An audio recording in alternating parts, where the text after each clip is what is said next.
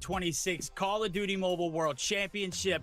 This is Championship Sunday, and in our first week of play here in Summer Open Qualifiers, we're already down to our last 6 teams. But by the end of the day, we will have crowned the champion and found out who truly runs this highly competitive European scene.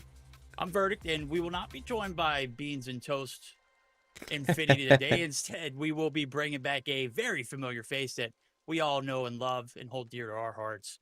Guildmania, how are we feeling? I am feeling fantastic, and I'm definitely ready for what's coming upon us. I'm really happy to be back here with you, Verdict, and I'm very happy to be on day number 2 for this first qualifier in Europe. I'm thrilled to see what we are going to see between these top 6 teams. And I mean, yesterday, why don't you tell us a little bit about what happened yesterday, Verdict?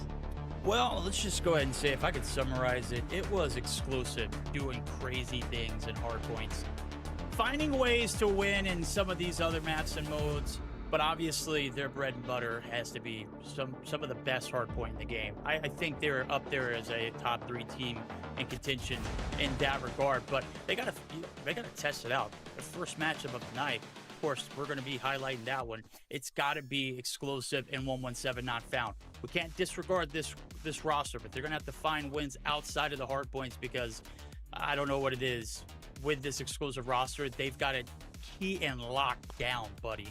And I don't think there's any better team in the game at the moment that we've seen so far. But so far, so good here throughout the entirety of each region. Last week, we crowned a champion both India as well as North America. It's today's chance for Europe to find out who's going to be the head honcho and top dog. I know you're still running things, and you got a long day ahead of you, brother. Gil, you've got a hella long day. I think you start here and then you finish up in LATAM. What time did you guys get finished last night? Last night, it was around, I want to say 6:30 p.m. Last Yeah, if I'm not mistaken, it was around that time. But, you know, it is what it is. I'm thrilled to see day 2 for Europe, so that's going to be definitely a blast. And to have also a shot on LATAM is going to be really interesting to see. But, well, first of all, Europe, right? Like you mentioned, exclusive was rocking everyone's world yesterday, and even more so when it came down to hardpoint. And I'm intrigued to see what 117 may have against them. Like you mentioned, there were specific maps where they definitely dominated even more than others. So let's see what the beaters will look like in the future, because you have to have that in mind whenever you are fighting against them. Yeah, I think that's one of the things we were talking about before the broadcast started. It's like, where do you go if you're 117?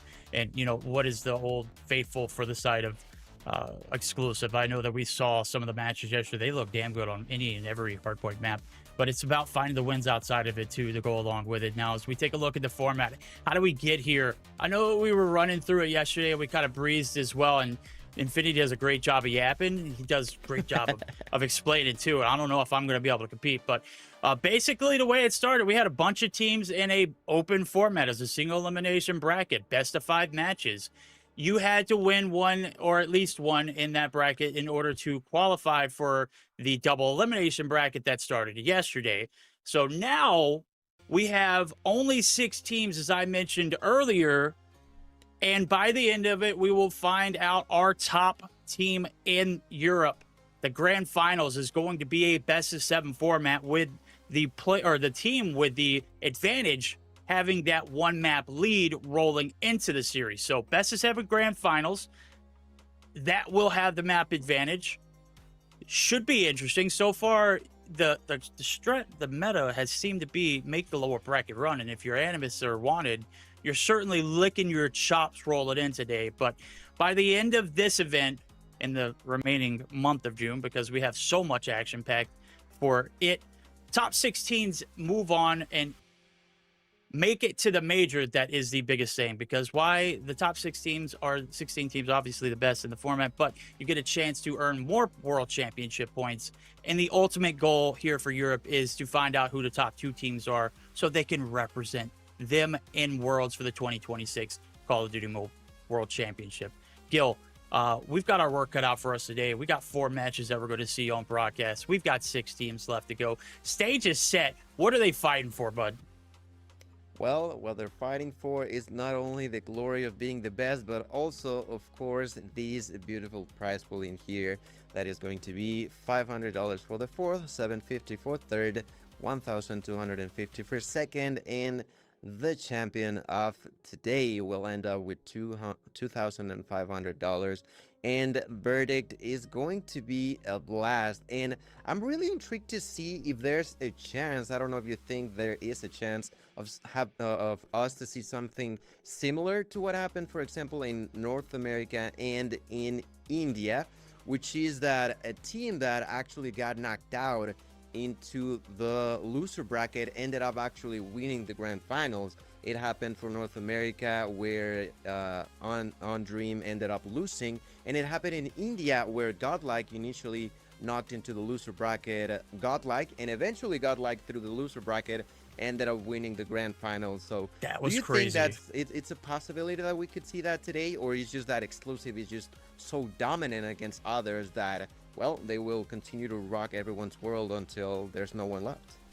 Just a side note, that India bracket run, they did that without Viper. Learn had to sub in, and Learn hadn't been playing for months. So the fact that they made that Cinderella run without their best player, or Mm-hmm. without a, for me, I feel like that's one of their best players, one of the most dynamic to watch. I'm not glazing, I'm just kind of telling you, chat, what put y'all on game. To do it without Viper is crazy, but I mean, there's still a chance. Either of these teams, as a matter of fact, if they lose this first opening matchup, they could be sent to the lower bracket where, again, the meta seems to be here in these summer open qualifiers is you lose a matchup. Maybe not intentionally. I don't think Sybarites did it last week or Godlike did it intentionally. They never want to lose. They always want to please their fans, or they always want to play their best Call of Duty Mobile, but sometimes it happens. The great thing in a double elimination bracket, as we've casted plenty, is the Cinderella run. You get a second chance. So in the way that the tournament is formatted, is the team that wins right now is going to be sitting on ice for the next 3 hours. So the team that is playing continuously seems to just come in hot. That's just only simple, COD logic. So you lose it right now, you go through the lower bracket, and you're literally running through the best of the best here in Europe, sharpening your craft as you run along, and then by the end of it, you've reached peak form. It's basically, a snowball effect, right? It just keeps going and going and going. So it's certainly a fact. It could happen for either of these teams. We're not saying that Exclusive is unbeatable. As a matter of fact, they don't look great in Search and Destroy. They don't look particularly great in Control either. They play the modes well, Mm-hmm. but they are certainly, Yep. flawed in those aspects. Yeah, no, by them not being unbeatable on the other modes, it definitely opens a chance for any other team to actually defeat them. Yeah, of course, you know that when it comes down to hardpoint, you're going to have a very, very hard time against them. But if you truly have a plan when it comes down to search and destroy and control, you can definitely win a best of 5, right? That's the beauty of these best of 5 matches that we will see. And at the same time, like you mentioned, that loser bracket is definitely an opportunity for you to keep getting hot and hotter and continue to snowball that momentum as you go onto the grand finals. So that's definitely a thing for teams to keep an eye open on. But at the same time, it's never the best scenario, right? Once you're on the lower bracket, there's no more second chances. You are now no longer allowed to have any more mistakes done within these games. So I don't know, man. I don't know. I definitely feel like Exclusive is going to have a really good opportunity to end up trying to win the grand finals, but at the same time, as you mentioned, they're flawed, they're human, they make mistakes, they are not as perfect as I'm sure that they would like to be, but at the very least, they have managed to have a hardpoint game mode that is brutal. That's amazing, and that's very, very difficult to do, because it's not only that they have the strategy when it comes down to getting inside of the hill, but that they also have the gun skill to just outmatch so many players at the same time that it becomes a nightmare for enemies. Well, speaking of nightmares, we're about to see who will be able to make that dream run, or will it be a nightmare where they are absolutely flawed? We'll see the head-to-head now as we're getting geared up for our first series of the night. These are the teams that ended up being undefeated so far. They've dropped maps along the way, but they have remained flawless in the upper bracket for the time being. 117 not found, been a staple in the region for as long as I've been around. Maybe not. I believe they were under like bunker at some point. Basically, the core was Lucky, and Lucky's the last man standing on this side of not found. And on the right hand side of your screen, we've got an exclusive. Veer's been captaining this squad for a very long time. They got some new additions. We got to see Lighty yesterday, and brother Gilmania. When you're talking about watching exciting rookies, he is the man. Okay, he is absolutely dogging it. I don't know if we're going to necessarily see him play today because they gave Neil the day off. That is just tell you how cracked this roster is. They gave Neil the day off for his birthday. Happy 24th again, Neil. We love you. One of my favorite snipers here in Europe for one of the longest. Crazy story out of him. But that'll just tell you how great this roster is. The potential is sky high if they can sharpen their craft in the search and destroy and lock down the controls, not give these opponents any opportunities to strike back in the series. They could be lethal. As a matter of fact, we talked about 2025 World Championships. They were by far the best hardpoint team there, up there as top 3 easily. Didn't drop a single map, and they were in a death group to begin with. You put them in the group that I casted, they would have qualified for day 2 easily, but they just got to find a way to win search and destroy and controls and close these series out. So that's going to be their testament today. Are they going to be able to come through with a foolproof game plan? The hard points aren't given, but we kind of expect them to take them. Where are they going to step up and pick up the slack on the back end? That's a really good question, because as you mentioned, if you are already in the mindset of, okay, hardpoint, we're going to struggle, it's not going to be easy, but what can we do against a team that we have seen have made mistakes when it comes down to search and destroy? They have to make sure that they are capitalizing on any mistakes that the side of exclusive makes. So 117 will have to be as lethal as they possibly can when it comes down to both the search and destroy and control. And I mean, at the same time, I think that they have a solid shot of at least fighting a better map that we've seen yesterday when it came down to all the other teams that faced exclusive.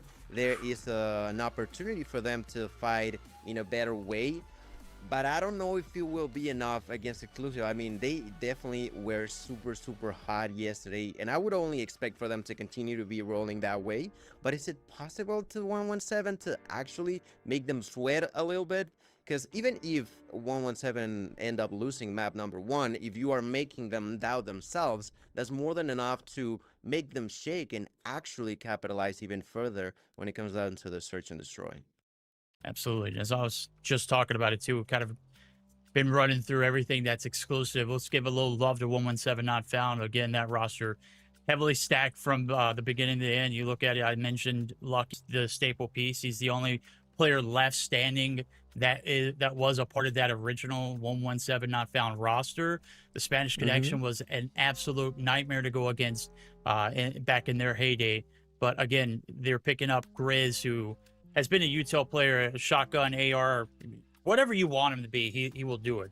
I believe at some point he was an SMG, so transitioning to an AR will just tell you what kind of talent they have in the SMG department. Kirby was absolutely cracked yesterday as well. The sniper, again, Lucky, we already know who's going to be hitting those shots, but Kuda and Yuck, it's all about where they can find and fill for their roles as that SMG and LMG AR duos. We'll see how they fry in the opener of this series. We're just waiting for the vetoes to come through. If you're just not tuning in, you haven't missed any action, we're just going to continue the yap. I've been pressing the start button for you, chat, as we've been sitting here waiting for everything to roll through. Obviously, as soon as we get it and as soon as we are available to hop into the games, we're going to go ahead and do that is perfectly timed. Now, as vetoes are coming through for both of the teams, we'll have that displayed up here momentarily. But again, if you're the side of 117 not found, the struggle is not necessarily to find hard point games, but to keep them close and maybe snag one. But outside, it's taking the games that we don't necessarily expect exclusive to win or lose, but to where they have struggled at. That's the search or destroy, and that is going to be the control. based off of what I've seen so far from both of these teams, we're going to be seeing a standoff 1000%. I'm expecting standoff in the control. I'm expecting Hacienda at least once, of course, just once, because the bans are typical Combine and Summit. I would assume that's the auto veto. You don't want to play exclusive on Combine, dude. They looked even better on that map than they did in Hacienda, and they were absolutely hellish on wheels in Hacienda. So the fact that Combine is probably going to get, veto just lets me know we're going to see Hacienda at some point. Maybe a takeoff. I don't think Arsenal is going to make it into the mix, but who knows? We'll find out when we get there. And as soon as these teams are ready to roll, we're getting geared up for it. The first match. It's the winners finals coming through. It's exclusive. It's 117. Gil, chat's going crazy right now. Verd Daddy looks ready. I'm not even. I don't even know why I looked at chat. The first thing I read was that. Sometimes it can be distracting, huh? And I actually wanted to ask you something since you got a better shot yesterday at watching the whole series unfold between, exclusive, and I'm sure we got a little info as to what was going on with 117. Who would you say are the players to watch specifically on this hard point for exclusive and for 117, Verdict? Well, I for exclusive, it's all about who's going to be starting. I Okay. know I mentioned Lighty being in yesterday. To my knowledge and to everyone else's knowledge, he's a sub. And I do believe, as I'm looking at playmobile.gg, if you want to, tag along in the broadcast to figure out where these teams had to go in order to get to this particular point, you can do so there. It looks like Exclusive has submitted their roster as Say, Sawo, Lighty, Veer, and Neil. So Lighty will be playing, but Neil will be added in. Sawo is still in. Who did they take out? That is the question, as my camera just died on screen, chat. I'm so sorry. I believe that it was Caesar who's not going to be... Yes. Good call. Caesar will not be playing for them. And on the side of 117, of course, well, they're going to continue with the same roster, if I'm not mistaken, unless they played with Daytel, who will not apparently be playing today. On the side of 117 will be Kuda, QV, Lucky, Grease, and Yuck. Yep. Okay, I didn't even get to answer your second part as I was trying to get my camera. 117, I think the player that you got to look at is, again, it's got to be Kuda and Yuck. What are they going to do to contribute here early on? Are they going to be able to find a way to get things mixy? You're looking at your SMGs battle against one of the best SMGs here in EU and up-and-coming talents and Lighty. So how are they going to respond? How are they going to handle the pressure? Well, ladies and gentlemen, that time's come. We've got the best of 5, and I mentioned it. I have known things. I didn't maybe know too much, though, because the Crossroads Strikes is in the mix. That means Standoff was thrown out the window by none other than 117. So we're going to get Aussie in it. We're going to get Coastal. Crossroads Strikes guaranteed here in the best of 5 format. Everything else is earned. Takeoff Hardpoint, as I mentioned, should be that next one. Meltdown, Search, and Destroy. The vetoes were Arsenal and Summit. So exclusive allowing Combine to come through. Or, I'm sorry, 117 allowing Combine, as I just saw the name swapped. Yeah, it's definitely an interesting choice for us to see in here, but who knows, maybe they were going to try something different. And well, to start off in Hacienda, I don't know, I feel like we are probably going to see something similar to yesterday, but I don't know to what extent. This is definitely going to be a really, really strong roster. We know how good 117 Not Found can be, and as you mentioned, we are having an opportunity for these 2 players in specific, of course, Kuda and Yuck. It's I don't know. It's gonna be one of those situations where you need to step up. You have to be there for your team, and that's exactly what 117 will need. Exclusive having on a rampage yesterday, and today 117 will try to stop that. And the initial first step will be for these 2 to manage to step up. We know how good Lucky is. We know how crazy Grease can be when it comes down to a shotgun gameplay. I don't know how much of a shotgun we will see on something as Hacienda, though, but you know, it's one of those situations where even if he wanted to, there's spaces where he can make a shotgun shine. Yeah, I don't know how much usage we're going to see on an Hacienda map. I'd love to see it as, maybe like a Mm-hmm. circumstantial P2 rotation. You're trying to get a break. You need something to, come through and just, I mean, go absolutely broken. But you got to brace yourself for impact too, because we know how well exclusive are going to play this hardpoint from beginning to end. They don't just necessarily get the kills. It's always kills focused in or around the objective. A Mm-hmm. little bit of the PTFOing of Elevate from 2024, also combined with some of the slaying power that some of these top tier teams in China have as well too. So it's very focused, hyper focused on the objective, as well as getting those skills to go along with it. You got top slayers. Now, how are you going to handle that pressure here early on? It could make or break you. We're about to find out as we're getting geared up for our first series of the day, ladies and gentlemen. If you're just now tuning in, this is the Call of Duty Mobile World Championship 2026. The road to the World Championship has to come through here first. You got to be able to qualify to be a top 16 team to get to that major in order to be a top 2 team to represent Europe. That's right. It used to be only one team last year. This year, we've got 2 representatives that are going to be put forward. If I'm not mistaken, I do believe they changed it back to 2.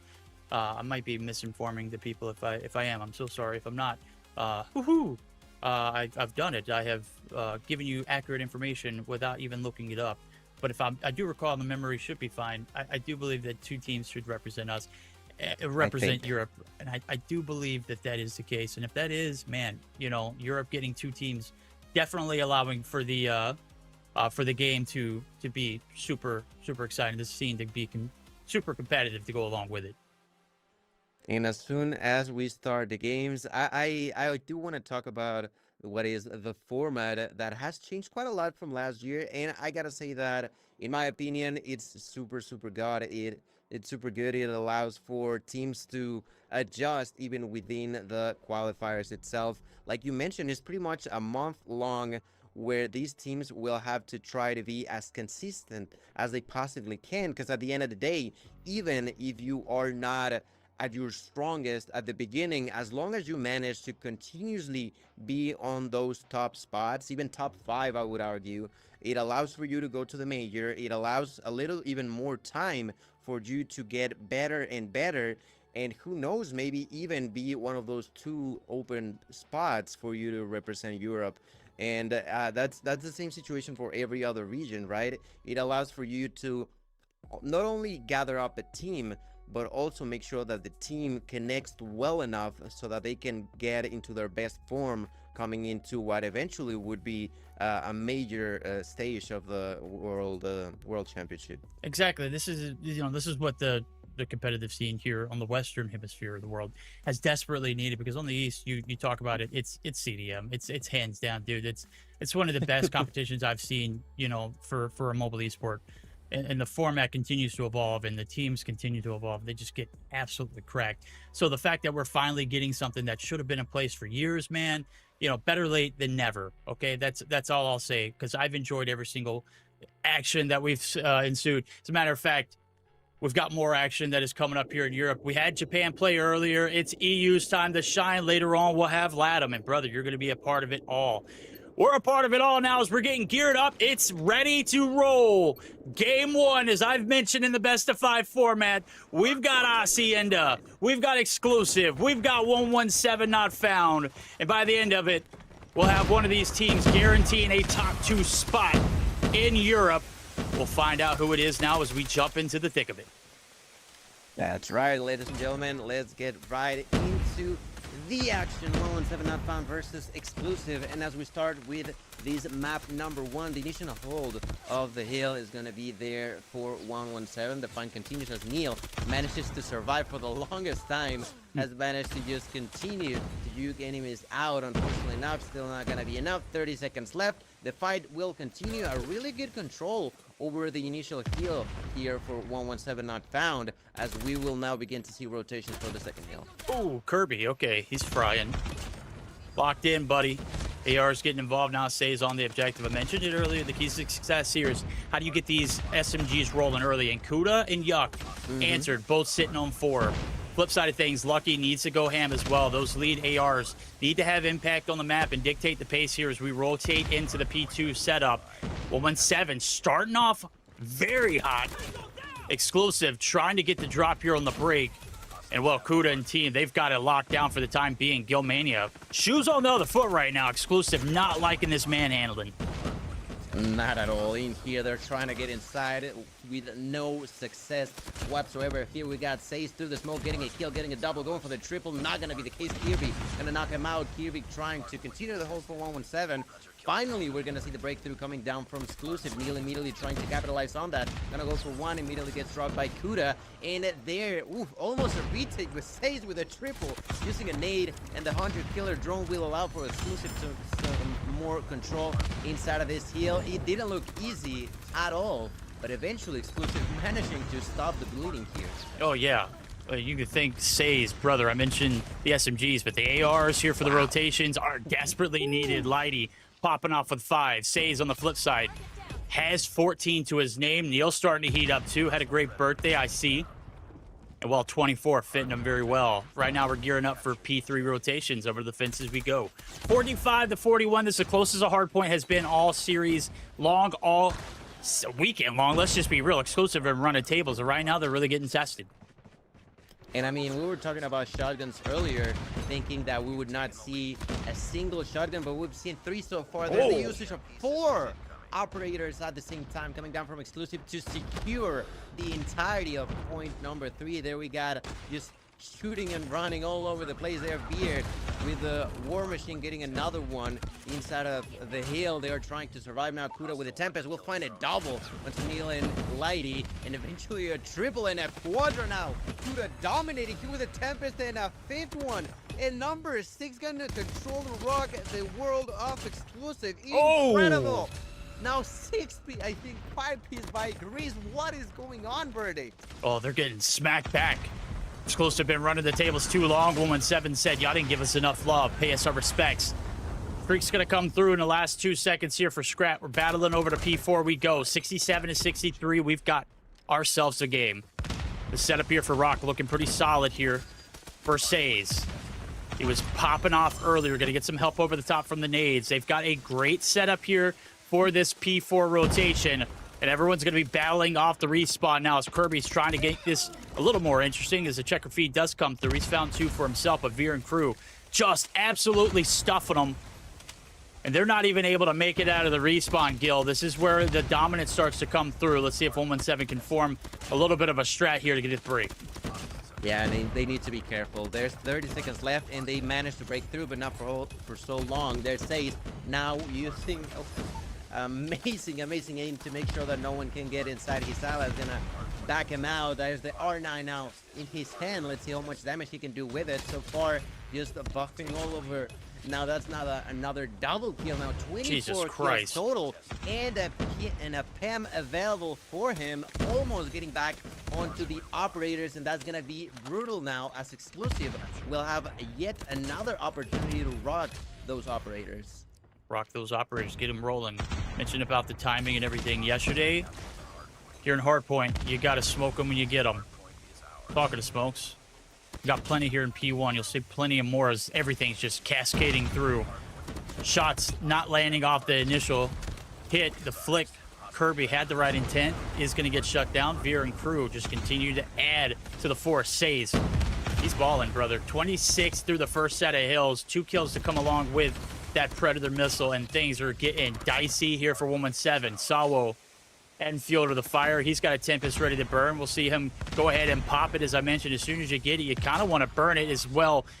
And surely enough, he's going to continue to find more. Lucky doused. Grizz, hey, buddy, I'll shut you down with my gunny.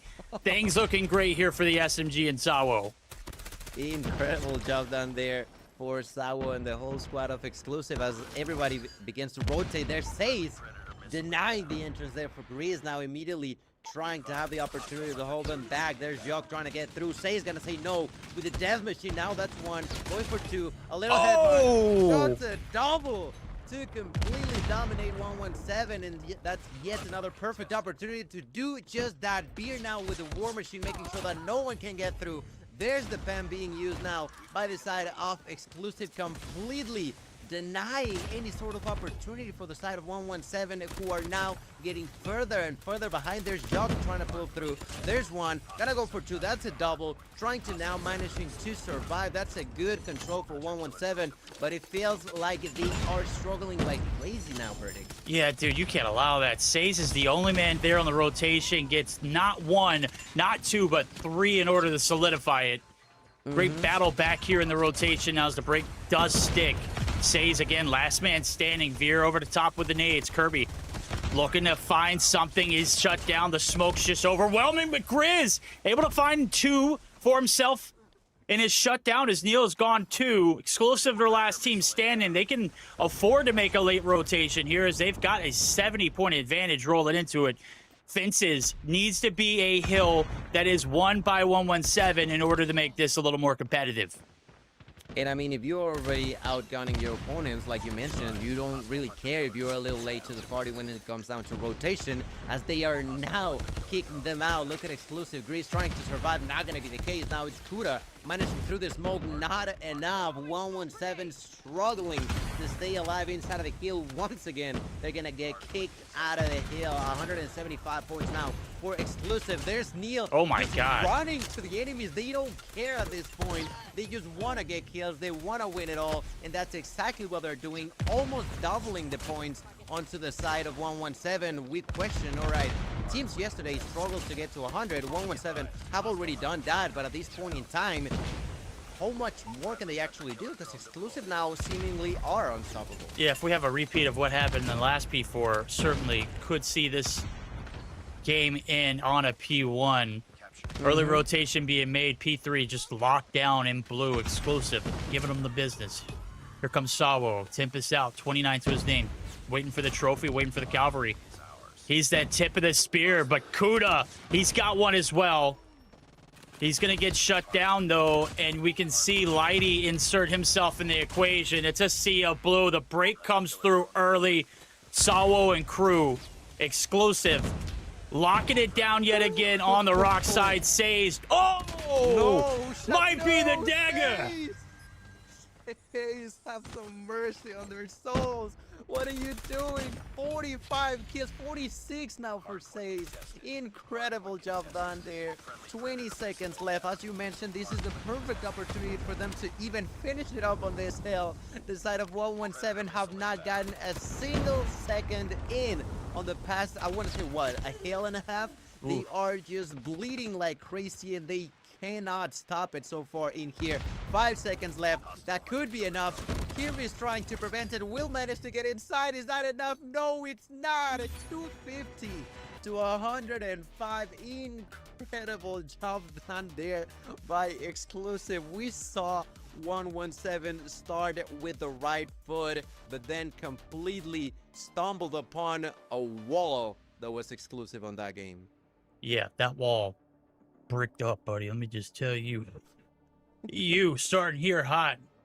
And, I mean, that was a hot start for 117 as well. I think that's the most competitive we've seen a scoreline against Exclusive all weekend long. Looking forward to the remainder of this series because it certainly is going to unravel a lot of things. This team is not flawless, but those hard points, woo, buddy, chef's kiss says 50 bomb. If this game had gone any further, Gil, brother, he's got 3 OKD. Easy 3.3. What are we doing? This is an AR, brother. I talked about the SMGs.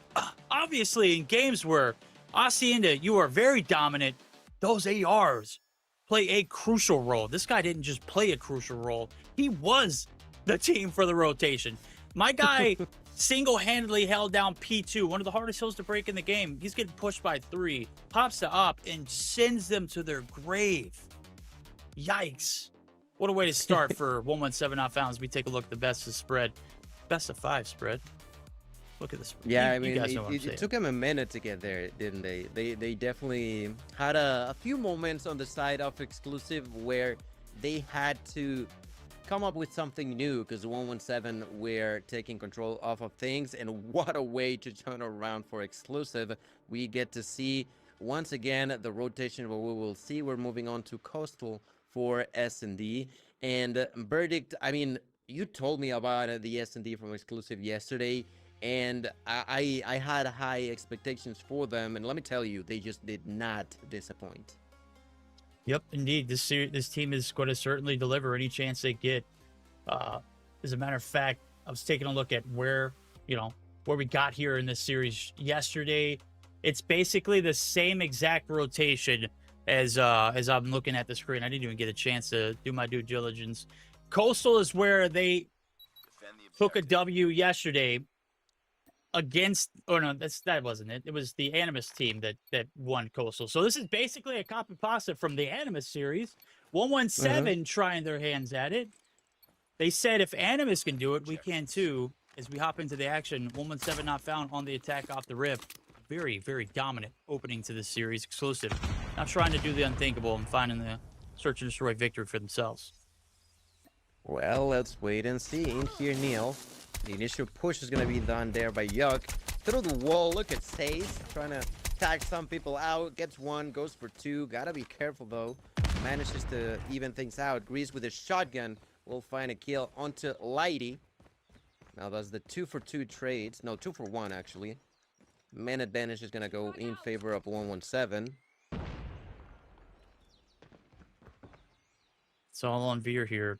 The timing could not be even worse as nades over the top there onto the B site. They're trying to get the clearance. Veer trying to play catch up. Sees the leak. There's 3 players on effectively in the middle of the map. He can't hit the shots to go along with it. Says so. Picking up the slack. Evens us up. Bombs down. Oh, able to find another. Wow. Where did he even hit that from? I have no idea. I was looking at the map and I have no idea where Stace was, where he was shooting, but he got the kill. 30 seconds left. 117 trying to defend. There's going to be a 3-player push happening at the same time. Grace with a double will try to hold them off. Now Sawo on a 1v1 against Kirby. Kirby struggled last time. There's going to be trying to juke him out. Gets the kill. Kirby unfortunate enough to do something in here. Sawo with 2 kills and a defusal will allow the first point going in favor of exclusive. I gotta say though, Grease opened up a really, really solid shot there, but unfortunately just Kirby wasn't able to capitalize. That's tough, man. Smokes down.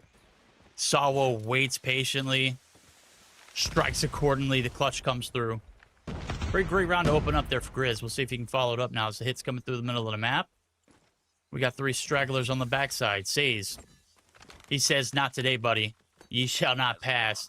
Bomb's going to be collected. The flood on through. Veer's able to find one as he does get a little hands-on. Kirby's going to try and clear out the back line. They're going to go ahead and stick this plant. And even with a player oh no, it's a player. Okay, never mind. We don't have a player advantage. It's a 3v3. We're not talking about. Quick plan over through. Say's going to try and do exactly what he did earlier. Ooh, yeah, he's him, buddy. King of wall bangs here early on in EU. Incredible job done there for Saze. Is that going to be enough, though? Let's see. Kirby to the ground. Saze yet again. 6 kills on 2 rounds. That's another opportunity. He may have gotten killed, but he finds the opportunity to allow his teammates to just close yet another round. And that's 3 kills, Verdict. 3 kills on each round for Saze. Yeah, we might need a device. Just check this young man or, make him take a drug test or something. I don't know what brother ate for breakfast this morning, but he is frying. Say's cooking 50 and 15. That's right, Chad. In the hard point. Right now, he's popping. Neil finds first blood. Traded out quickly. Veer there to fill the shoes. There's still 1 player lurking in the corner. Veer's looking for him. Yeah, he collects him too. This is looking about as good as it can get here for exclusive early on. 2-0 lead in it. Kirby finding one makes it certainly doable as the bomb's down on the backside and in a very, very awkward position. They're going to have to battle out as well as try and find a kill. Lighty looking for the exit. He collects. 3 up, 3 down. Incredible job done there for Lighty. Finding a double. I got to be honest with you. If I were them, I would not expect a player to be pretty much in the middle of the map just crouching down. You with the chest to the ground. Completely unexpected, gets the double, gets the round. That's a 3-0 lead in favor of Exclusive. We said that S&D was not the greatest, but look at Sawo there, getting a kill, doing some damage, trying to defend, not gonna be enough. That's a 2-for-1 trade, once again in favor of 117. That's pretty much a copy-paste what we saw on round number 1, but can they actually close it up this time? Oh, yeah, they bully in. They take the numbers. This is a great hit. This is about as tough as it's going to get for a retake. Exclusive. We'll see if they can continue to remain flawless. Veer making sure the shots are hitting. Trophies down. Let's see what kind of util they got. Says, Bates gets one through. Kuda's forced to push on up. And here comes the hit. Veer's entry. Neil's wrapping the rear. They've got to collect. Crossbows through. Switchblades out. Yuck's fallen. All three on the back lines left. It's Kirby. Brother, a Not flawless again. entry. And I was thinking that this would be where the perfection ends, and boy, was I wrong. I mean, that's 117 have managed to surprise Exclusive a couple of times, but once the surprise fades off, what can you actually do to hold on to your ground? That's something that 117 have not been able to do so far in this game. They have already lost 4 in a row. Everybody's pushing through B. There's a good nade that's going to be some solid damage onto the opponents. There's Lighty with 1, Lighty with 2. Lighty looking for 3, not going to be enough. Greasy going to knock him down, still not going to be enough. That's the 3-for-2 trade in favor of Exclusive. Yes, they will plant the bomb, but this is the issue that we've talked about in the past. They have not managed to actually defend. Oh my god. Plant. No, they can't. They're already getting gouged too. As a matter of fact, you're going to see the displacement of Grizz through the smoke. He's even going to be tracked. Says, Oh my god. yeah, Says. brother. He's just giving them the business. Down the 2, though, as the first bloods come through. Grizz doing the impossible, able to even it up, and that is lucky. First round going to go in favor of 117. They have found themselves a round here in this search. And if at first it doesn't succeed, continue to try and try again. Even with the player disadvantage, we're able to take that. So it's certainly there. Let's see what they can do with it now. Is they got to find a way to even us up before we get this flip. 3 rounds left. Lucky finding first blood through. Veer out of the equation. Okay, first point taken by 117. Can they look for a second, though? Here's Lighty, patiently waiting. Shotgun versus shotgun, by the way. Seemingly not willing to risk too much, and I feel like that's the right call coming down from Grizz. There's no actual need for you to put your team on a bad spot. And here his allies are walking slowly but surely in there. Oh, did he see the foot? He may have. Uh-oh. Now he's currently waiting. Lucky's pushing!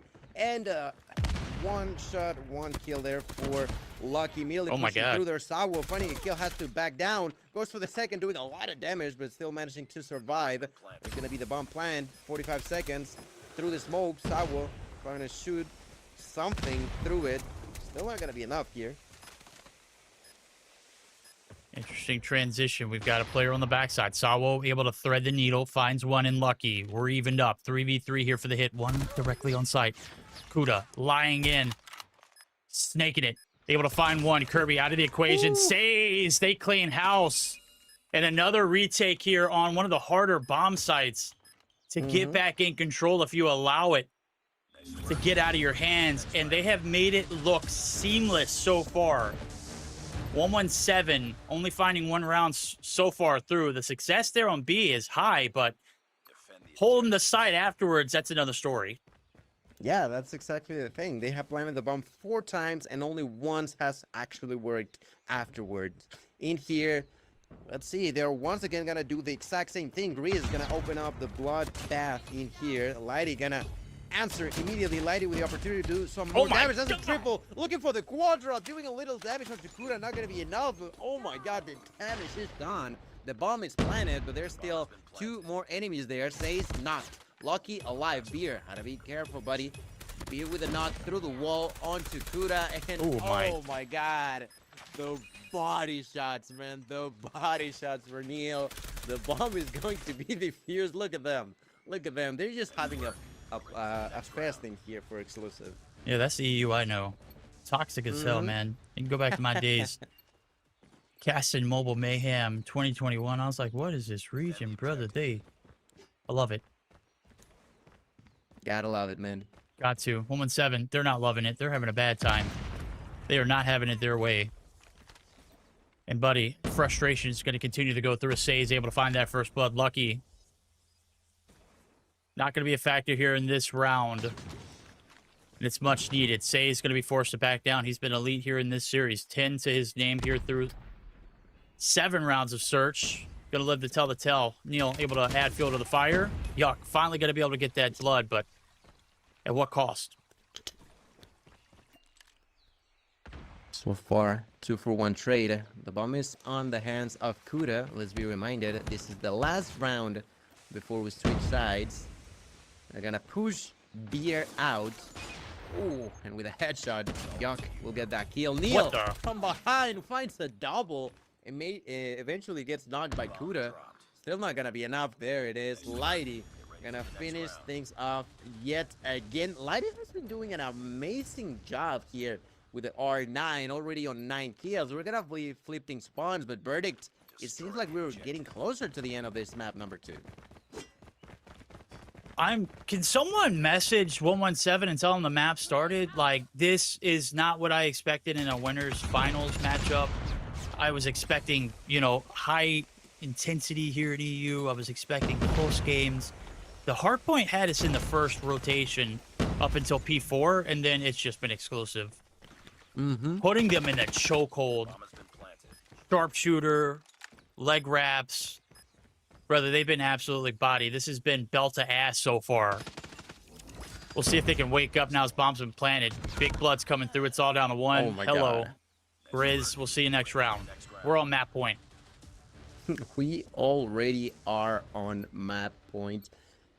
And I'm at a loss of words. I was not expecting for 117 to be having enough of a strategy to plant the bomb, but not enough to actually defend afterwards. Off of 8 rounds, they planted probably like 5 or 6, but it's just not been working their way. This time around, it is now exclusive, just rushing towards B. The only one defending there was Lucky, and that's just not enough manpower to actually hold on to the aggression from the enemies. Beer at a distance will find 1. Beer looking for 2.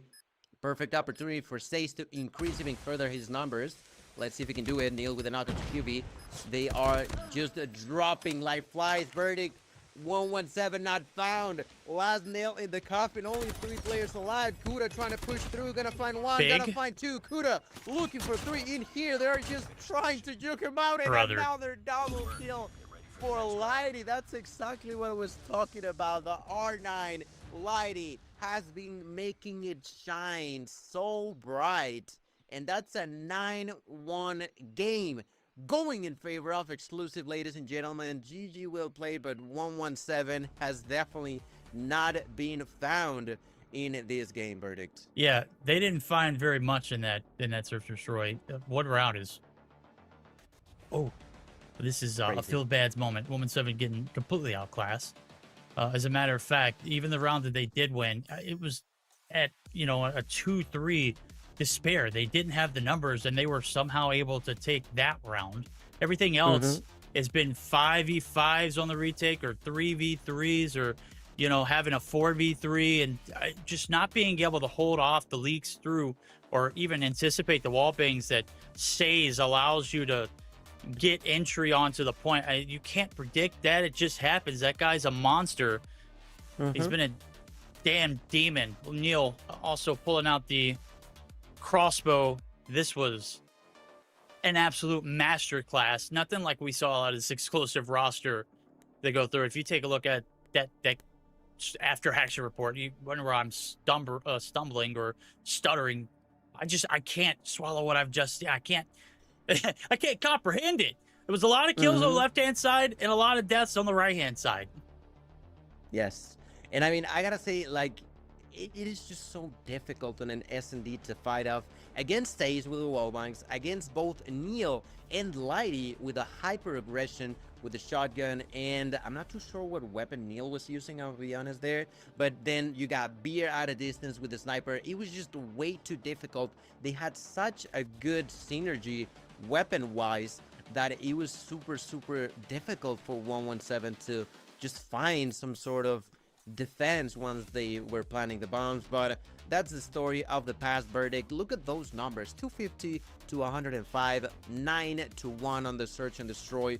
We're moving on to control. I was definitely hoping for us to see a game 4, a game 5, but at this pace, I'm not too sure we're gonna go further than game 3. Brother, I think that we have actually took a little more time to set up this matchup than we have actually seen gameplay so far. It's been quick. Don't blink. This one might be over in a wink. 117. Will they find success here in the control off the opening break? Denial off the rip. Veer holding them back through. Sawo going to go ahead and push the agenda onto the spawn trap. They're looking to end this series quickly. Stays there to get the trade. And, buddy, this is just looking like a dominant opening for the side of Exclusive as they are gouging them here early, looking to put them in a little bit of a spawn trap. Not like this, Verdict. That's all I'm asking. Just not like this. Both Kirby and Yuck are yet to find a kill. Finally, Kirby found one, but it just feels so late, so slow. Look at Grease trying to just make it happen. It's just not possible. Already 22 to 10, less than 35 seconds on the clock. Not a single second inside of the hill for 117 not found in round number 1. And ladies and gentlemen, this definitely feels like the beginning of the end. Exclusive was dominating on day 1. Exclusive are yet again dominating on day number 2, and with a double team kill there for Exclusive. That is gonna be round number 1, and there's just not a whole lot to be said. Verdict: 117. They're trying, but Exclusive are just taking the floor upon themselves. Yeah, they're wiping them too. This is brutal. 4 kills there for Lucky. It sees the silver lining here in this control. On the left-hand side, it's a plenty. It's a bloodbath. 13 kills for Says. Make it 14 as he finds 2 to open it up. On this map, what I will say is you got to play the objective off the rip here on the offense. Got to stop that clock. 1:30 on the clock for the rounds. Very difficult to find successes. The Pret does come through. It does find one as well. They're made the transition over. They've got the breach on into the fire objective. Exclusive. Operators out, looking to put this one away rather quickly as well. Lighty's going to fall, but the trade's just coming through massively. Sawo still trying to find some shots, and yeah, there's Kirby. He's going to be obliterated. And the gunny's just as hot. 19v12 here, only a minute left to go on the clock. First ticket progress locked in here for Exclusive. I mean, I would say it's slightly better than round number 1, but still not as good as 117 would like it to be. In here, Lucky gonna find a double there onto Lighty. Well job done there for Lucky. Immediately pushing onto the enemy spawn. That's a 3-piece and a quadra now for Lucky. He has the opportunity to use the War Machine, but I would highly doubt that he's gonna use it. He even gets killed. No more lives left. Verdict this time around. A little better than last time, but a little better is not what 117 need. They need to completely revamp themselves if they want to continue to just be alive at this point. Yeah, and the bad thing is you're rolling into this round that is potential game ending, match ending. And Exclusive only had to use 2 operators to get that advantage early on. They got and 3 as a more. matter of fact, I believe Sawo's already cycled back through halfway to his Tempest, so this could be another bloodbath. 3 rounds in a row. They've taken the pounding potentially. As Exclusive looking to put this series away here very abruptly. On the flip sides, we're just waiting for something to start rolling for 117. Not finding any success. As a matter of fact, it's Lighty who's going to be up in your spawn. He's finally going to be shut down, but the damage is done. You've got 10 lives to spare already. Make it 12. And on the flip side, Exclusive continuing to remain an advantage in this series. Doesn't look like things are going to change anytime soon. Oh my god, looking at the feed is completely flooded by water. The blue side completely dominating. Exclusive capitalizing on any and every single opportunity that they got in front of them. Already on a 20 to 9 lead incredible here. Now, Sawo, you said it yourself, already onto yet another Tempest. He did an outstanding job on last round, and he's doing it yet again. Only 5 lives left, and ladies and gentlemen, this is only the beginning of the end. This is going to be round number 3. Verdict, just take it away, because at this point I can't look anymore. And if you're 117 not found, if you haven't been closing your eyes throughout this series, I feel bad. I don't know if I could just sit there and watch my favorite team get, well, you know what. Down to the last one, Kuda. He's got a Tempest. He's got 15 seconds. He's got 12 angry exclusive players who have literally put him in a blender all series long. Anything changing here in this series, out the window. A perfect 3-0 in the control, as well as a 3-0 in the series. Exclusive are the first team from Europe to qualify for the grand finals. They are guaranteed a top 2 spot. And I mean, after watching that series, brother, just I'm lost at words. I'll just say that. I mean, if they dominated everyone so far, who can they actually have an actual fight against? At this point, I don't think we are gonna see that. Look at those numbers: 22-9 to both Sawo and Seis. Lighty with 17, Neil with 15, and on the other opposite end of the spectrum, 117. Yeah, of course, you got Lucky with 16 tied. But outside of that, it was just a bloodfest for exclusive. They did whatever they felt like doing. You said it, they are the first to qualify into the grand finals. But I'm not too sure who's gonna be against them, but I think we're gonna continue to see them rocking everybody's world. If you're an exclusive fan, that's the words that you want to hear. But this is not the end of the line for 117. Obviously, a beating in the beginning of today results in a lower bracket run, which seems to have been the meta for every event that we've seen so far in North America and India alike. Is it going to be the same here in Europe? Will we finally see a little rise up and a revolution for one of these teams? It could be Animus, it could be Wanted, it could be 117 not found. Still a fighting chance. 117 guaranteed a top 3 slotting just based off of that. And well, if you missed this series, I mean, I'm just going to go ahead and tell you, it was very quick. So it was a very high possibility that if you tuned in. It was like, what, 35 minutes? Oh, yeah, dude. It was a speed run. We'll definitely take a, we'll take the time to see if it's a world record. But, brother, exclusive 250-105, 9-1 in the Coastal Search and Destroy. And then a whelping. Nothing to show for it here for 117 other than bumps and bruises. We'll see if they can get better as the day progresses, but as of right now, exclusive looking peak form. Can they maintain that and do what hasn't been done yet here in the Summer Open qualifiers here for the Call of Duty Mobile World Championship 2026? We're going to have to stick around and find out, because we got plenty of action all through the month of June. We are delivering hit after hit, banger after banger. It's going to be just all of the beats coming through. And in Europe, just alike, we're going to crown a champion by the end of the day. We're going to see who's going to get there. As a matter of fact, the first ticket's already been bought. It's been taken up by exclusive. Who will be the contender as we get geared up for what is going to be a great championship Sunday? We've still got our lower bracket semifinals as well as the lower bracket finals and the grand championships to go along with that. I do believe we're going to bring in Colin, aka Cmoore Cast, to be along for that ride.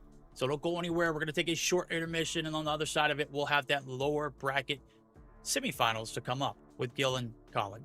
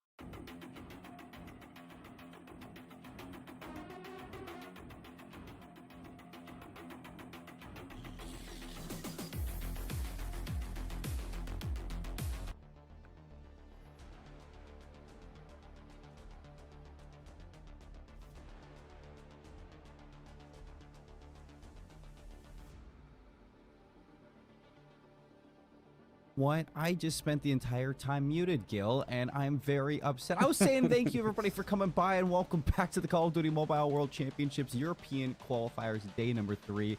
My name is Cmoore. With me is Gil Mania, and coming out of a very quick 3-0 sweep from exclusive over 117 not found. There's a lot to really talk about, Gil, kind of heading into the rest of the bracket, because the main story is, can anybody beat this exclusive team? Yeah, no, that's the biggest question right now. And I gotta say, after a super unexpected, like you mentioned, rather quick best of 5 match between exclusive and 117, it's a question that will be answered quite soon, as we are now getting geared up for our next matchup that, in case you guys have missed it, is going to be Animus versus Wanted. All right, that's gonna be the match that we will see. And if I'm truly honest with you, I feel like this could also be quite quick. I would incline a little bit more onto the Wanted side, but we will have to wait and see if Animus has what it takes to actually be the ones to end up on top. Yeah, and to kind of paint a little bit of a picture of, you know, how different today is compared to yesterday.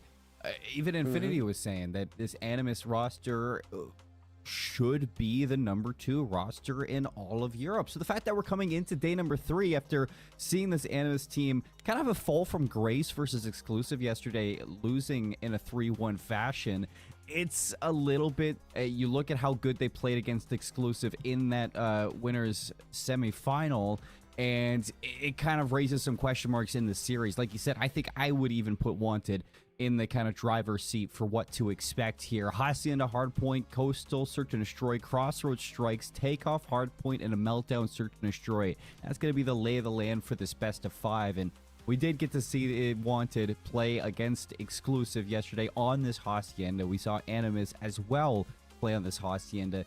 Both of them were kind of beat heavy-handedly. I think for exclusive, it was a little bit better towards the end. But how do you feel about this map set? Yeah, no, that's the thing. When you compare them against exclusive, it's very difficult to have a true understanding of what to expect between these two. I feel like it's going to be more of a matter of who ends up with the lead early on. I feel like we're going to have some sort of a tie, at least for the first couple of hills.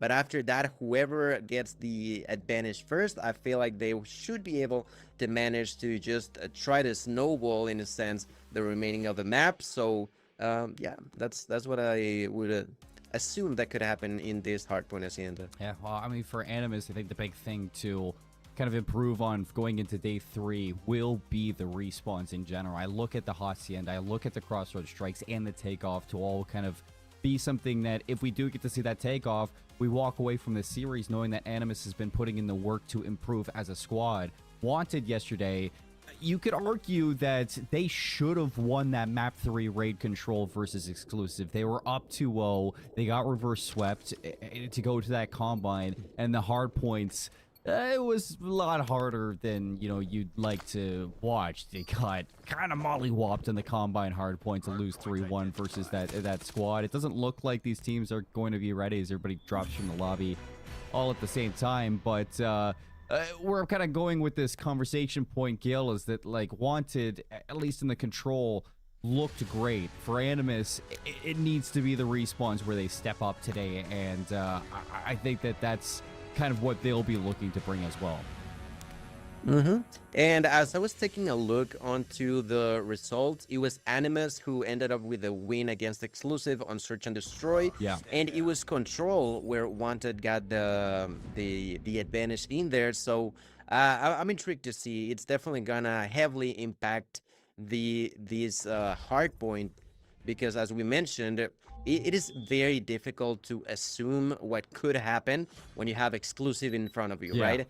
If you have exclusive in front of you, it's going to be a bloodfest, unfortunately. But as we now are back into the game, Cmoore, let's get ready to business. Let's get right down into it. Wanted versus Animus. Hacienda hardpoint. Everything's ready to go.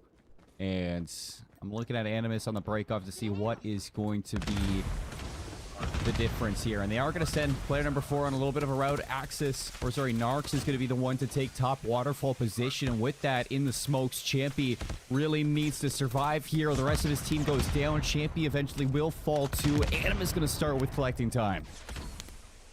That's right, and in here, they're going to be the ones there first. Saturn is the one staying alive through the smoke. Narcs is going to be allowing him to stay alive for a little bit longer, but not for so much. In here, I see that Kairu has gotten plenty of kills so far, already on 6, doing a tremendous job to start off here. There's Saucy with a double, and the whole team of Wanton doing a tremendous job. They struggled to get there first, but as we now begin to think of kill number 2, I'm intrigued to see who's going to be doing the rotations first, because there's less than 10 seconds, and everybody continues to fight on that front. Want to get a good chunk of change off that P1. Animus are going to win the rotation early, but Wanted not too far away from it. Saucy actually the first one in through that side door. Will he be able to read this play through the front line? Looks like they're going to clear it out just in time. Champy on the flank. He will fall, but damage has been done, and Wanted are going to be rewarded. Those back spawns. Mute in the front line with the switchblade. Haven't yet seen any operators come online just yet, but as Animus are kind of gearing up for a break in the front, you can start to see that these operators are gearing up and getting close to being utilized. So Animus get the break. They're going to keep those back spawns on Wanted side. See if they can fight their way through this as Champy is getting his way into his operator. And Animus has done a really good job at pushing back into the heal. It took a long time to both Narcs and Shark to actually get into the game before this heal. Both of them had 2 kills each, but now doing a great job to deny the entrance of the enemies. Here Saucy with the War Machine gets a few kills. Still not gonna be enough. Animus gonna continue to hold the control in here, and because of that, they're pretty much evening these numbers out. There's gonna be 46 to 43. We're rotating onto P3, and that's exactly what we expected. A really tight up game. Yeah, I mean, big shutdown onto the War Machine. Animus are going to win this rotation over 3 as well. Back spawns are Wanted, but Animus did a fantastic job on P2 at kind of holding on to the hill and forcing the better spawns for Wanted and pinning them back there. You see the clock come out from Narcs. Good snap over towards Mute. He's just going to hold things down in the back of 10-3. Dead from the claw. Shark now investing the equalizer. And the Predator missile only getting 1 off the back of that streak. Cathila going to be holding on to that cross angle inside warehouse. And it's Mute finally to break in as Wanted. Looks like they're going to get the break just by guns alone. No operators needed. Champy trying to get through, but Kairu's got the War Machine now. Oh my god, Kairu ended up killing himself on accident there as he took another enemy out. 6 seconds left. We're pushing now onto point number 4. The advantage is going to be of around 25 seconds in favor of Animus, but there first we're going to see Mute trying to survive, but Cathila there going to be quicker with the shots. Saucy going to take revenge over his allies. Narcs trying to push through. Champy's not going to allow that to happen, and that is now going to be the retake going in favor of Wanted. At least the initial hold is going to be in their favor. At a deficit, this is going to be a big hill for Wanted to see if they can hold things down. Trophies not going to be there in time. Axis with a big shutdown through mid. Mute watching the front line. And even on the slide in, Animus are just struggling to get through these setups. Good kills coming out from Wanted again and again, just layering in that feed. Kairu's going to find this contest, and actually those spawns do flip, so Kairu gonna have to make a play. Saucy recognizes that. Fight out over towards Garage, and so far so good still for Wanted. Just climbing this lead now on Hill 4. We go to the 3rd set of rotations with Wanted in the lead. It's a big comeback, but a big hard point for both of these 2 teams, looking a lot better than they did here and we saw yesterday versus Exclusive. And I mean, a very clean overtake of a situation for Wanted. They were losing by 25. Now they are the ones on top. Look at Champy now trying to push inside of the fountain, doing a tremendous job, but their Shark, the back and forward, will begin once more. We're back into P1, and the fight shall continue. It was Wanted the one to manage the most time on heal 1 last time around. So let's see if they do it again in here. Seemingly doing so, the fight will unfold as there's Saturn trying to push him out. Still not going to be possible. Here's Narks trying to do the same, but just shooting at the fountain. Not that the enemy is going to be really detrimental in here. Axie trying to survive now with a claw, trying to continue to allow his team to be inside. And funny enough, although this is one of the hardest heals to actually stay alive for long, that was nearly, what, 30 seconds in favor of Wanted? I mean, that's a great chunk of time for Wanted to just grow this lead from 4 to 1. You look at this rotation as well, and Saucy's got the War Machine. I mean, you got 3 operators in the end of Animus, so I'm not saying they can't break this hill, but walking into this War Machine of Saucy, we saw what he could do versus Exclusive with this op. Okay. And it is going to be a tough time. Sharks doing a fantastic rotation here for the side of Animus. Gathila looking to break, and they do flip out. Still one player to deal with in the backline. It's going to be Champy to see if he can keep the contest going on P2 with the rest of the team trying to get in from the front. Champy will go down. The setup from Animus is in, and the claw from Narcs finds absolutely nothing. Saturn and Shark are going to invest theirs. Saturn will end up going down, but here's Shark on the flank with the equalizers. Even through the smoke, it doesn't matter. A lot of damage going to be done from that operator. Spy the death machine now. He goes down. Saturn's going to keep Animus in this hill. 20 seconds that you're fighting for. You can't even track these Wanted players. They're hiding in the smokes. And I mean, Animus used 3 operators inside of this hill for what, 5 points, maybe 6? That is really bad news for the Animus roster, as Wanted has used already all of their operators, but they are already rotating back into them, and they did took a lot of value off of them. As we're moving back into point number 3, the ones inside is going to be Animus, but let's see for how long, because Wanted has done a really good job as making sure that you're always throwing player after player after player, making sure that if you're not taking points, you're at least contesting the kill, making sure that Animus are just not feeling comfortable. It's good winner's advantage mindset there from Wanted. As you can see, just pushing out those back spawns. Taking control for Animus. See if they can find their way in. Cairo not going to find anything with the War Machine, and the Death Machine is going to go down again. too. Big kill from Saucy, not even needing his operator. And the spawns flip yet again. Animus forced out over towards fences. See if they can get in from the front. Saturn, big tilt piece in the switchblade, looking for 3. Pushes into 10. Can he find all 4? Saturn going big. The break back in for Animus, but it's only 15 seconds of time. Wanted already looking to rotate to 4. And right now, I mean, I gotta say that the side of Animus, they do have plenty of kills, but they are not actually taking that much value off of them, and that's gonna be the biggest issue in here. Yes, Wanted got pretty much the same amount of kills, but they are making sure that they are always knowing the opponents, always making sure that the fight happens inside of the hill or they are under control. In here, let's see if Animus can actually swap it around, because that's exactly what they need. Yeah. They have been around, behind for so long that they have to make some changes. I think the difference has been the utilization of the smokes here for Wanted, and you can see it again. Wanted just putting pressure into the contest off the back of those tacticals. Animus doing a great job at least holding on to this hill time, even amongst all the chaos. So you see if you can take down Spy with this death machine, which you do.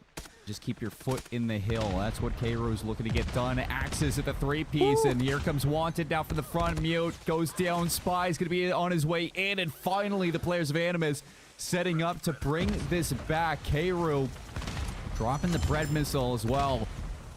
So a good chunk of time there for Animus, bringing this back to just a 20-point game as we head into the new set. Actually doing a great job in PA is exactly what Animus needed, and they do. Now Cairo, let's see how much more he can do. He's been the one doing the most job done here for Animus. He's been both securing the area inside and out of the hills. Now we're gonna get to look at Gathila, who almost has his War Machine available, and that is going to be a second opportunity for Animus to try to actually make it happen. They have 3 operators available. I would highly doubt that they use them right now, as Mute does with the equalizer. Right now trying to secure for his allies. Spy is the one inside. Mute is gonna push through, not gonna do too much. Gets immediately annihilated by Cairo. Like I mentioned, Cairo is just doing a tremendous slaying job, but once again, they're taking the kills. Cmoore, but they are not taking the objective. No, not taking it. 15 seconds. You're looking over towards New. Animus still trailing by in and around. And you give it about 30 seconds. And they're still looking for just that one hill that they can lock down and into P2. Could this be that hill? So we've seen again and again P2 turn into money. Sharks gonna anchor those spawns. Everybody gonna flood from the front from Wanted. They're looking for a break. Cathela's gonna pop that death machine. See if he can slay out on the front line. Cathela finds 3. Mute and Saucy still finding their way into contest. And here comes Shark with the equalizers. Another wave of kills for Animus. And they're gonna be in. Can they flip this lead? There's still 40 seconds left. The fight continues inside of the hill. There's going to be a few wanted players trying to get inside that Saucy on the outskirts of it. That is going to be the retake in favor of Wanted, already breaking through the 200-point mark. Getting closer and closer to victory, but they got to be cautious. There's the FAM going to be used by Animus as they try to break through, and that's going to be perfect there. Karu pushes through. Karu with the War Machine, going to get 1, going to go for 2, going to push through, going to distract while Shark gets the kills and the hills.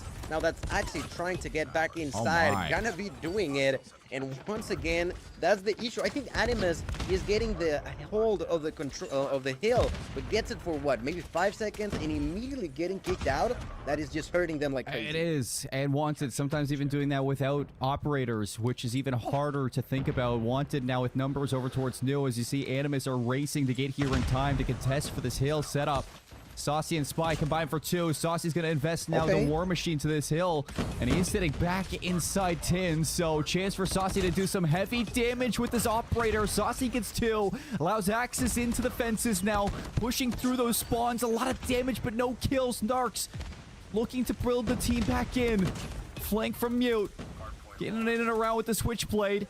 And it looks like Wanted are going to hold on to this one, holding it in. Saturn in for the contest there. Now only 25 seconds is all Wanted need. Oh my goodness, 24 seconds, that's all they need. They're trying to break through.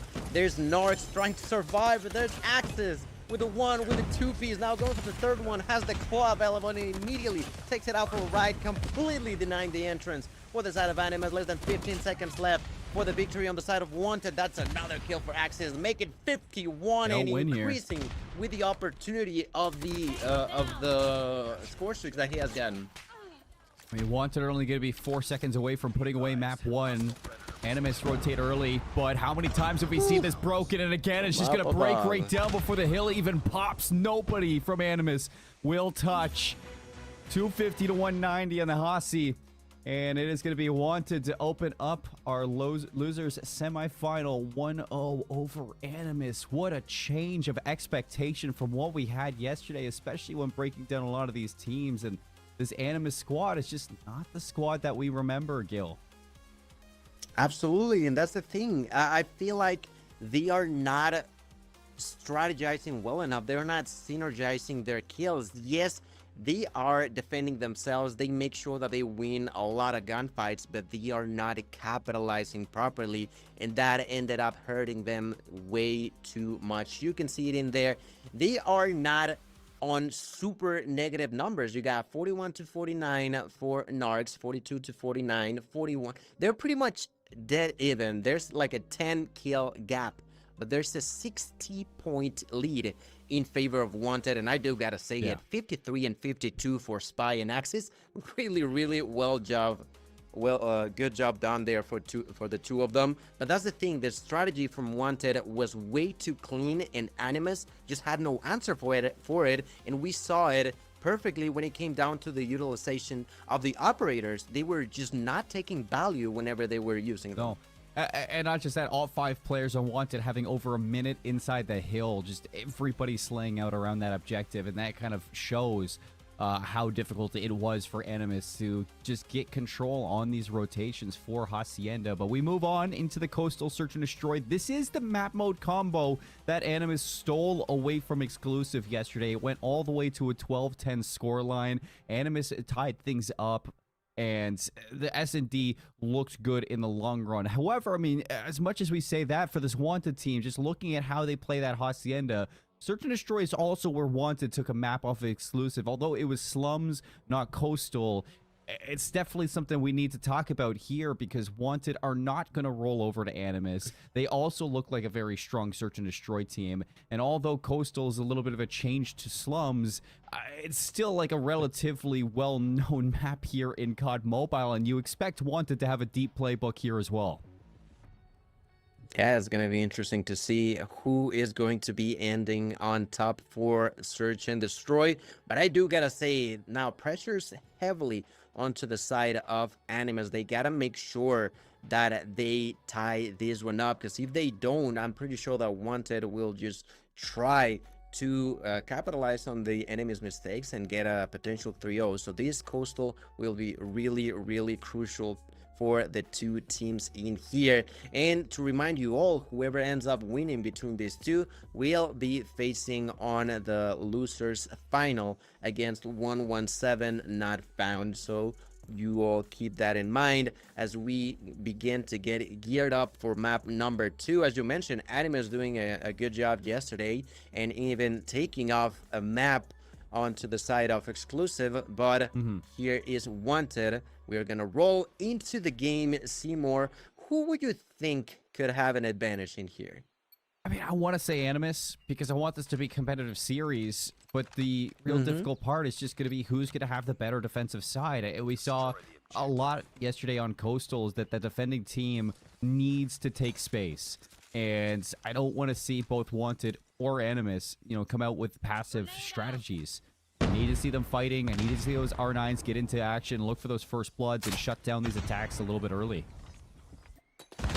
And in here, ooh, it's gonna be a core that takes the first kill. Narcs executes Mute. It's gonna be a player lead in favor of Animus. They're still defending their spy with a revenge frag onto Saturn. At a distance, Spy still with a crossbow. Will miss that shot. Nothing to worry about just yet. Just trying to surprise the opponents. And it seems that Animus now finally take the bomb that's going to be in the hands of Gathila, who seemingly is rotating towards B. In the water, hunting for his prey. Numbers advantage now for Animus, and Shark's going to find a second one too. Champy goes down, finally the trade, but it's too late. 2 versus 3. Both defenders now split, Spy and Axis on an island, and with that, Spy's going to get overwhelmed. All down to your R9. Axis has no idea where Animus is. As soon as you turn the corner, Gathila's going to be waiting for you, and that's going to put Animus on the board first. Really, really well executed by Animus. They took the first blood and tried to slowly but surely begin to push towards the enemy side. It worked to perfection. They took as much time as they needed, and it worked wonders for them. Now, Axis seemingly will try to position themselves towards A. Everybody seems to be going on a party over here. Let's see what the SK Ash. What a shot from Keiru. First blood again for Animus. And that's actually going to draw everybody away from this site. Saturn's got to be careful because Close is going to be wanted, and they find a trade before leaving 4-on-4. Animus could have walked away with that with the numbers advantage, but Wanted are going to be keeping this one close. Smoke down. Shark's going to slot right into this B site. And nobody here from Wanted to defend. 4v4. The bomb right now could be planted towards B, and that's exactly what they are going to be doing. Now the rotation could be stopped by Keiru. Keiru has to be cautious. There's Keiru with a knock onto Axis. That's exactly what I was talking about. This is what you like to see now from a player Animus. lead for Animus. Just kind of separated, blocking those angles, blocking those routes from Wanted, forcing them into a sticky situation. 1v2 now for Champy, the switchblade in hand. And Keiru, you know he's going to be coming from that back spawn. Good read from Champy, brings things into a one-on-one. Where's Gathila, though? Champy's looking to go huge. Early damage, 13 seconds. You got to chase this one down. You find the kill. Do you have time? You get it. No way. And it's enough for Champy in the 1v3 to take it to a 1-1 scoreline. Incredible. That was really, really well done by Champy. Just keeping a cool, calm, collected head. As you mentioned, he had to know that there was a player behind him, and he made sure that he knocked him out first and immediately pushed towards bomb to make sure that there was enough time for him to defuse. Really good job for Champy. But now we're tied up 1-1. And look at this position from Saucy. Keiru got the better of him. Saucy doesn't even want to dance this time. Instead, just play your life, toss some nades, and keep Animus at arm's reach. You can see that too. Animus are kind of looking for different ways past this map. And again, Wanted are going to go for a 5-stack at A. They really don't want to retake a post plant on this site. However, for B, you just saw them get it done, so it looks like they'll have to do it twice. Still a little over a minute on the clock, but it doesn't matter too much. Saturns will plant the bomb. Cairo with a knock onto mute. Cairo already on 5 kills. Saucy still with a donut on his scoreboard. Oh my gosh. Cairo with another 2-piece. Cairo, what are you doing?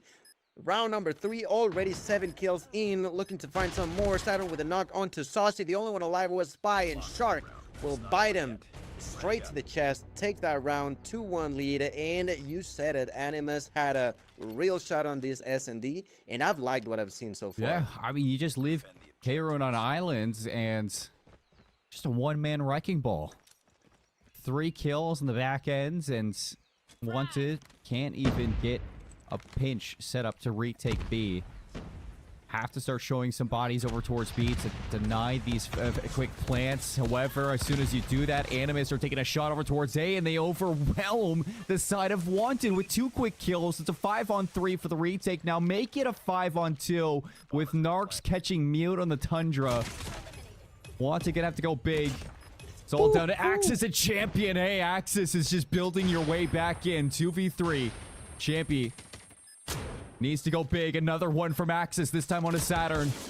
R9 in the hand of Axis, and as soon as you slide in there, it is too much to deal with. Another round for Animus as they build into 3-1. Incredible here. They are making sure that whatever they're doing, they try to do it as flawlessly as they can. In here, once again, we're going to be pushing towards A. That's going to be more open for them. The one defending there is going to be Spy. Spy cooking up a nade. Let's see if he does some damage. He does not. Mute with the first knock onto Kairu. That's a huge kill starting out there for Wanted. I feel like that's the first blood we've seen from Wanted all game long. And unfortunately, you lose Axis over towards B, but Champy's still here locking things down. He trades it. 4v3. Makes Animus think, where do you go now with this bomb in the hand of Saturn? It looks like you're hoping Shark can find an opening through mid. Saucy's going to spot him through the boxes. Goes for the wallbang. Doesn't connect. It's a 2-2 split on the setup between Wanted.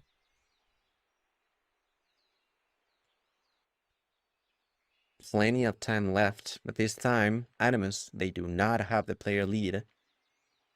What can they do with it, though? Seems like they are changing their mind. No longer pushing towards B. Will go all the way around back into Alpha. The A-bomb is currently being held by Mute, if I'm not mistaken. That's Mute gonna be there using the Tundra. 2 kills so far for him. Ooh! Great shot, but immediately gets the revenge frag by Saturn. So it's a 3v2. I mean, nearly made the retake off the back of Axis alone. This time with Champion, Saucy, and Spy. Can you bring this back to a 1-round difference? Looks like Spy's going to go for a route. Can Wanted time this perfectly. See Champy kind of dancing with the idea of kicking off this retake. Narcs has the read, but here comes Spy around the back. So here we go for Champy. Slides in. Spy there for the trade, and that is as easy as it gets for a retake from Wanted. Well-orchestrated retake through the flank from Spy. Really orientated to whoever has been getting the first blood in this round. So these two teams got to be cautious about rushing too deeply and getting executed too early. This time around, pushing through mid, not giving a care in the world, immediately going towards B. There's absolutely no one in there. Of course, they don't know that, but they will take the opportunity to just plant the bomb. And all of a sudden, that's going to be now as they plant now. 45 seconds on the clock. 5-on-5 retake at B. This is going to be an absolute bloodbath. See what Lethal's Wanted still have to make this retake happen. 33 seconds, taking a while to re-clear through mid, knowing that K-Row usually is on an island, but this time around, K-Row backed up in the site. It's going to open up with that first blood. Tundra making some noise, slide out from Sharks, and they all line up. So much damage coming out from the Switchblade, and Shark just does it himself. Ridiculous stuff from Animus. 4-2. Just blowing up the post plan in B. That's insane. That's incredible. Shark. 4-piece. A quadra kill in here to get the round for Animus. Incredible. Already on double digits, ladies and gentlemen. While you got here, Spy through the smoke, getting a double. It's actually doing some damage onto the second one there. They do get eventually another knot. Turns around there. Shark. Shark's still alive, though. Shark with a double. Yet again, causing more pain onto the opponents. Shark continues to be an issue. And even look at Narx, he's going for the long flank, and the rest of Animus, they know that. All they have to do is wait for Narx to make the play. There it is. Mute's going to be caught. Champy suddenly in distress on what to do. Fights forward, trades out, and he has the read in the back line, but Narx the pistol takes Champy down. Axis with the R9 has yet to make noise. They have no idea where he is. So will this be enough? Nade behind him. That's going to force Axis through. Now they know. Palm down. Gothila going for the plant. And you're going to need some crazy plays here from the R9. Axis finds the shots. Finishes it with the pistol. Gets away. 1v1. 40 seconds. And it's Gothila on the XM4. Oh my goodness, 1v1, 30 seconds on the clock. Axis with R9. Gothila with an AR. Gothila has the opportunity to give another round to the squad. He also has, oh my god, the R9! The body shots again, because these, ladies and gentlemen, this is Europe, and they do love to shoot some bodies. Bomb will be defused. Another round goes in favor of Wanted. We're moving on to the last round of the first half. Cmoore, and there's just a single round lead in favor of Animus. Yeah, and I mean, such a big play from Axis just to get away repositioned on the R9. I thought for sure you'd read that, but Gothila so sure he was going to replay through mid. Full flank though, R9 cuts it off, and Saucy in the corner. How do you expect that? Good trade from Cairo, but it's a 3v4. Spy's gonna get caught. Cairo trying to build you back into this round. Saturn's gonna drop some trophies and drop the bomb. 3v3. There's Mute. Tundra in hand. Can do a lot of damage in here, but has to be cautious. I don't think they know he's here just yet. They're gonna be transitioning into a very far away strat. The one pushing there is gonna be everybody at once on the side of Wanted.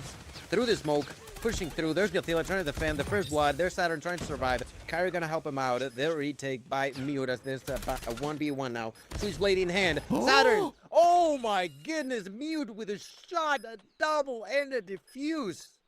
How on earth Wanted has done this, I have no idea. But we are once again with a tie.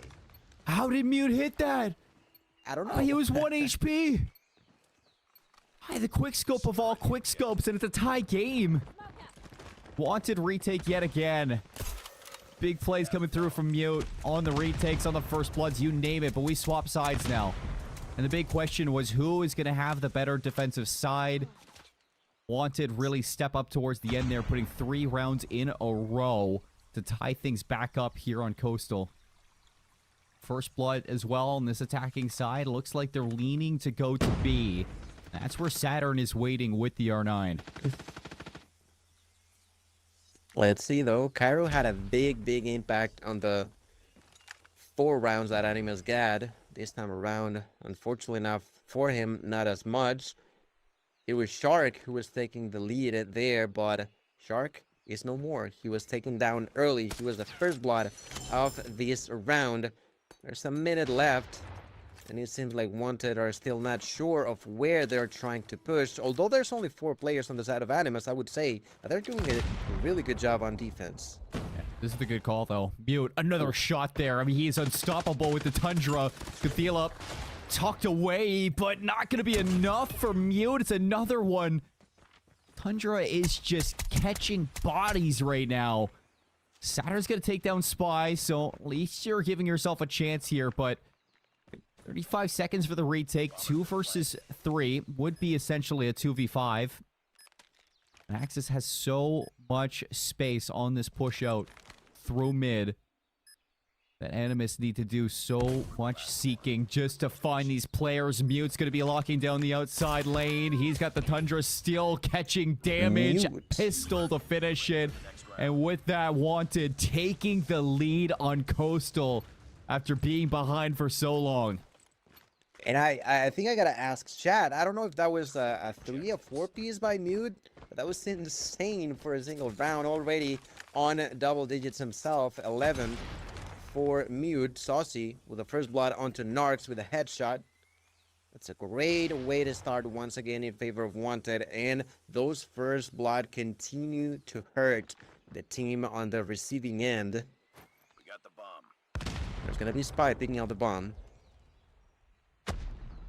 I got my eyes on Mute and what he can do. I mean, he is still just lingering for these long lines of sight. Very patient from Wanted, even after the first blood, not to give anything up. Just bide their time. Where do we go? Will Animus throw away yet another life, or can they trade these rounds, keep us tied up on Coastal? Looks like this is going to be a B hit. The bomb's leading over towards A.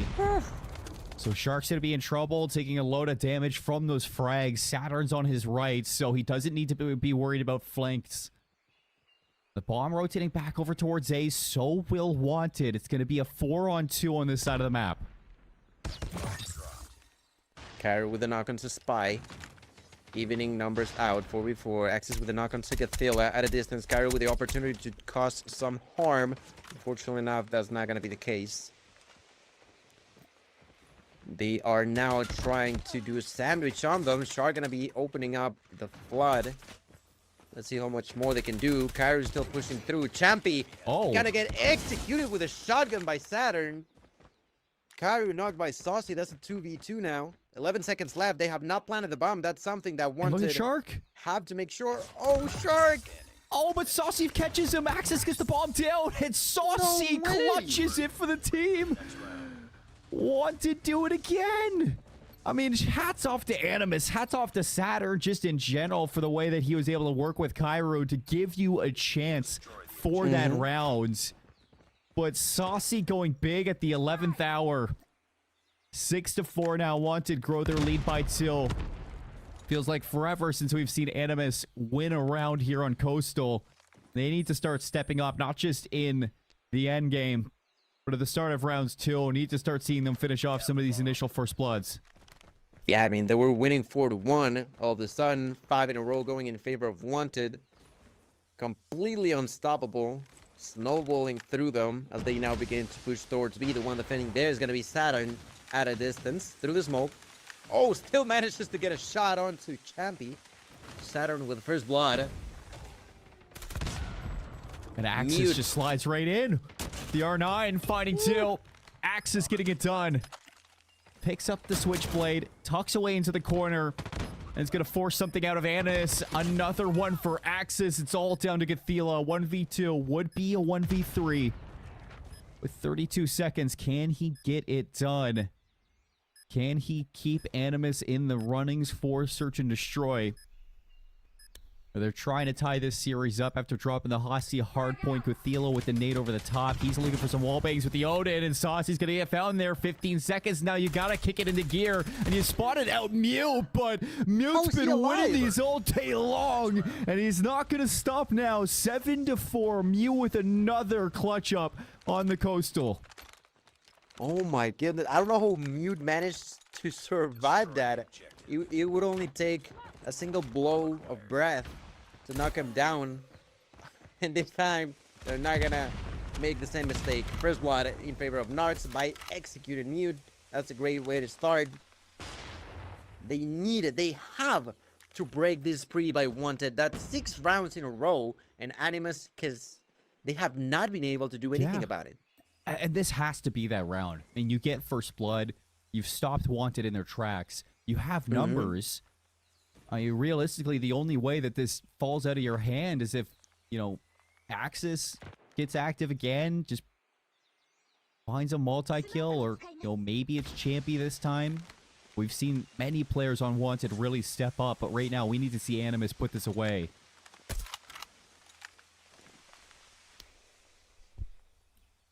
Right now, seems like they're gonna be pushing towards A. Let's see what Shark can do. That's one, doing a lot of damage. Gonna give the Q to his allies to immediately rotate towards the A side. Champy trying to plant the bomb, but there's a nade. Nearly takes him out, but still manages to survive. And you're bunkered right down. You still have Saucy with the SKS. But that nade, Saucy's gonna go down to Narcs, Champion, Spy. 2v4. Great shot with the crossbow, slides back out. Spy's gonna find 2. Champy, a There third, it is. nearly the clutch again for Wanted. But in the trade battle, it's Animus to put a 5th on the board. Keep Wanted away from map point. Bring you up to 5. You finally stopped the streak of Wanted. It was 6 rounds in a row before Animus found their 5th. It took them so long, but they have finally done it, Cmoore. That's 14 kills for Kairu, 15 for Shark, and a 5th round for Animus. In here, Kairu, gotta be cautious though. SKS in hand. A lot of pressure going through Saucy. mid. Trying to be sneaky here. This is such a cheeky angle. And I think Kyra knows this one. He's been playing this all day long. So you don't want to give up that first blood from an angle like that. Quad stack on B.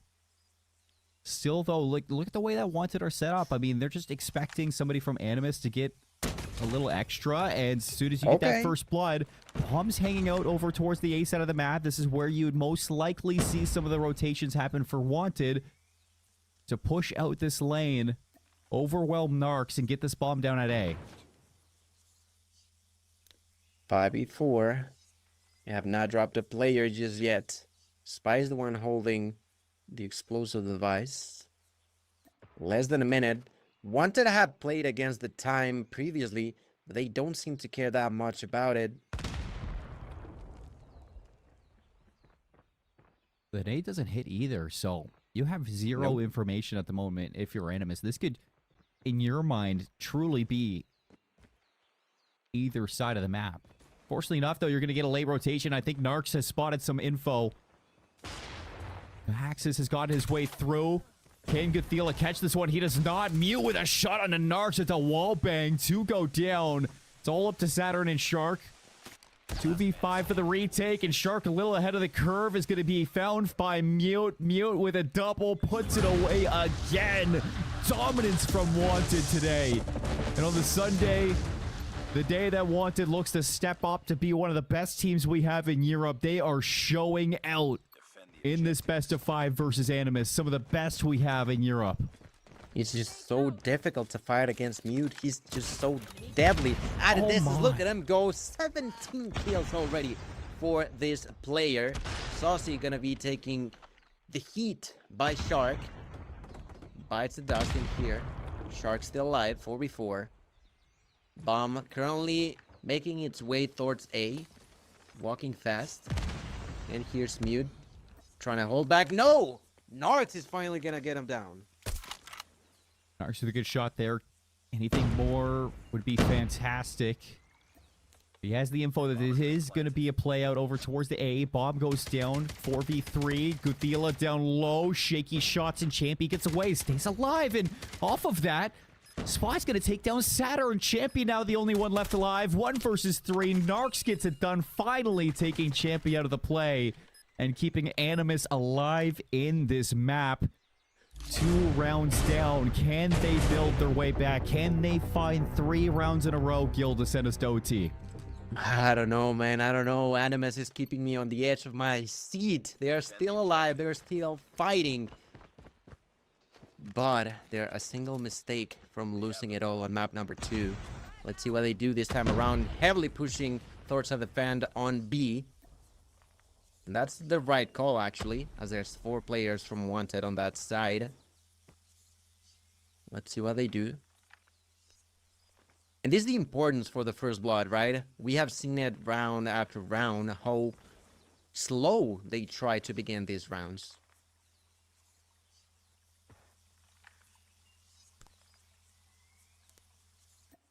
Oh, every single time, Wanted has kind of the same playbook. Play out that first blood through mid, see if you can get it, and win that trade. And play numbers towards one of these bomb sites. Really draw out this clock. Down to a minute 8. Wanted trying to expend everything before they really determine which bomb site they want to go to. We have yet to see them go to B, and I think that's stirring in the minds of Animus. Could this be the one round that they do happen to hit this bomb site? You never know, especially with Spy playing so far back in the bomb in hand. It does look like this is going to be a play to B, though. 40 seconds. They got to go through. The ones defending there is going to be Shark alongside with Gathila. They got to be careful. Gathila with the Odin can do a lot of damage to the walls. There's going to be a push, and that's going to be the 3-piece immediately going in favor of Wanted. Saucy gets knocked out. Only Saturn and Nox remain on the side of Animus. Nox with a nade kill. Oh my goodness. The bomb hasn't been planted yet. Narcs on the outside brings this all down to Axis. R9, 17 seconds, 1v2. No one planted. If you have the bomb, you need to plant. You need to play for the site. Give yourself a chance here. And Saturn and Narcs are showing the utmost respect for it. Allows the bomb to go down. Can Animus keep us going here on Coastal? Swing through, Axis on the outside. R9 not gonna hit the shots. Narcs keeps us going. 7 rounds for Animus. 1 round difference. Back to back to keep us going in map 2. Oh my goodness. So close yet so far. Animus, can you do it? I think you can, but it's not gonna be easy. Can you start the overtime clock? Let's see if they do. Once again, round number 16, ladies and gentlemen. Looks like Champy is going to be pushed out here. Gathila on the swing. Champy finds 1. That's all you need. And he spots 3 players, so that's going to be the go-ahead to push out Narcs on the other side. Spy loses his wingman. Narcs gets 1 and gets away. Played through the middle of the map, and Axis finds nothing there. So Animus now in a 4-on-2 to retake this A site. You need Spy and Saucy to go absolutely nuclear to clutch this one up. But can they find the kills? Kru says no. It's Saucy in a 1v4 tucked away. Has the Tundra and the SKS. Swings out, finds 1, but that's it. Oh my goodness, they did it. We're going to overtime. Animus are giving us a generational comeback. Incredible job done here for Animus. Overtime, ladies and gentlemen. We are increasing from a 9 to a 10. Let's see what's gonna happen. Animus, they have struggled. They had the very good advantage at the beginning of this, but they are now back onto the offensive side. Let's see what they can do with that. Immediately pushing towards Alpha. There's through the smoke. Spy with 1. Saucy with another. Karu has to back down. They gotta be careful. Spy still shooting through it. They just back down. They gotta figure out what to do here. All 3 players taking separate avenues, see what they can get done on their own. And Narcs with a timing on mute. Brings things into a 3v4. Regroups with Kairo. Still determining how do they dissect this attacking round for Animus. I mean, you started off 4-1. You know your attack has had success towards the back end of that first half. Maybe it tailored off a little. We're going over towards B. Right into the den of Champy. Nade over the top. Champy with the damage. Has Axis as well. Regroups in with the R9. Axis for a double. Leaves Saturn alone. 54 seconds. 1 versus 3. This seems next to impossible for Saturn. Pretty much looks to be. Let's see what he can do, though. We've seen a 1v3 in the past. He was not Saturn, though. But it is still possible. He has the bomb control. There's plenty of time for him to make a call. He's just checking every single corner, making sure that nobody is just lingering. Maybe you get away with a kill. He's very freaked out. Oh, I don't hate this whatsoever, but yeah, I mean, you need to play for the post plant. You can't gamble with the B site right now. Mm-hmm. And there it is, ladies and gentlemen. Bombs down. 45 seconds on the clock. And now, Champy, Saucy, and Spy will try to secure the opportunity for yet another map point. Let's see if they can do it. Saturn, with the option to stop him. Currently holding a switchblade. They're going to be pushing right now. Goes for one, misses one last shot. That's what he needs to find that kill. Everybody's pushing at once. Gets one, goes for two. Cmoore, they were so close, but it's just that Wanted are so heavily dominant in the early stages of this round. I mean, they're so good at just converting those first bloods, and not just that, the way Champion Axis played that B site, shutting down Animus on what they thought was going to be their round-winning play. It doesn't get better than that if you're a Wanted fan. Animus, though, not able to get the 1v3 as Saturn down in the search. Can you keep this one back and forth? As you swap over towards the defense. And Nate spam over towards A. That's actually going to call for a rotation out of 3. Gothila going to regroup with Narcs and hold down that mid lane. Thinking they gave up a lot more space than they truly did. All 5 players of Wanted still haven't made too much space progression on the map. Everybody's leaning on the A side of the map. So let's see. No bloods, no kills, just wait. Waiting patiently at a distance. They Skyru with the opportunity, but Champy with a switchblade at a distance managed to take that kill. Kairu had a SKS, and even then was unable to do enough. Already 20, by the way. Jesus Christ. Wants to make a play here. Shark wants to get it done. Saucy with the SKS, and Shark trades out. That is such a game-changing play for Animus. Shark on 21 kills.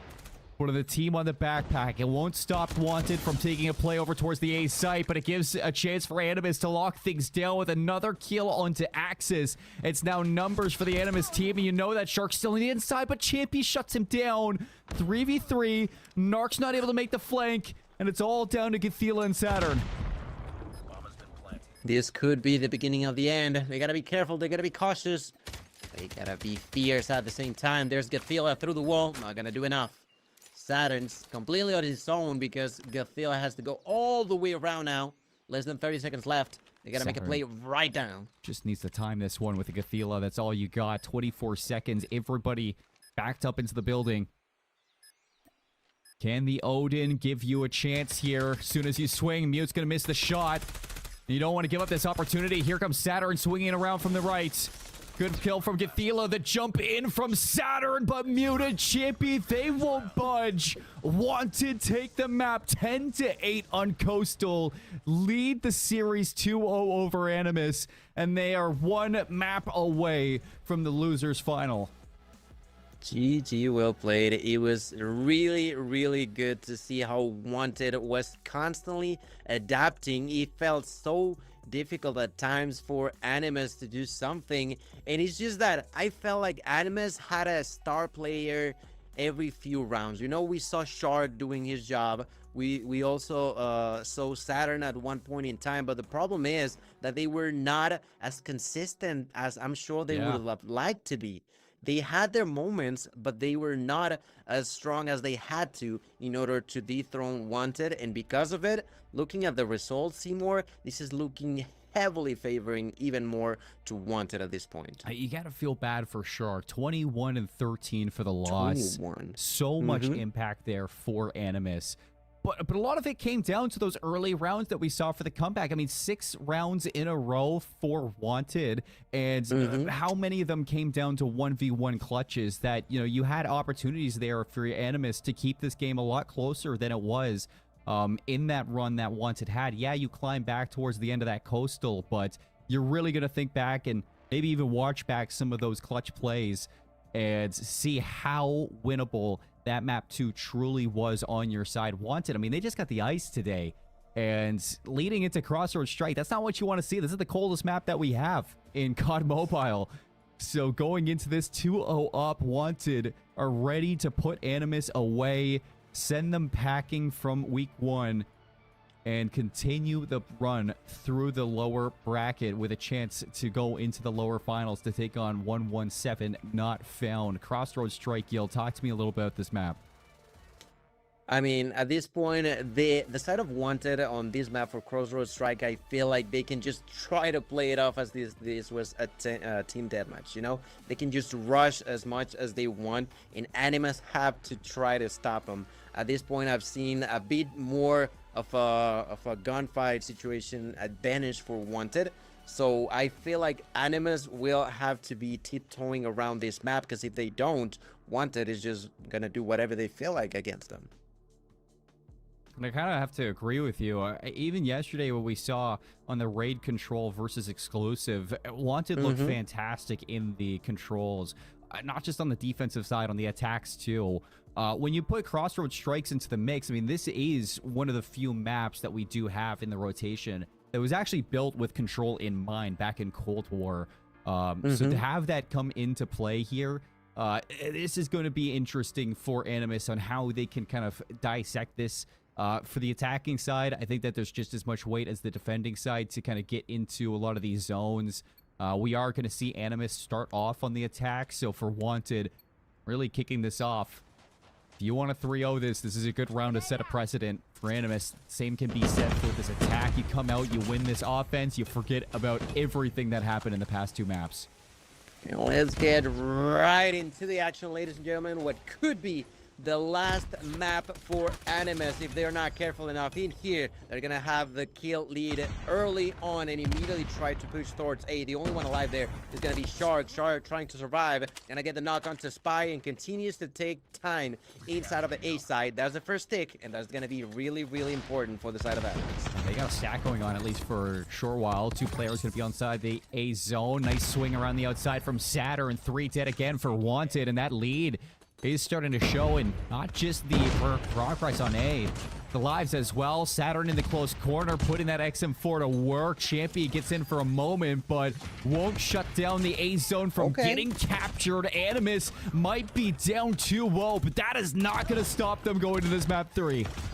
Incredible start for the side of Animus, as Wanted have not find a way to stop them. They have already lost the A side. They will try to defend onto B, but is it possible though? They gotta be careful. Here's Cairo there, gonna get knocked. There's a hit to the chin by Axis. That is an opportunity for Wanted to try to defend themselves. They lost control very early on, and now Animus are just ramming over them. Yeah, I was going to say, now for the hard part on the attacking side is capturing B. You might not even need to do that. We're looking at the lives, 13 playing 5. It's just team deathmatch. Kaylin knows that. With the SKS, he's just on the right side of the map, catching players off spawn, making it absolutely impossible for Wanted to stay alive in this round. And because of that, Animus, they recognize the lead that they have. They just continue to run down these players. Axis does not want to give away any more progress over towards B, so he's going to jump in there, force the kill, gives up the 1 tick. That's all you're going to get there for Animus in the objective, but taking an attacking round here on Crossroads to kick off the map, that's step 1 on a long program to build your way back up into the series. Animus said, you said this game is overhauled, Matt Drink. Let me show you how it's done. And he immediately capitalized on that as they now begin trying to use the operators. There's Cairo with a War Machine. There were Equalizer involved by Shark. Unfortunately enough, he got taken down quite early in here. A bit more of a step back for Wanted as they had to completely change the way that they were playing. This is not the team deathmatch situation that they were anticipating, that's for sure. No, not at all. Champy finessing, not able to take anybody down inside that A zone, and was about a 2-life lead, has quickly been shoved under the rug. Trades back and forth. Mew with a Tundra, trying to fight his way into the long lines of sight. Right side, pistol out, good damage. Ooh. And the snap with the Tundra gets the kill. Champy now inside A. Tempest gonna be out, finds nothing. Saturn with a big kill, turns it into a double. And Gothila gonna pop the death machine just to put the cherry on top to shut the doors on the A zone. 34 seconds. War Machine there for Saucy. Death Machine for Gothila. Gothila immediately pushing towards enemy spawns. And I get a kill, but immediately gets executed by Mute. We know how deadly Mute can be with that sniper. So the War Machine finds nothing. 3 dead. Can this be the moment where Wanted step up? Momentary life lead. 24 seconds. They've stopped the clock on B. See if they can keep themselves alive. Champy holding the front angle with the switchblade in his hands. Kairu and Gothila are going to start to build the way back for Animus to retake B, but it looks like they're just going to give this one up. And I think it's smart, you know? They don't necessarily need to fight off the time. They have an opportunity to try to juke him out when it comes down to defending A, but they got to be careful. There's the kill lead still in favor of Wanted. 12-8. Saturn with that knock onto Saucy. And I like this call from Animus. Put some pressure onto the spawns of Wanted. See if he can start to shut down this life lead that they've built. And thus the round. Axes up top. Great transition onto Narcs. 2 kills quickly. Brings it into a 9 versus 4. Looking to clear the spawn. Saturn gets caught. Axis with 3. Opens up the lane. And here comes Wanted. Looking to answer back. But it's Kairu and Sharks together. Trying to keep this alive. 1v6. What a play this would be for Shark. Went absolutely above and beyond in the map too. But here in the control, Wanted have answered back. They've shaken your hand. They said, let's dance on Crossroad. Let's bring this back. Another attacking round. Wanted keep this tied. Very, very interesting to see that offensive rounds have both been within these teams' favors.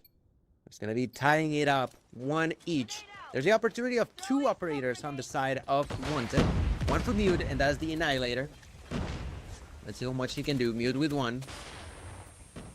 Mute with the Annihilator. Looking for 2.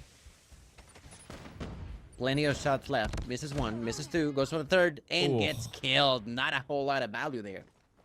That's not what you like to see for the value of your operators. Animus has found their way into the A zone. We saw how quickly this fell into the pockets of Wanted. They don't want to give up these lives for free, but I don't think they have a choice in this matter. Great shots from Gothila.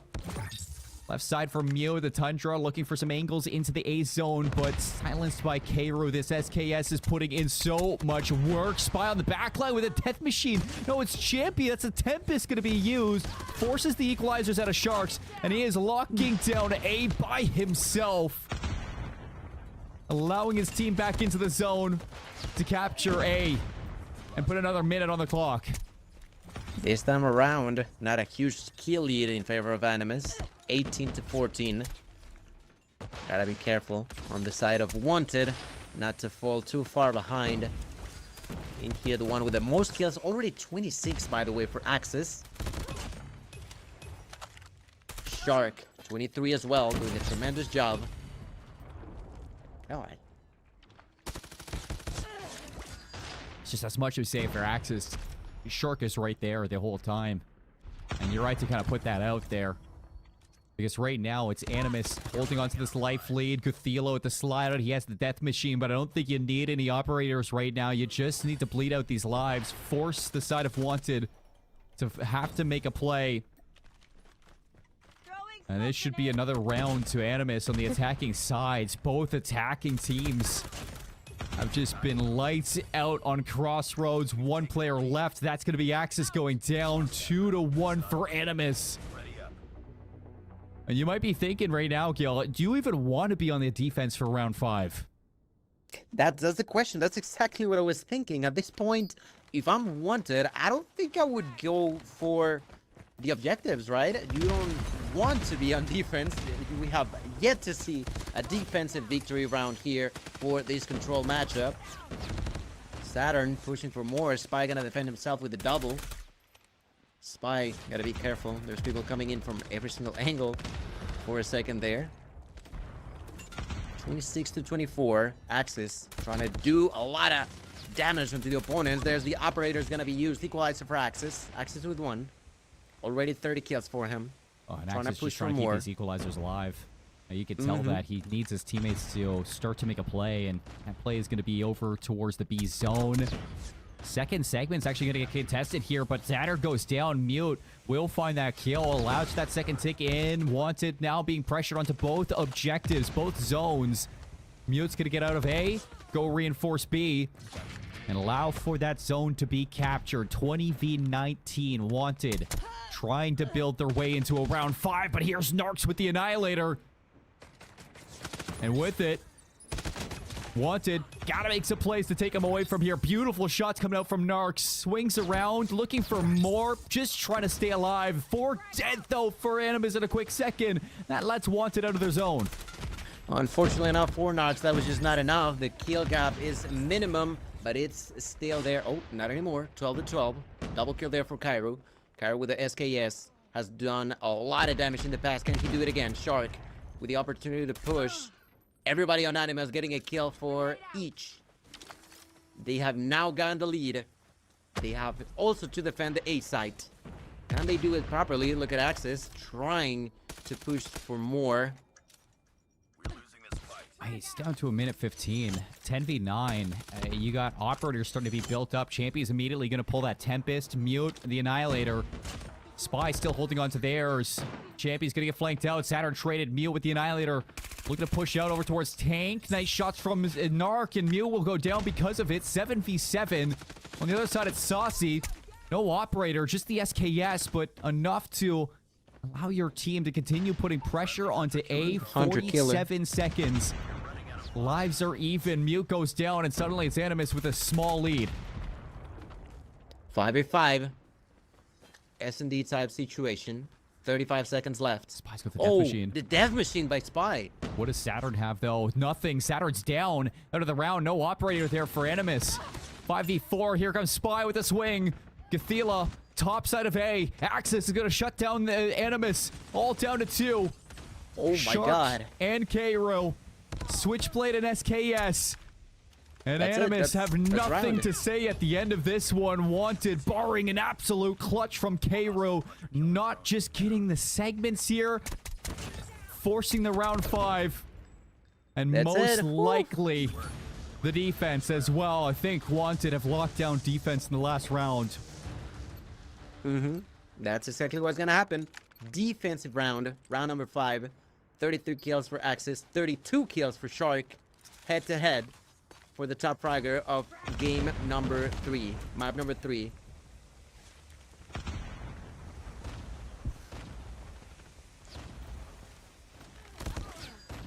Right now, Wanted with the early lead. A couple of kills there for Axis. Immediately looking to get some more of a defensive approach. It was a weird choice actually to pick to go for the defensive round, but so far working for them. Yeah. I mean, really, it just comes down to can these defenders start to dictate space and command the middle of the map. That's what Spy's looking to do. Beautiful slide, though, from Shark. 35 kills are not going to stop anytime soon. Shark with a double kill opens up the gates to the A zone. Double stack. And here comes the nades from Wanted, trying to get their way back in. Spy on the top side. Stunned out. But still very much in this fight. 16 versus 16. Champy's double kill gets them back into it, and right away he's gonna pop this Tempest. Forces out from Shark. Shot in the back though, and the operator only good for 1 kill.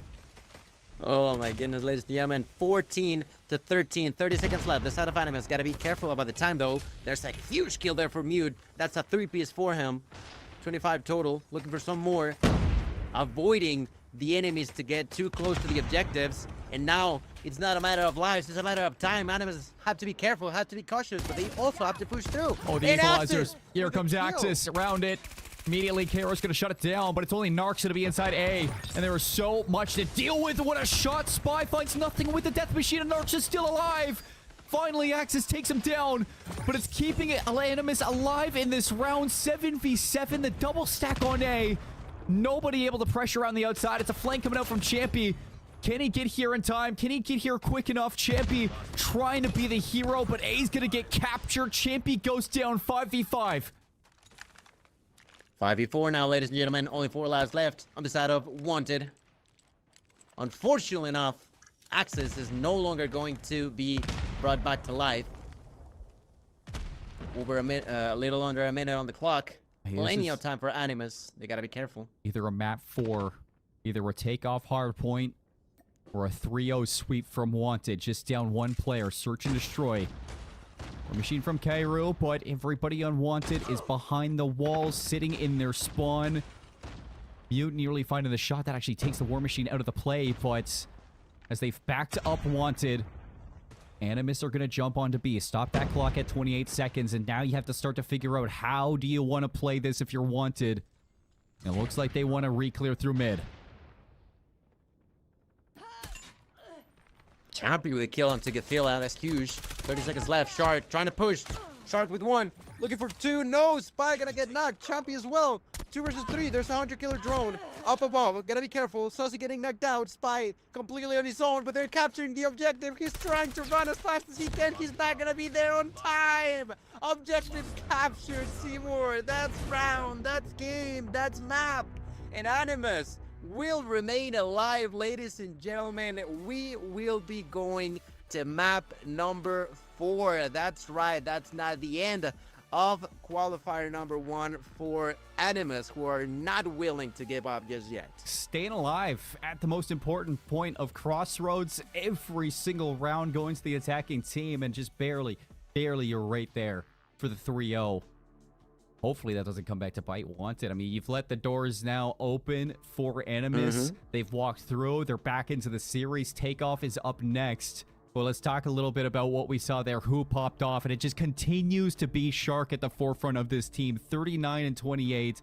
176 impact. So much impact in that round. Just allowing Animus to have opportunities on those attacking sides. Saturn, towards the end, started to pick things up.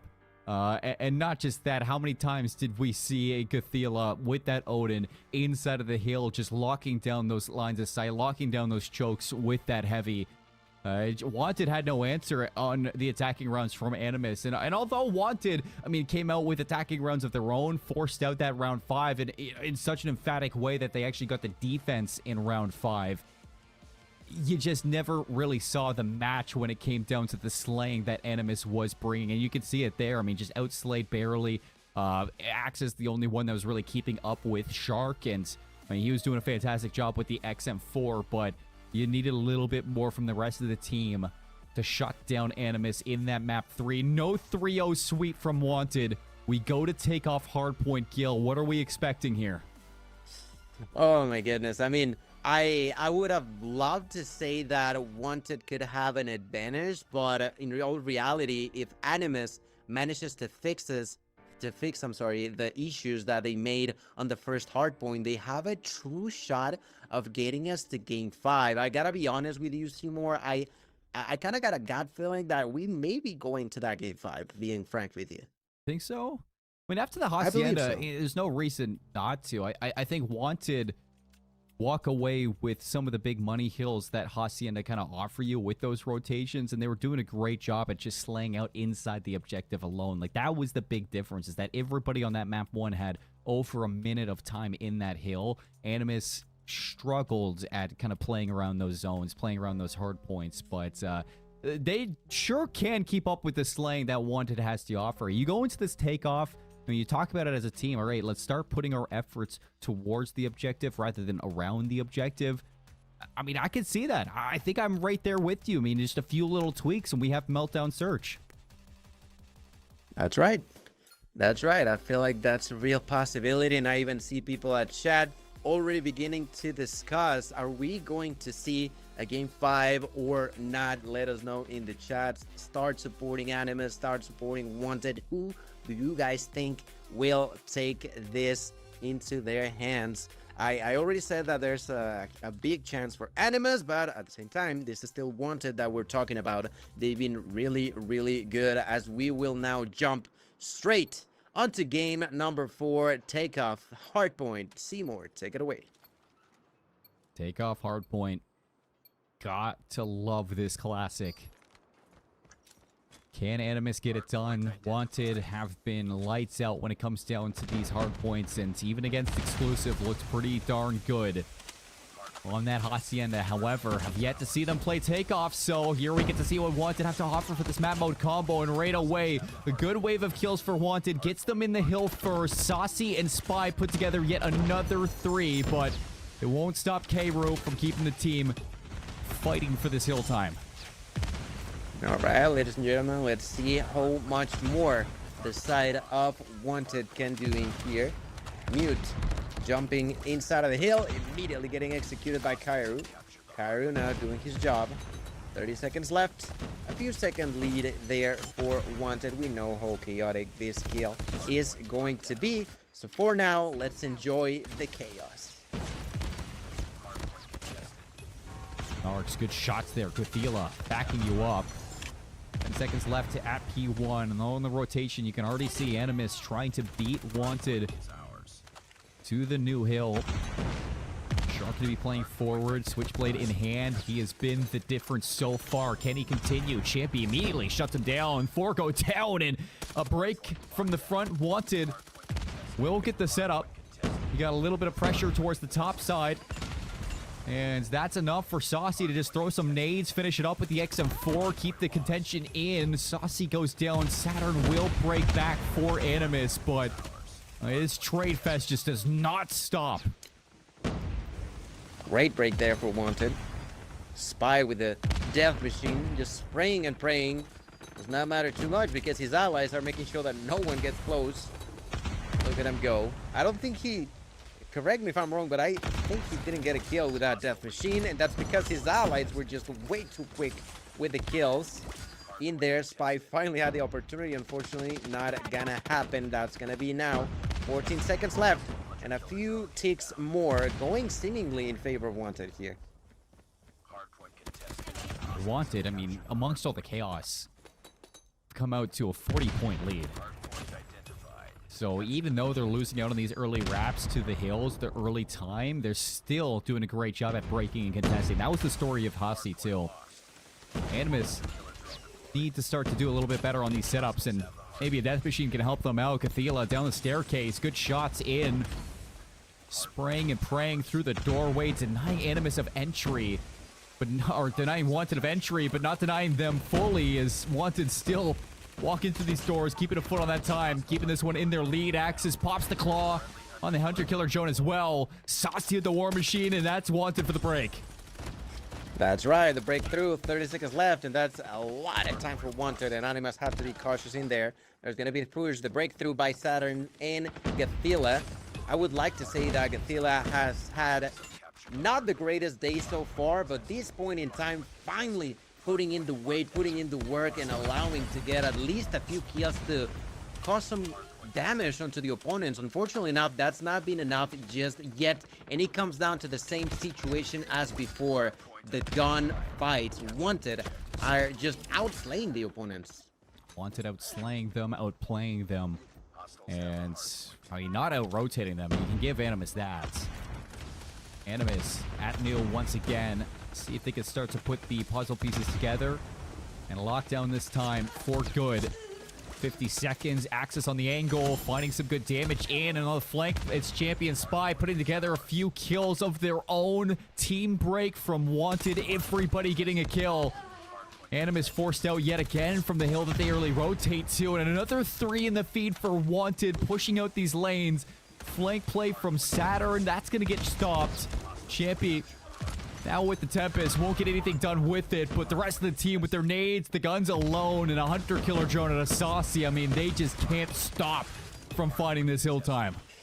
Incredible fight between these two. Is going to be Wanted already breaking through the 3-digit mark, over 100 points, and over a 50-point lead now going their way. We're going to be rotating back onto point number 1. And Animus, can you actually switch things around? You kind of have to at this point. Godzilla with the opportunity to use yet another death machine. Let's see if he decides to use it in here.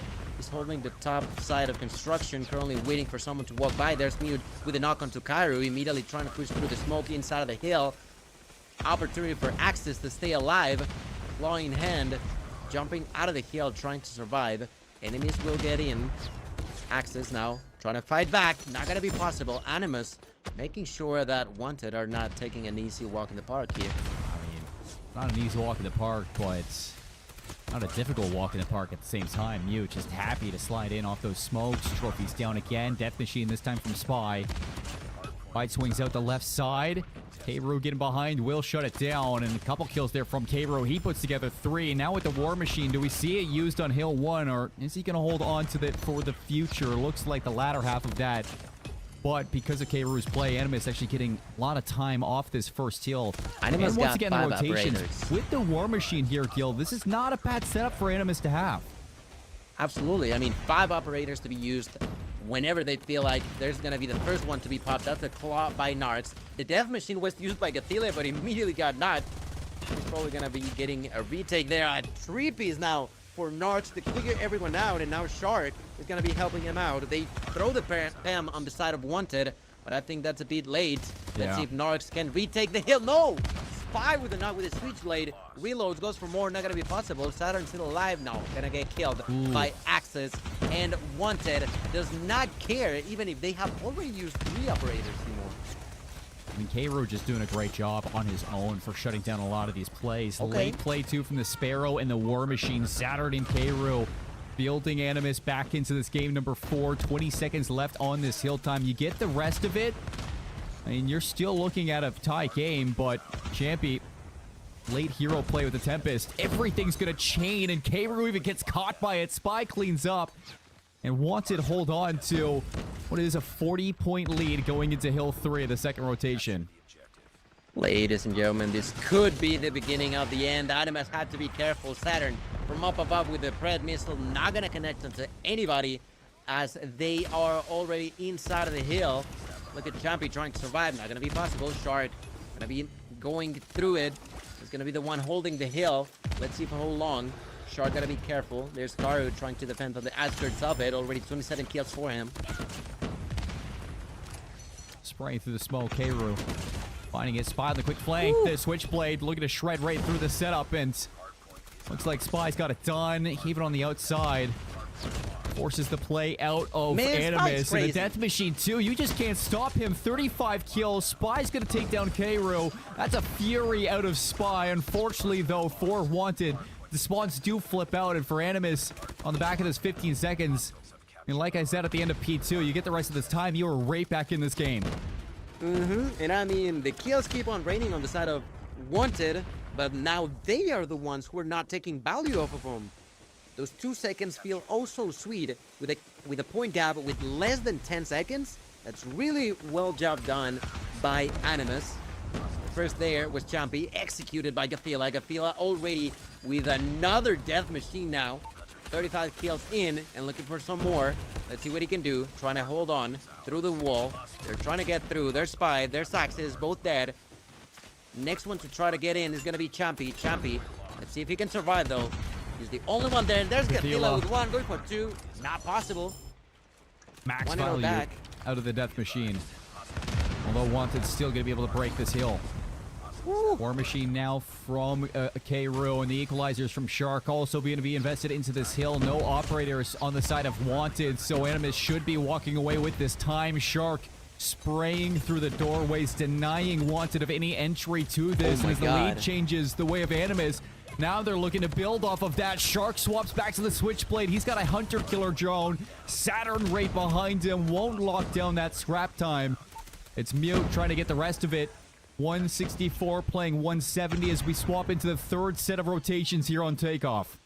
And Kairu even getting a kill with a trophy system. Incredible. 170 plus in favor now of Animus. Ladies and gentlemen, are you not entertained? This is not over just yet. Animus are trying to take us to game number 5, and that's exactly what could happen in here, and Wanted are trying to prevent that. There's Mute with the opportunity to eventually use the equalizers now.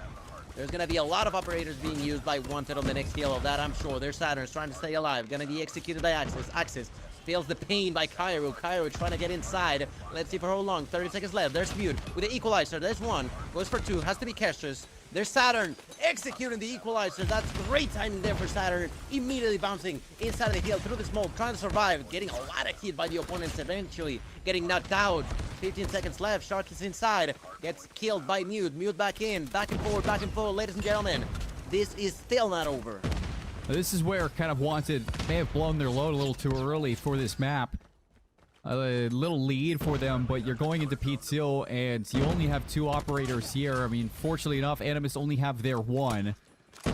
So at the advantage, maybe the ops can bring you and hold you in the lead. K-Roo not needing any. He's got the War Machine now fighting his way through the right side of the map, flipping those spawns, allowing Animus for the setup into P2. Shark and the Switchblade double kill, answered back immediately by Wanted, holding on to their brief lead. All right, approaching the 200-point mark, and their spy to make it happen. Immediately executed by Kairu's War Machine. There's Axis with a claw. Axis with a great angle here, making sure that no one stays alive. Another double for Axis. Turns around. Oh my God, Axis! What a play! Fury kill from Axis. 200 points for Wanted. And again, they're just coming alive at the end of these hard points where Animus are silenced in the hill. Flank play from Shark. One last chance to contest the last 10 seconds of time. Shark and Saturn doing enough. They break, but the rotations is what you look at for Wanted. And they're going to be late to P3.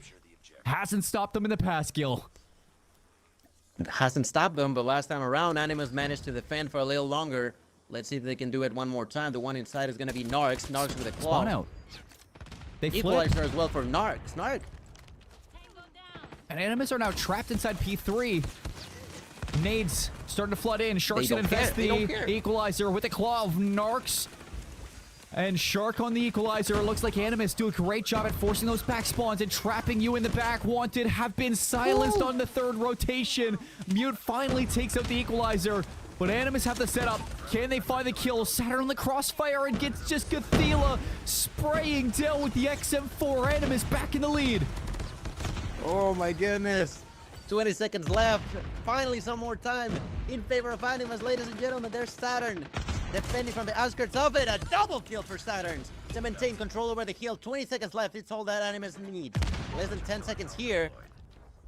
Death from up above using the Pred missile by Gothila. Not going to connect him to anybody. Does not matter too much.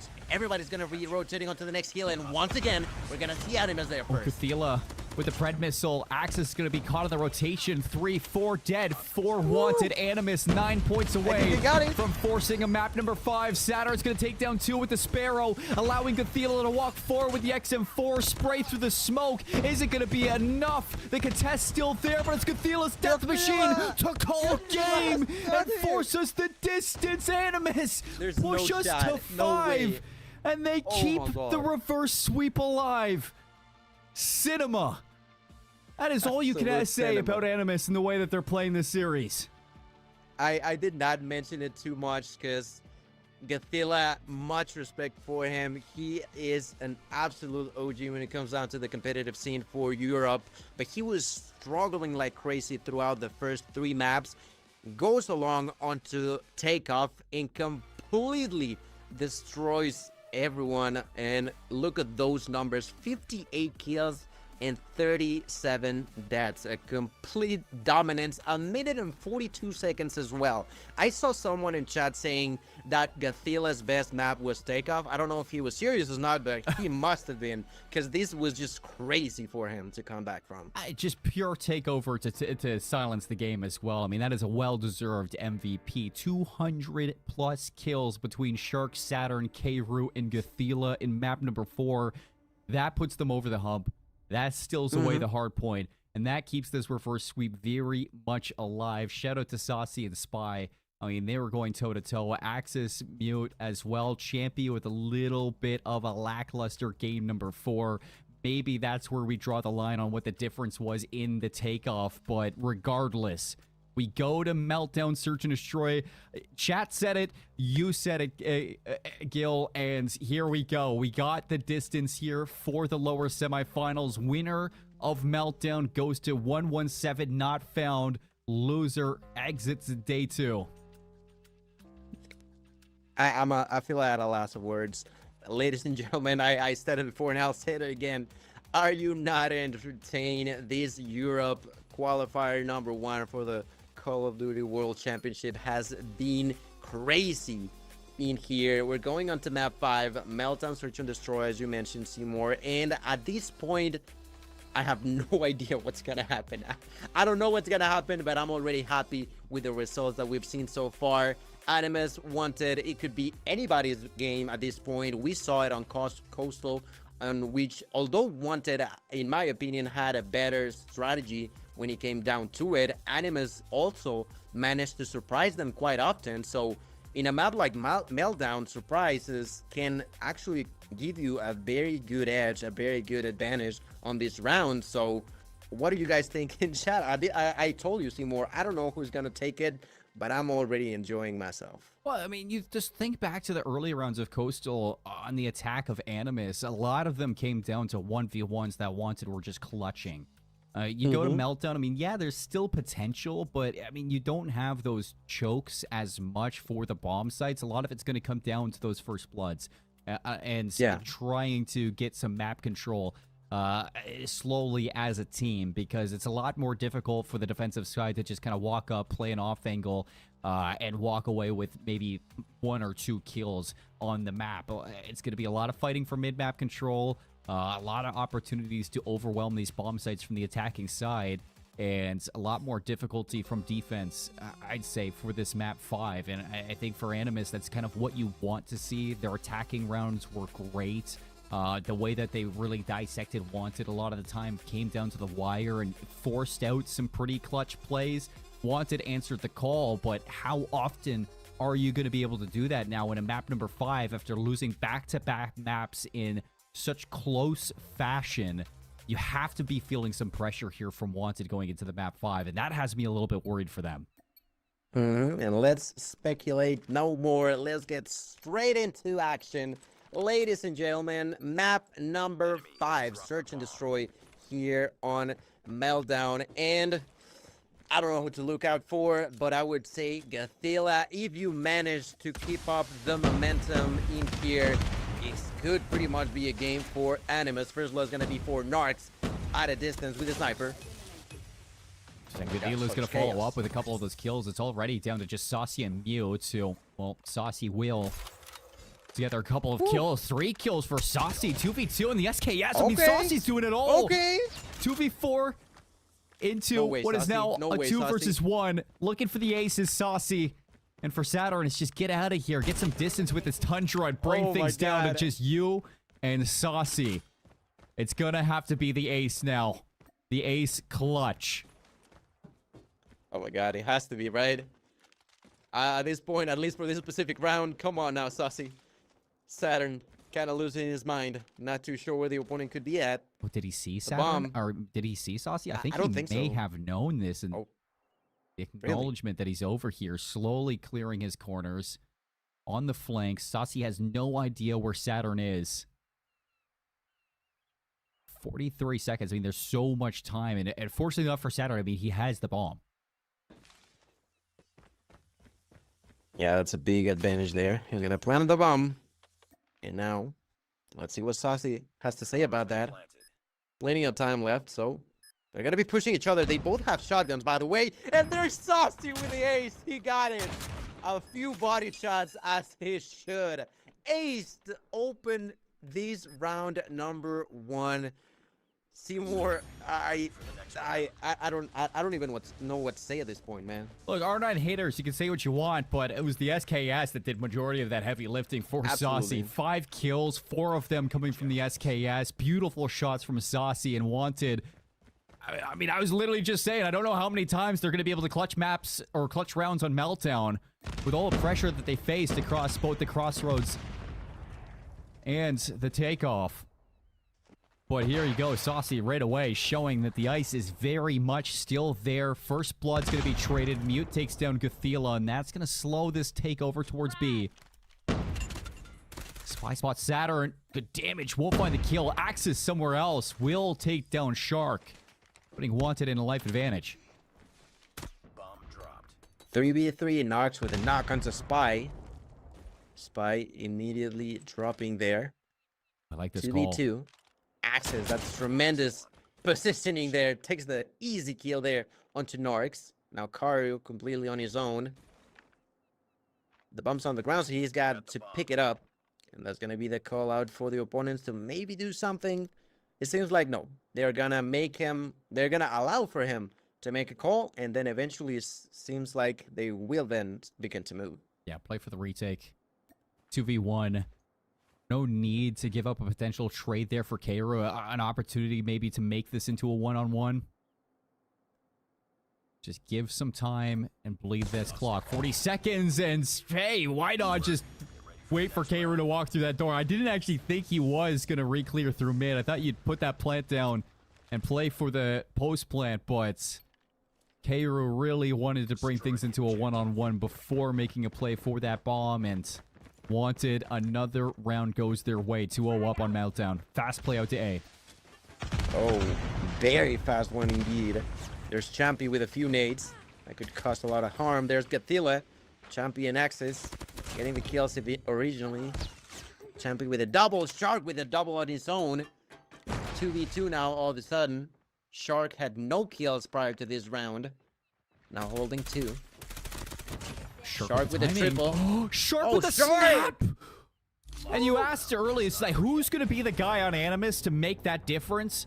You talk about how mad you must be if you're Shark after that map 2 loss on Coastal. He had 20+ kills. Destroy the objective. So you go into this map 5, although a slow start for Shark across the first 2 rounds. 4 kills there in round 3, quickly silencing Wanted. That's right. Right now, first round going now finally in favor of Animus. 2-for-1 lead for Wanted. This time, once again being aggressive, but towards B. A lot of nades are gonna fly, but the trophy systems are there. Shark Nothing to worry. looking to make the late flank play. Spy at the first blood of the round. Spy turns it into 2, and Shark gets caught on the flank, so no more pressure from behind. It's all eyes forward on the retake. Wanted 4v2, good shot from Narcs, but it's all down to 1. Kairu with the SKS. Can you clutch up? No, Axis swings out with the R9, and oh boy, he is letting you know. The body shots, man, they just don't stop coming, and they don't stop coming as we move on to round number 5, ladies and gentlemen. Wanted, like you mentioned, are not happy about losing these last 2 maps and are now trying to close this one as quickly as they can. It was previously the offensive side that was benefiting Animus. This time around, not anymore. They've been planting those bombs, but to no success, at least as of so far. No success on the post plants. Wanted retaking perfectly on their defense yet again, just like what we saw back in map 2. They're going to give up the plants on A. The bomb has been Play planted. for the 5-on-5 retake. You do have some mid-map pressure from Guthila. Will they read this player? So patient is Did they Guthila, not- but okay. Spy still wins it. Oh, he waits a little too long. First blood now. Numbers. Wanted. Looking to take yet another bomb site down, this time on the A side of the map. Saturn's going to get caught by a nade, and it's only 3 players left standing. Champy around the back. Narcs is going to trade out. 2 kills there. Shark on the exit. Not able to bring it into a one-on-one. Wow. What a slide out from Axis, the R9 again. What is happening? Nice work. I have no idea. At this point, I have no idea. Everything's just happening so fast. It's just like Wanted just allows for them to plant whatever they want because the retake is just so heavily and effective in their favor that they don't care. They don't have to because they have done it round after round after round. In here, Mute at a distance, taking a few shots. There's Skyro with the SKS. Early kill lead, immediately going in favor of Wanted yet again here. So you've struggled to win post plants. How are you going to win a round where you'll lose the first blood as well? That's a great question. That's a great question. It just seems impossible no matter which way you spin it up. You need to find some of these kills. You need to bring this round back quickly. And I like this call with the HS0. Oh my Saturn god, no. looking to make a play with the shotgun out. He finds Spy, gets away. 2 versus Very 3. risky. Champion with the trade there, but it's all down to a 2v2. K-Roo and Narcs have the bomb down. 17 seconds on the retake. And it's all down to the flank from Champion. Now in 1 versus 1. He just doesn't have any time. 10 seconds is all you need. Narcs has to play the time, and he does it perfectly. Animus with the second round. Narcs making sure that Wanted won't go up 5-1 in map 5. Great way to finally stop the bleeding on the side of Animus. And funny enough, it was the round where they had the worst start. They immediately lost 2 players. They managed to plant the bomb and actually defend against the opponents. Really well done by Animus now. Can they repeat it though? Hopefully not, as that would imply losing 2 players immediately. Oh, Gathila with the shot out. First blood. Second for Animus as well. A third. Quickly, it's going to be Wanted in a 2 versus 5. 1 versus 5. Okay, Saucy. Where'd your team go, buddy? Been planted. SKS, hoping a dream. Can he ace yet again? I mean, this time over towards A, I think it's going to be a lot more difficult than the B site for sure. Saturn knows that. Good space taken from Animus, and it's all down to a 1-round difference. Beautiful round from Animus to keep this one competitive. That's right, a clean round for Animus, not losing a single player that time around. Let's see though, like you mentioned, they are 1 round off, and this is the last one before we flip spawns, before we switch sides. Let's see what's coming upon us. So far, the fight unfolding heavily through mid, but no one dying just yet. Such an interesting call, too, for Saturn to opt in for the HS. In a map 5 as important as this one, Axis down mid. Shark's going to be caught. First blood for Wanted, and not just Narcs, but K-Roo for the answer brings this swiftly into a 4 versus 3. All right, 3v4. Have not planted the bomb, but Narcs is on his way. That's right.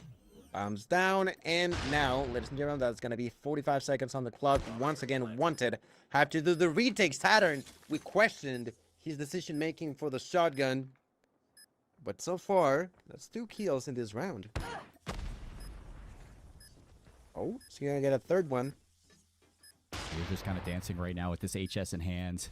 27 seconds. Look to see if you can bleed this clock and allow way in. Mute actually misses the quick scope, and K-Roo quickly dispatches of you.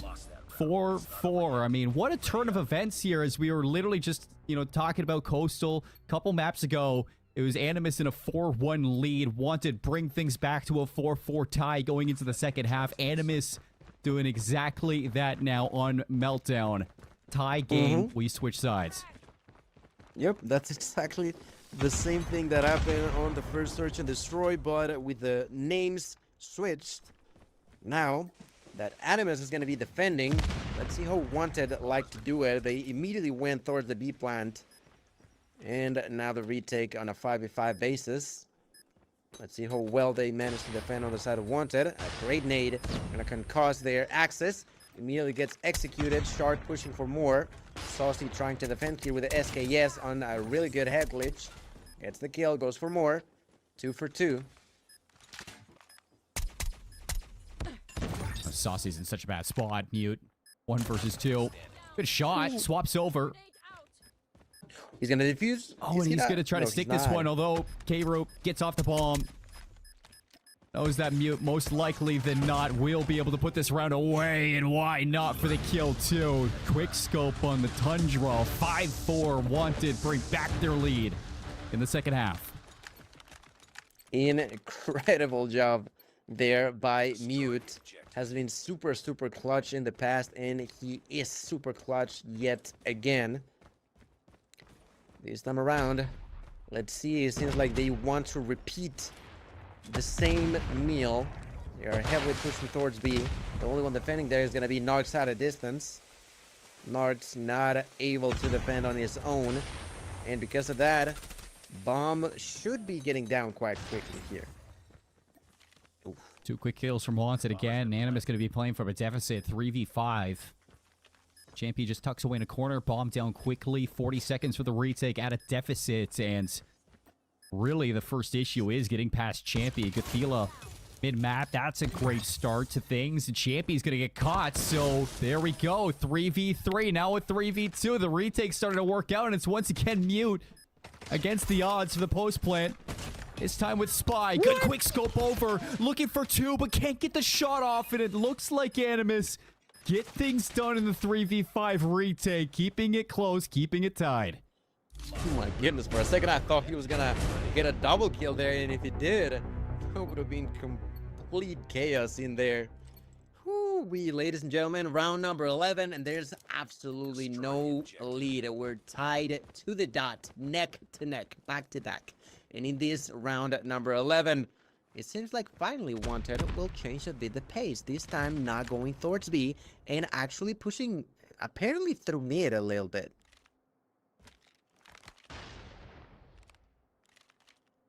So you get the first blood, you still lose the round. Animus find themselves a retake. That changes the narrative a lot for this game 5. Where Animus has really struggled in that position. Starting to show a little bit of clutch here. Putting away some rounds. Wanted had to rethink the way that they approach this, and a lot slower this go around. This is kind of the feeling, the pace that we were getting back in Coastal. Just default plays, look for a mistake, draw out a first blood, and then decide where you want to go with the bomb. That's exactly what they're doing so far. A minute on the clock.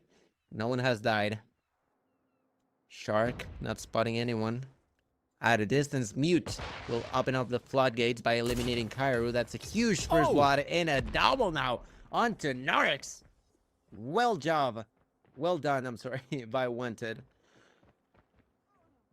Axis An just tucked opportunity away for with the Axis. R9. How annoying Yeah. is that? Right? Nothing to be done there. Cathila's going to be caught there. 5 players left standing for Wanted. A very clean round 11. 6-5.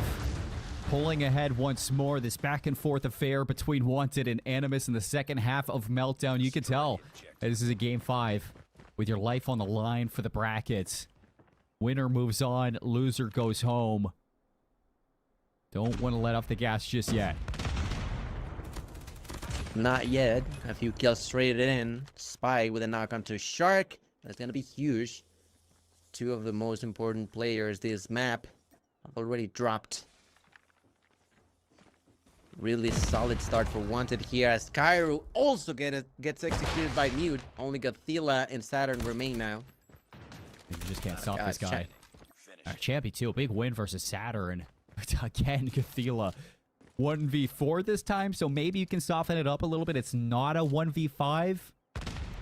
But, I mean, with the Odin, trying to retake into A, that is a very difficult thing to ask. Not a lot of long lines of sight to get it done with. And nearly finds a cheeky little angle over the top as soon as he jumps out. And Spy's going to be looking for... There's the shutdown here. 30 seconds. Thela, 1v3. Raise the pressure from Axis too. Almost takes him down, but it's the R9 to close the round. And Wanted putting 2 in a row to take their lead to 7. Oh my goodness, ladies and gentlemen. Animus falling behind. They gotta be careful. They gotta be cautious. They cannot allow themselves to just succumb onto the pressure. To fold against the side of Wanted. They are still capable of bouncing back up, but can they actually do it though? There's Axis with the R9 once again pressuring through mid, always looking for someone fool enough to walk his way. Here's Spy apparently trying to push towards A, but I feel like that's quite risky.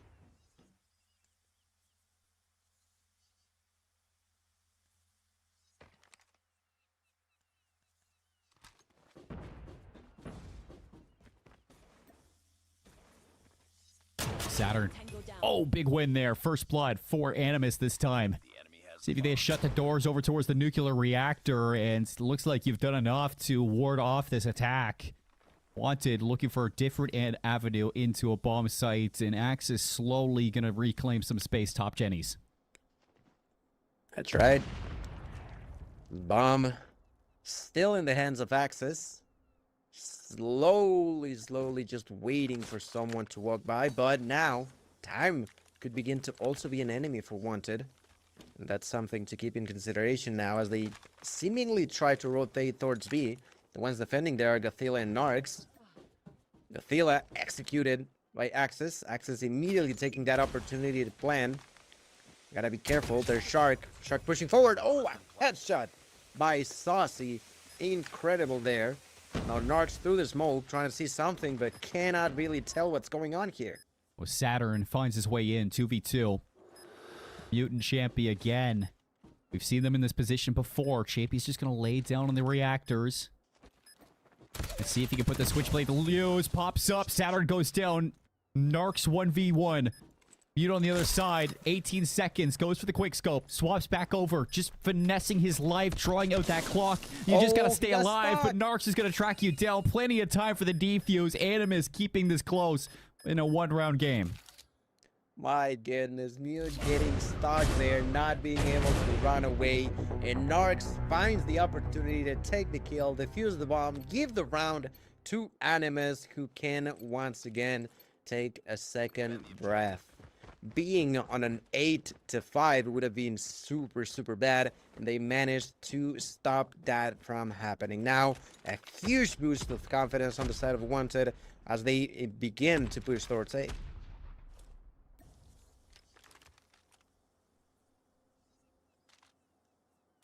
Playing through mid here, Animus not just going to roll over and die for free. Wanted, they know that, so you can really cut the tension of this map 5.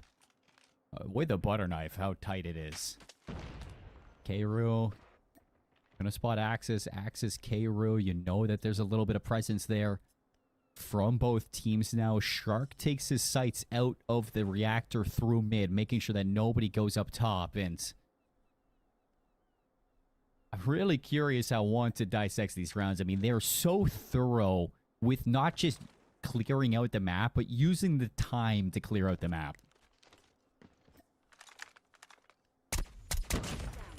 Right now, there it is. First blood for Saucy, eliminating Kru, causing pain onto the Animus Gothila roster. Gothila couldn't do absolutely nothing against Axis R9. It's been so deadly so far, and all of a sudden, Cmoore, there's a 5v2. Shark and Saturn.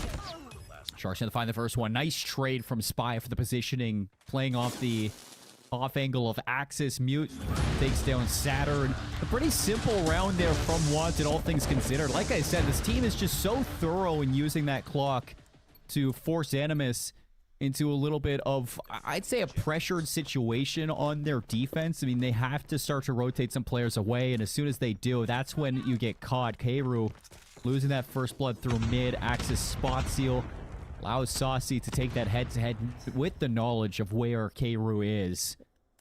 Really kicking off that entire round, so I gotta look at the differences from Animus now. How do you match this? I know you want to show patience, but you can't let Wanted dissect this map as free as they are. You gotta start fighting for the space. And that's exactly what Shark thought of doing there, but gotta be careful there, buddy. There's Mute with the sniper. There's Axis with the shotgun. Finding that kill onto Narx. Once again, starting with the right foot on the side of Wanted. This is match point, ladies and gentlemen. This is the perfect opportunity for Wanted to take it away from Animus. Right now, Kru trying to defend. He's on his own, though. Once again, Axis, 18 kills total. Really putting this R9 to work. Axis and Mute both with the Tundra and the R9. Axis looking for a little bit more. Shark at the shutdown. Still going to be tough. Saturn and Shark retaking once again at an odds. 2 versus 4. 2 versus 3. Shark's gonna take down Spy. Saturn needs to hit that regen, but is Shark just walking over them? Well, you couldn't ask for a better position for a player to be in. Shark needs to regen and keep putting pressure out. Mute with the Tundra. He's just locking down some shots there, allowing Champion to finesse Saturn! around the generators. But as soon as he Saturn! goes down, it's Saturn this time, and Shark's already on the defuse. Animus do it again. The retake 2v5. 7 to 8. 1 round from overtime. This team just does One not round. give up ever.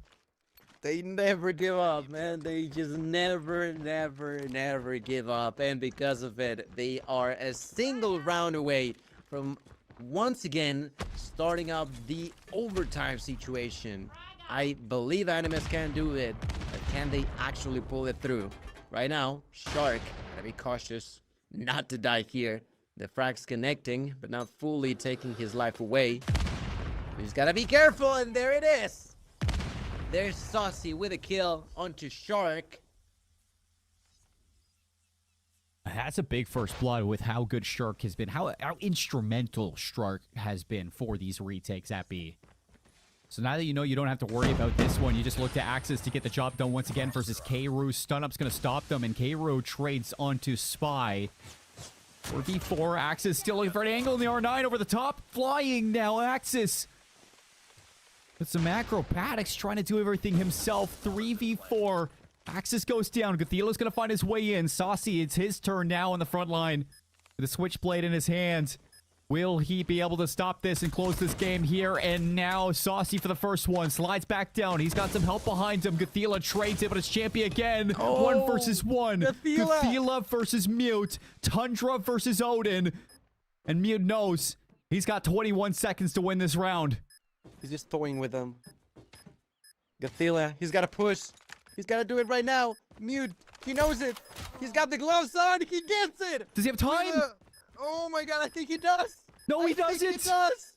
Yes, he does. And that's gonna be a defuse, ladies and gentlemen. Overtime is in the house, ladies and gentlemen. Gathila may not be the one with the most kills, but he will be the one to secure his team another shot. Oh, it is so close there for the retake. But it's the boxing gloves that get it. Mute, if you just finesse for a second longer. This is wild. This series is over. Animus, man. Truly. Boxers, the way that they're going to take you the distance. All the way to round 12. Technically 17. We go the distance. Overtime now. Shark. Oh, slowly playing through mid. The timing is so good. Nobody has seen him, but Shark has also missed Spy. That's Spy right. doesn't have to deal with it just yet. Although eventually Shark's going to make his move, and that opens up B. Or, sorry, A. That's right. Oh, Shark with a double. Okay, I see you, Shark. Perfect opportunity for him to keep the pressure going. The momentum rolling, and the bomb planted. Narcs gets the kill on Axis. Saucy to the ground, a double kill for Kairu. And ladies and gentlemen, it is now for the first time Animus with the perfect opportunity to clutch this one up and move on to the next round. Destroy the Animus, what a steal this would be. How many times were you on death's door? How many times were you counted out, denied entry, and still forced your way back in? Wanted. Back onto the attack. It's a rush out towards B. Looking for the first blood. Champion leading through the generators. And it looks like Animus is just going to give it up. Oh my god, this is just peak cinema, ladies and gentlemen. 5v5, bomb is down, 40 seconds on the clock. Karu gonna open the floodgates. Shark with a kill onto Saucy. Ladies and gentlemen, only 3 left. Axis gets a knock. Axis gets a double. Spy gets a 3. Spy now clutching up for the squad. Axis still alive. Goes for the kill. No, Narcs gonna deny that.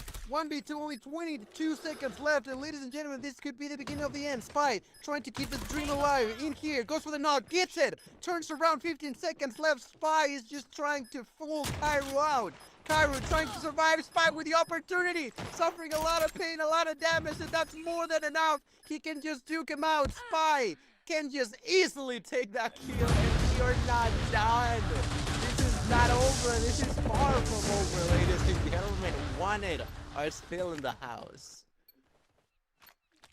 Oh my gosh, Gil. Objective. 9-9. Spy, what a play. All he's got to do is run around. And where Mute falls, Spy does not. Tie game once more. It's another bang out over towards B. Spy this time playing so passive. Can he get anything here? The nades, the stuns have slowed Animus down. Spy, a kill, anything would be good enough.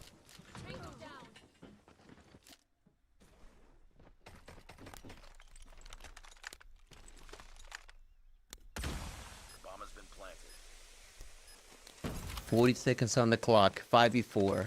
An opportunity once again for Animus to try to get the lead. Can they do it? There's Champy doing a lot of damage but not finding a kill. Now Champy to the ground, and all of a sudden everybody's dead. 4 kills happening in the span of a second and a half.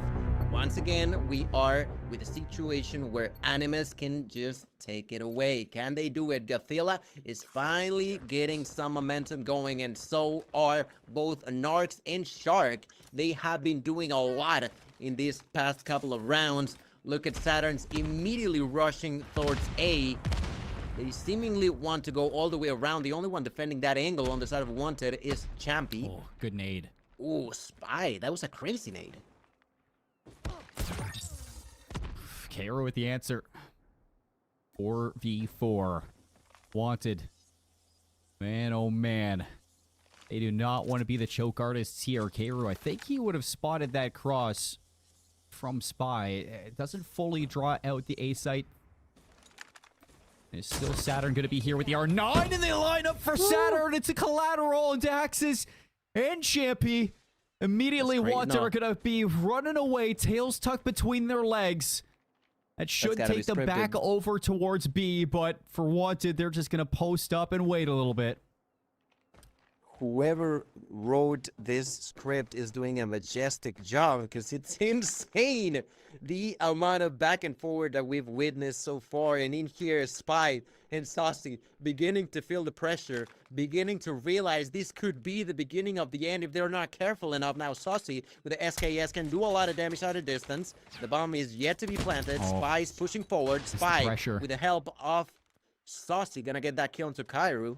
Gothilla just going to be tucked away. Here comes the reinforcements, though, for the 2v3. And Gothilla, they have no idea. He's just hiding in the generator. Spy goes down. And Animus have done it. The reverse sweep in Game 5. The comeback on Meltdown. You name it, they have done it. They move on.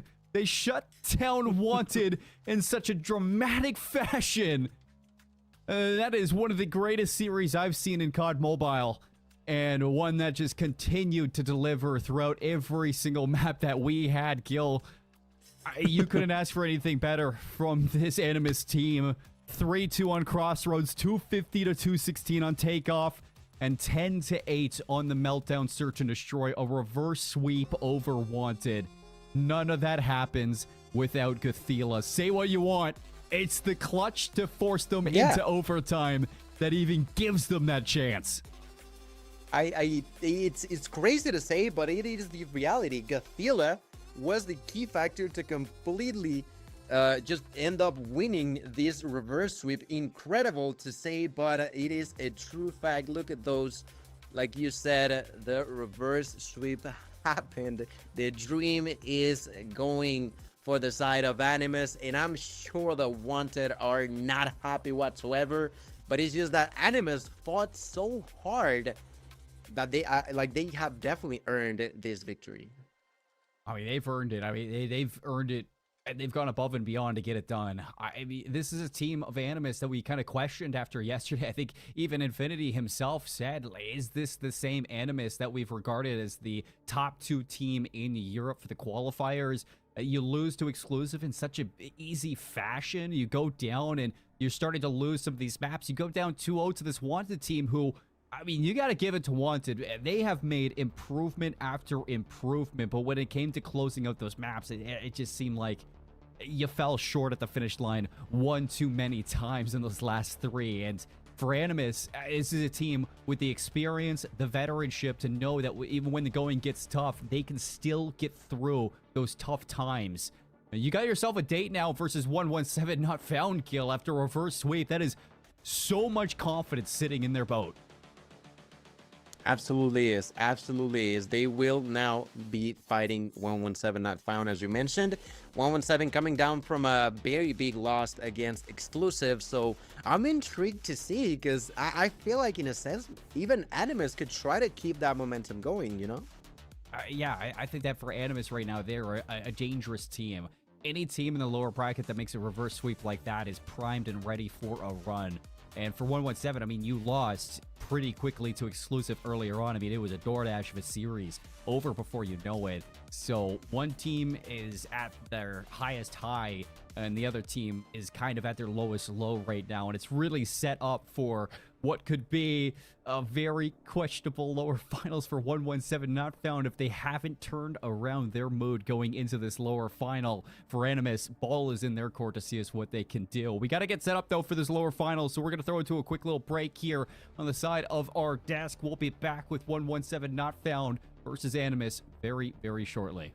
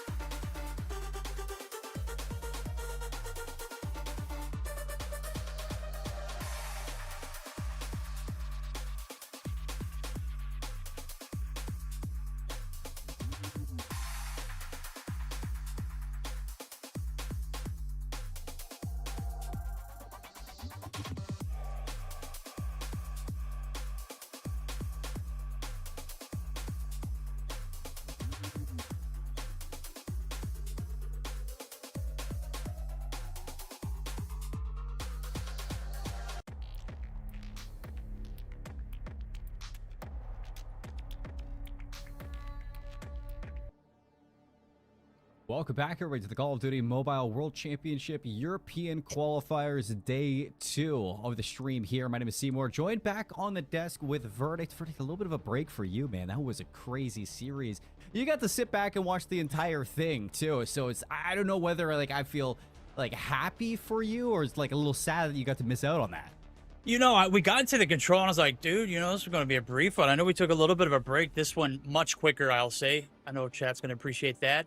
But then we got into the control and things started to unravel. And let me just tell you, we got to see one of the best series of the weekend. I wasn't a part of it, but I felt like I was very much so with you guys rocking and rolling the way y'all did. Banger series from beginning to end, the reverse sweep. I mean, it had everything. It was absolute cinema. Yeah, I mean, it was perfect. And a big shout out again to, like, Animus for doing what they did, because that was crazy. Cathila is my MVP. I mean, like, none of that would have happened without that clutch to force overtime in the meltdown. Huge comeback from their side, and the run does not finish yet because they move into the lower finals now. They take on 117 Not Found, and we keep the stream going, Verdict. I mean, it's Sunday, but this Sunday is far from over. Animus on the run through the lower bracket.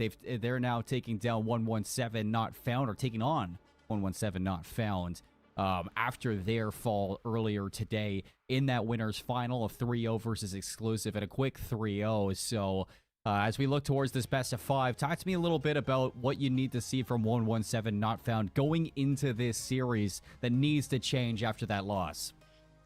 That's been so long ago. You had to have had a chance to get the guns rolling, either getting scrims or getting something. Something had to have happened from the time that the exclusive series ended until this point. What did you do? Because Animus, they haven't had a break yet. They're going to be coming in locked and loaded. Those gunnies got to be fresh off the rip, and it's got to start here in this takeoff. I can understand a little bit of a slow start, but realistically, you need to have some kind of control because you got absolutely bodied against Animus. It was quite embarrassing to watch. At times, you just couldn't see if they were even shooting back. Would love a little bit of a bounce back from the boys in a competitive series here, too. Yeah, you know, it might not be exclusive anymore, but for Animus, you know, it's something of your own thing to say, because you take out that takeoff, or you get that takeoff map number 1. This is where Animus just absolutely went nuclear, and I'm talking about, like, 200 kills across 4 players. Like, that map was ridiculous. And Gathila, again, I said he's the MVP of the series. It was the takeoff really where he started to catch my eye, and not just with that death machine in his hand, but he was an issue when it came down to sling, just in general, just in the neutral, even without those operators inbound. So one thing I'm looking at for 117 Not Found going into the series, especially for this map number 1, you can't allow Animus to have those rotations for free like they did versus Wanted on this map. Every single time, yes, Wanted were able to do a good job at breaking from the front, but for 117 Not Found, it's just like, it's not a recipe that you need to, like, that you can bank on. It's not something that you can rely on to win a series here, especially a map 1. All right, well, let's find out. Hot finish there for Animus in that last series. Got a chance to play this one, as you mentioned, to extend the series to a game 5. Can they start off on the right foot? The gunnies looking extremely hot. Cathilla starting to heat up too. That's a problem. Out in the open is P1 as we get geared up for it. And Shark, man, he's all in the waters. And Buddy is taking him to school. Yeah. Taking him to school, put him in the dirt. Animus starting off very strong. A good wave of kills. Saturn for 2 as well. Forces those spawns to flip out. Grizz up top. Good shot to the R9. Not going to break Animus just yet, though. So you need some players to get some bodies on the objective. And Yuck, he's going to be that one to get it done. 117 Not Found. So far, just boxed out of this P1. 22 seconds. And that is a beautiful start from Animus. Finally, you see 117 getting back onto this point. A wave of kills their way, but you still fully haven't taken care of Animus just yet. Oh, you got to take care of Shark, brother. I said he's taking him to school, and these little fish getting handled. Crispy fillets off the rip.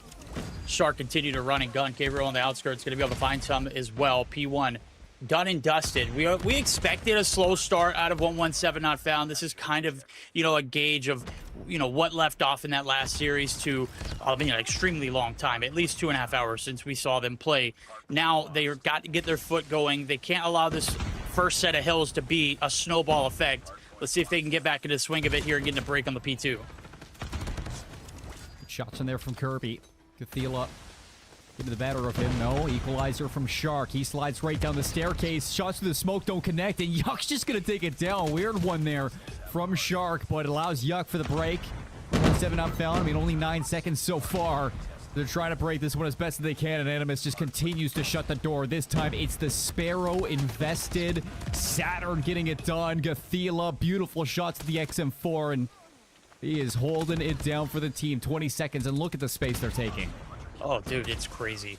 15 seconds remaining here on the P2 site. P3 is where the focus is going to be out here momentarily. Lucky trying to solidify these spawns, looking for some transitional kills. Animus just soaking up the point for free. And well, they're going to have a hefty lead and a little cushion roll on through. Grizz up top, gun from a distance. Buddy is getting pieced. Kirby also ripped apart. It's got to start here for 117. Ops out at the ready there for Grizz. Let's see how much of a wave he can cause. Let's see him get it done. Lucky. Ooh, shaky shots there. 117 with the setup. Grizz with the equalizers. Can they hold on, though, is the question. Ark's going to shut down those operators, and here comes Lucky now to invest the War Machine. Claw goes down, so Animus struggling at getting through in this hill setup that you have for 117. And the War Machine's making it so you can hardly even get a look at it. Body's going to be collapsing, though, and Animus are still going to be trying to fight for this. Shark on the outside. Grizz, R9 finds nothing, and Animus do find their way in for a second, but it will not stay for too long. 19 seconds. 117 finally getting some time on the bank here for takeoff, and it's a big lead right now, but slowly and surely 117 building their way back in. Yeah, they are. They're going to go ahead and keep chipping away at this, and this is what we're talking about. We can't allow it to snowball on through.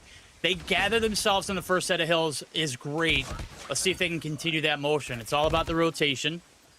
And you can still one player there. Saturn's still holding on to firm ground. Shark's there for Cavalry as well. The backup is in full. Saturn's with a 3-piece, making a full wipe. And man, you wanted to see a little bit more out of 117 here on this transition. Brother, they are getting absolutely griefed. They can't even find any kind of piece here in the hill. Yuck. Last man up. Shut down. Back to the respawn they go. And a shallow grave here for the boys from 117. Yeah. Gonna need to bank on some operators here to come through, and what better way than the Tempest? I was going to say shallow, but they had a shovel. They were digging a little bit. Animus, they break that shovel, immediately just put you back into the dirt, and Saturn has an EMP now. He's holding on to it for a little longer. You don't need to invest it just yet. No operators for 117. No need to close out on that. Shark, Cairo, Gothila has the death machine. Another wave of kills for Animus. Now leading by a hefty number, 127 and counting. And this is where we saw Gothila close out on that map number 4 versus Wanted. But he is not slowing down in this one. With the first set, take a look at it. He's got operators and streaks galore. Well, not ops. There goes the Pred. He's sitting on 22. Saturn with 26, 24. Fork with for Shark, rather. Hot start for everybody. Lucky on the right-hand side of your screen. Doing everything he can to reel it back in as far as the kill category goes, but gonna have to see some ingress on this hill. Shark just doing God's work. Here the P1. Jesus, somebody get a trade. Lucky. Finally gonna be able to end the reign to this terror, but where's the Cavalry at for 117? This Lucky's gonna be forced to push on down. It's gonna give a little bit of time. Last 30 seconds. They need all this. All of it and more. 117, I mean, it's 23 seconds, so yeah, you're hoping to get your foot in the hill and lock things down, but Animus are not going to let you do that at all. Saturn again mixing in with Cairo, 3 dead, looking for 4. And Cairo, why not take them all down? 3 in a row for Cairo.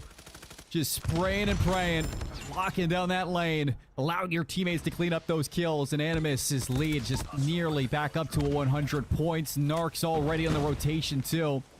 He's got the switchblade in hand. Won't get through Grizz. Beautiful double kill there in the R9.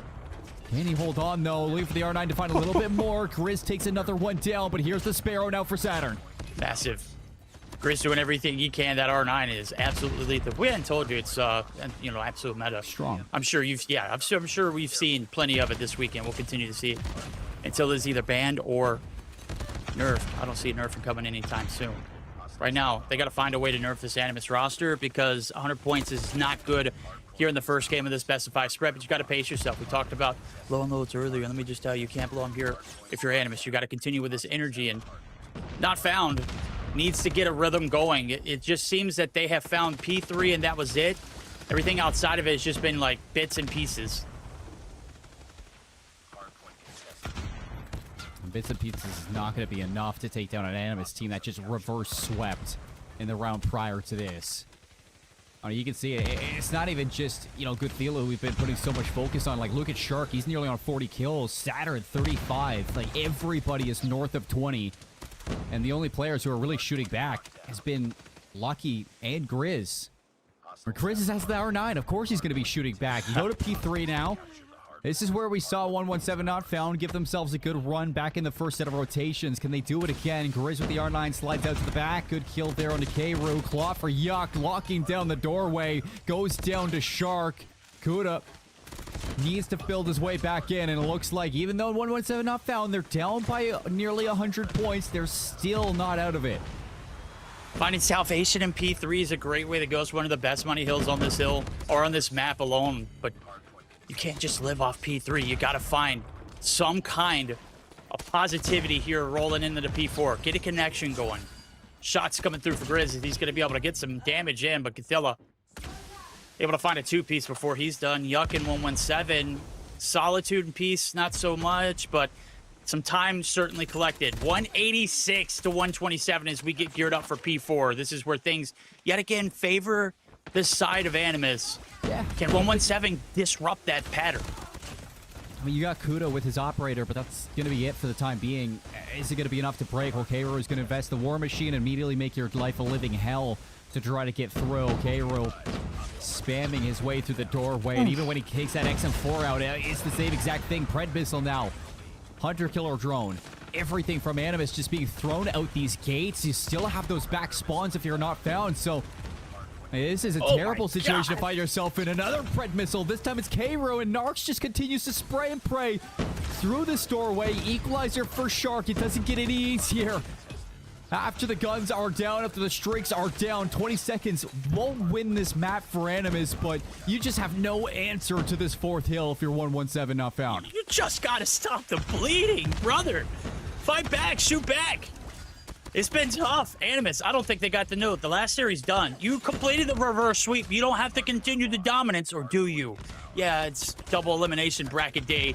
We getting geared up for our third and final set of hills. 225 to 140. Animus continuing the strike gold here in this hard point. Only 25 seconds away from closing this one out, and well, they're collecting P1 time like it's nothing as well.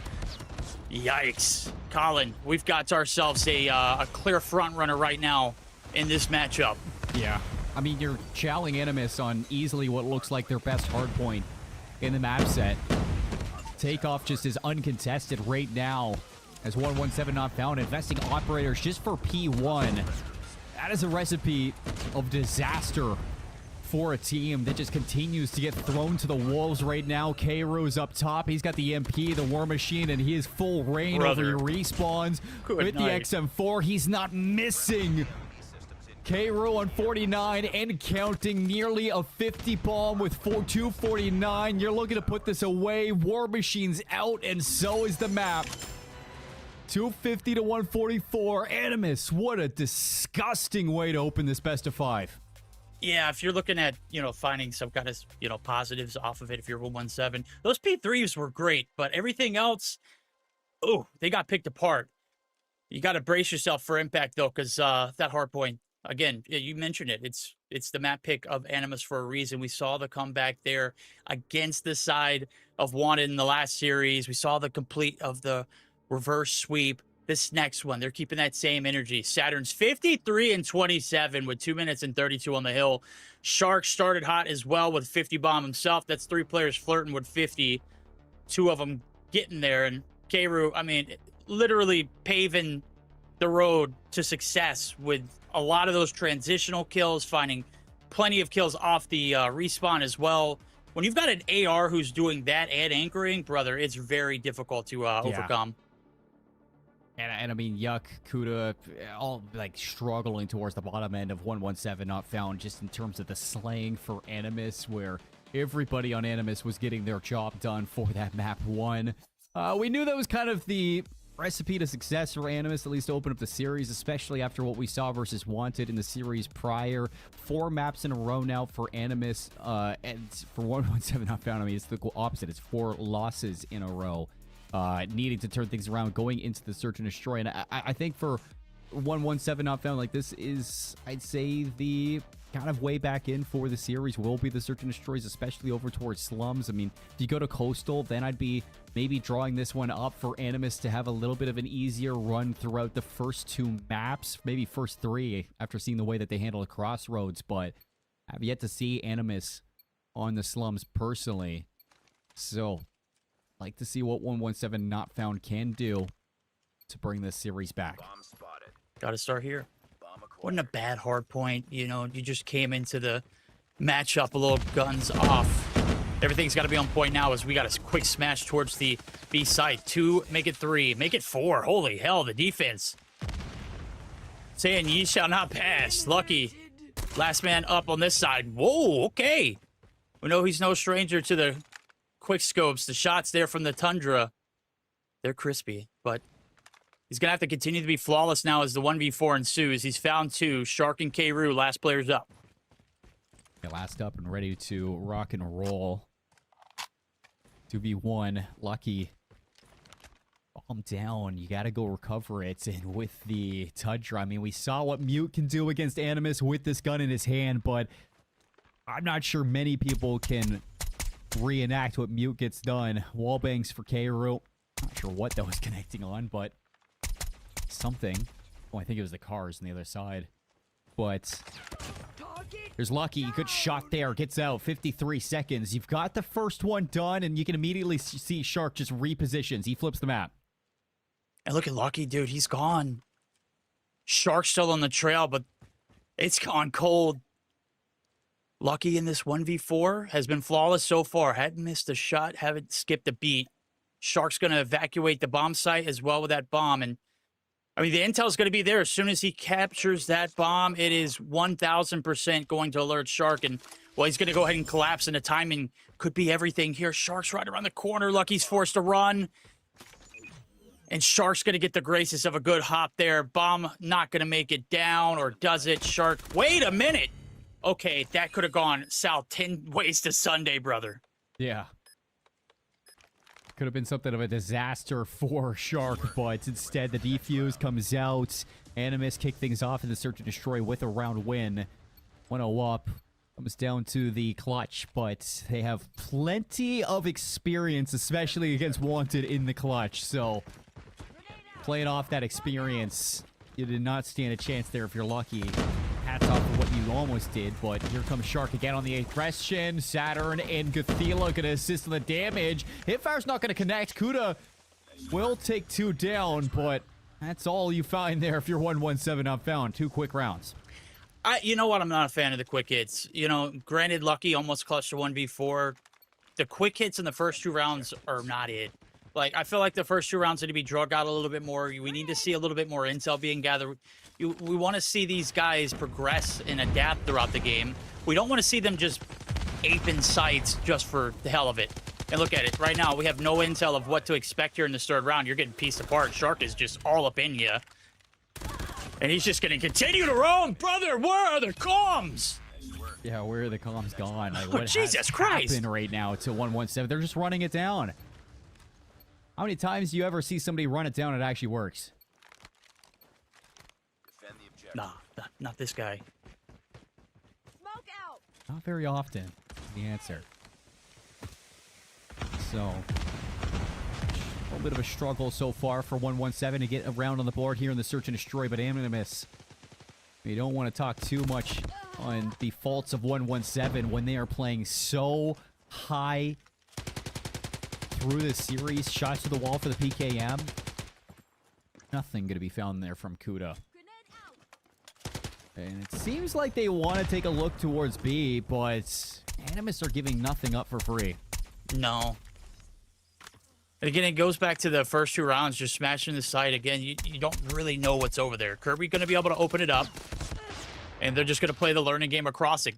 Kuda going for 1 as well as Wallbangs don't connect. He's got clearance. Saturn's slipping through. Drop the Gets a freebie. Lucky's right around the corner. He gets another one. This is tough. Saturn's is going to collect the sniper as well. He's the only last man standing here in this situation. But again, I mentioned that sniper. He's going to be able to piece Grizz, who lurks on through. Kirby now in a 1v1 himself.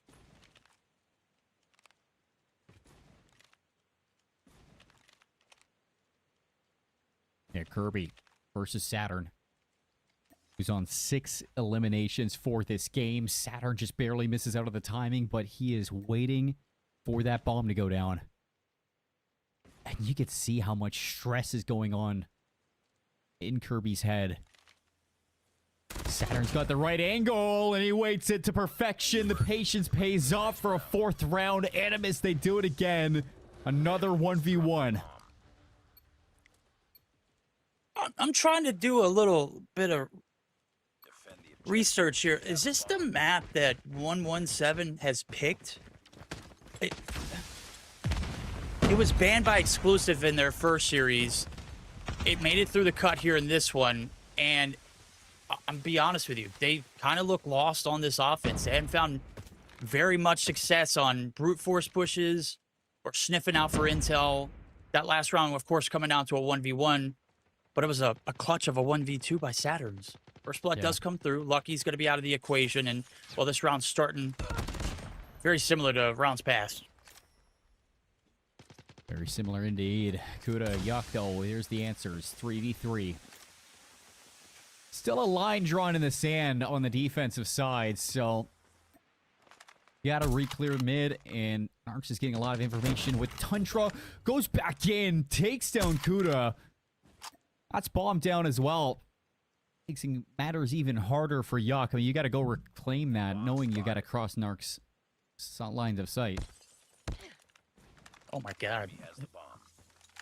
We talk about wallbang cheese too, brother. This map might be bricks on the outside, but the interior is wet paper towel. You can shoot through plenty of walls here. Yuck gonna try and even things up a bit. 2v3, wallbangs don't land. Forces one player back down there on the A site. They've got 30 seconds in Colin. I mean, things have not looked right yet here on the offensive approach. I'm not sure this is the round that it changes. I'm not sure either. Gothila. I mean, he just makes our certainty there. 5 rounds in a row for Animus. 117 have not found a round. So for Animus here, I mean, you just in cruise control. You got Saturn on 8, Gothila on 6, Shark on 6, K-Roo and Narcs. I mean, although they have kills this early on, I mean, it's a good amount of kills too. They haven't really had to do too much. Yeah. Well, the good thing for Animus is this is a team deathmatch, so they're, if we're, you know, kills wise, they would also be winning that too. But you got to be able to translate some of these kills into some round progressions. Technically team deathmatch, but none of these rounds have come down to the bomb being planted or exactly blown up. Exactly. So it's that's like not team deathmatch. Fair point, touche. Enemy has dropped the bomb. And we're in the land of wall that is paper mache. Yuck, bomb trying to get collected. 2v3 here for the clutch. This is the first advantage we've seen here for... Okay. 117. Oh my god, brother. That is the story of this series, my brother. Gothila has no idea where Lucky is, and Lucky has an idea that Gothila has completely gone away. He gives it away, though. He just drops down. Gothila couldn't have picked a better time to drop. Now he knows. XM4 versus a Switchblade Tundra. Nearly taking it down. Rotates back over. He spots out Lucky again. The damage is keeping him away from fully regenning. Gothila is going on a rotation. A marathon around the map. Lucky has no idea where he's gone. Well, he knows there. Well, Gothila knows, so I think he'd know. Lucky could have had the god timing. It was a perfect rotation. Just Johnny on the spot with the shots. Lucky. 1v1 here left standing. 40 seconds. Gets the rock down. Gothila spotted him. Shot's not going to be enough to take him out, and we've got ourselves a little bit of a scramble here in the 1v1. Lucky getting some shots through. That's going to be the first round found. 117. Not going to be completely grief through these first 8.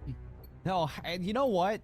I think Animus got a little cheeky with a couple of those.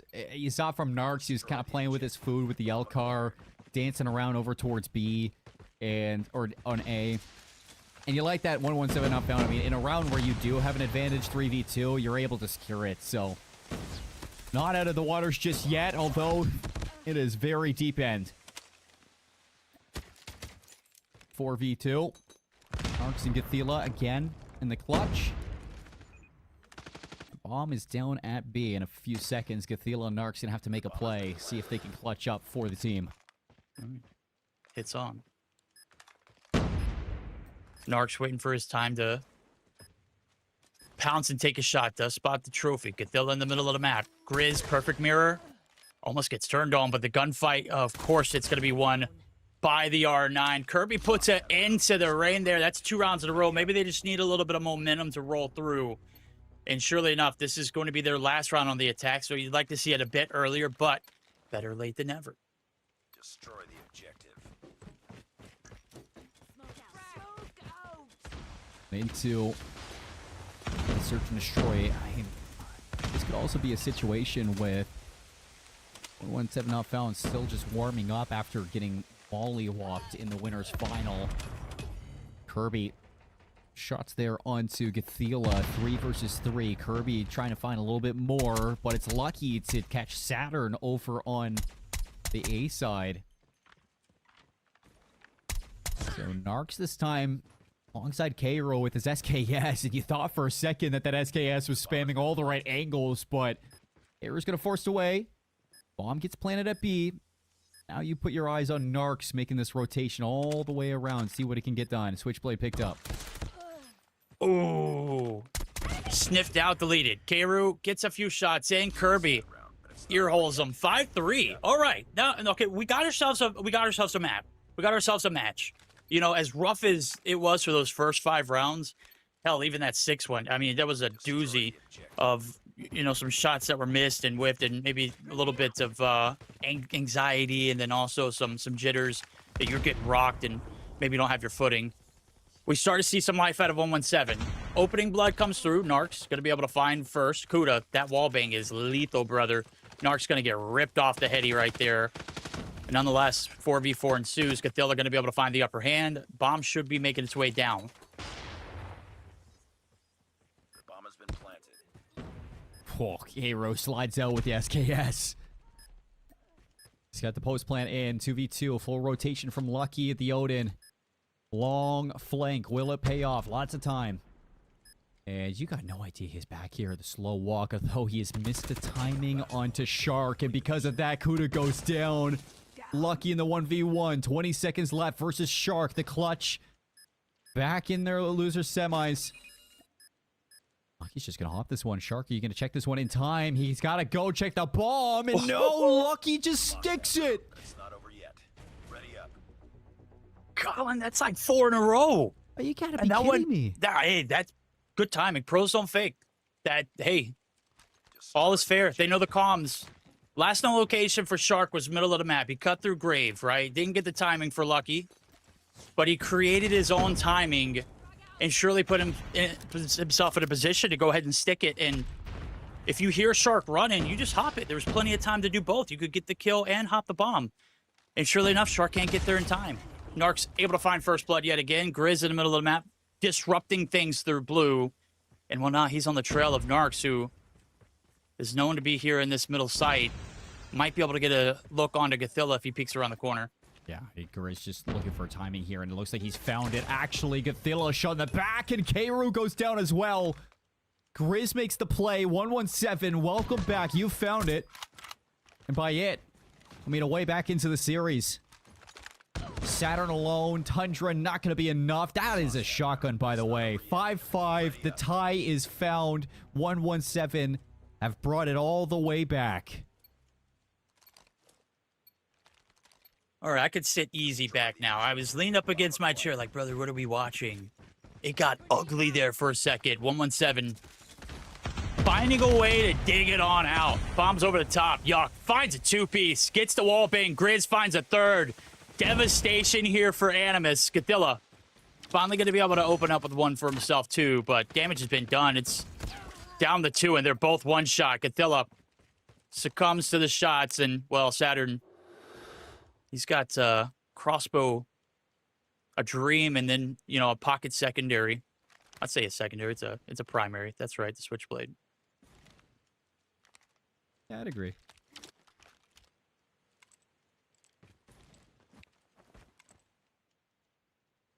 Issue is here for Saturn and Animus now. I mean, we've been putting so much focus on, like, their rights. How about their wrongdoings in the past couple of rounds, at least 5 in a row, maybe have gotten a little ahead of themselves for what they might think how easy this series is going to turn out after that map 1. I mean, you go to takeoff, you know you're going to take off. You go to slums, you start 5-0 up, and you start thinking, wow, this is going to be a walk in the park. Quite literally, considering the map we've chosen. Bomb dropped. Nearly, like, a park. Lost that round, but it's not over yet. But you've lost 6 in a row now, and that begs the question, what is going wrong with Animus? I don't know if it's necessarily what's going wrong with Animus, is what is going right. Again, I'll go back to that 6th round where it was a 1v1 clutch for Lucky. It was ugly, dude. He had no business winning that, right? Ugly shots on the back end, but plays his life to the fullest, and it's been everything going their way since. Right now, they're on the defensive approach, and, well, Shark is just going to go ahead and seep right into the spawn, and that is not what you want to see as the bomb goes down quickly along with it. And the pressure now, as the nades over the top does find one in Shark, the 4v4 ensues, and, well, 30 seconds left to go. Here comes the hit. Bomb down, retake. Coming through, Keiru in the back, SKS spanning to the smoke, finds 2, finds 3, oh, Keiru gets away as well, 20 seconds, rotations out, Lucky puts it to rest, and although you tried your heart out, Lucky calls your bluff. 13 kills for Lucky, the XM4 closes it, 7 in a row now for 117, the search and destroy just continues to blossom for this team.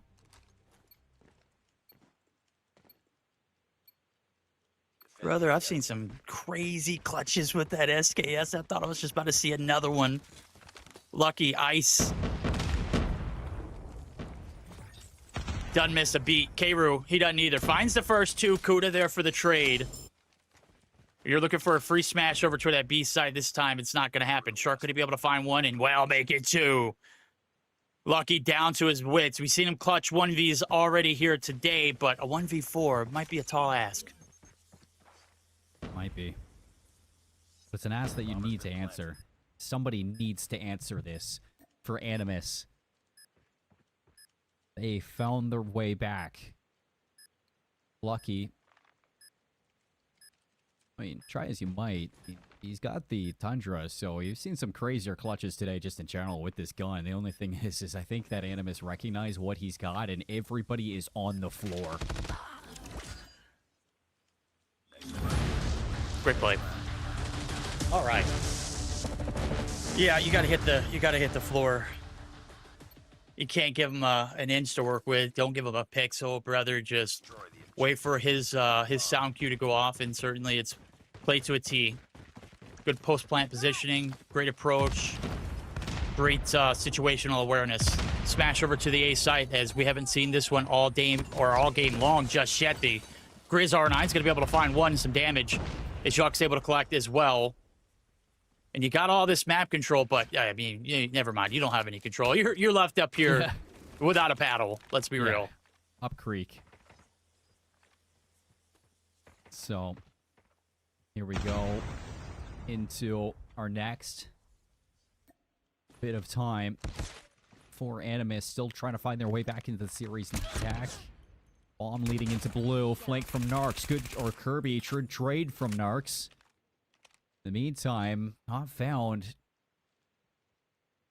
They just continue to draw out these bloods. And as soon as Narcs makes a play and that flank does happen, it's just all 3 members overwhelm blue, take out Guthila, and Narcs now has to 1v3 clutch in under a minute. Brother, it feels like this whole game is just be 1v somethings, 1v1s, 1v2s, 1v3s. Can you win the 1s here? Well, there's 2 on the other side of that one, and 1 in Kuda on the inside of that one. He's got some flicks. He's got some shots, gets some damage, but Kuda sends him into the next round. We're on map point. From 5-0 into the driver's seat. 8-6. 0-7. Finally waking up here in this lower bracket finals.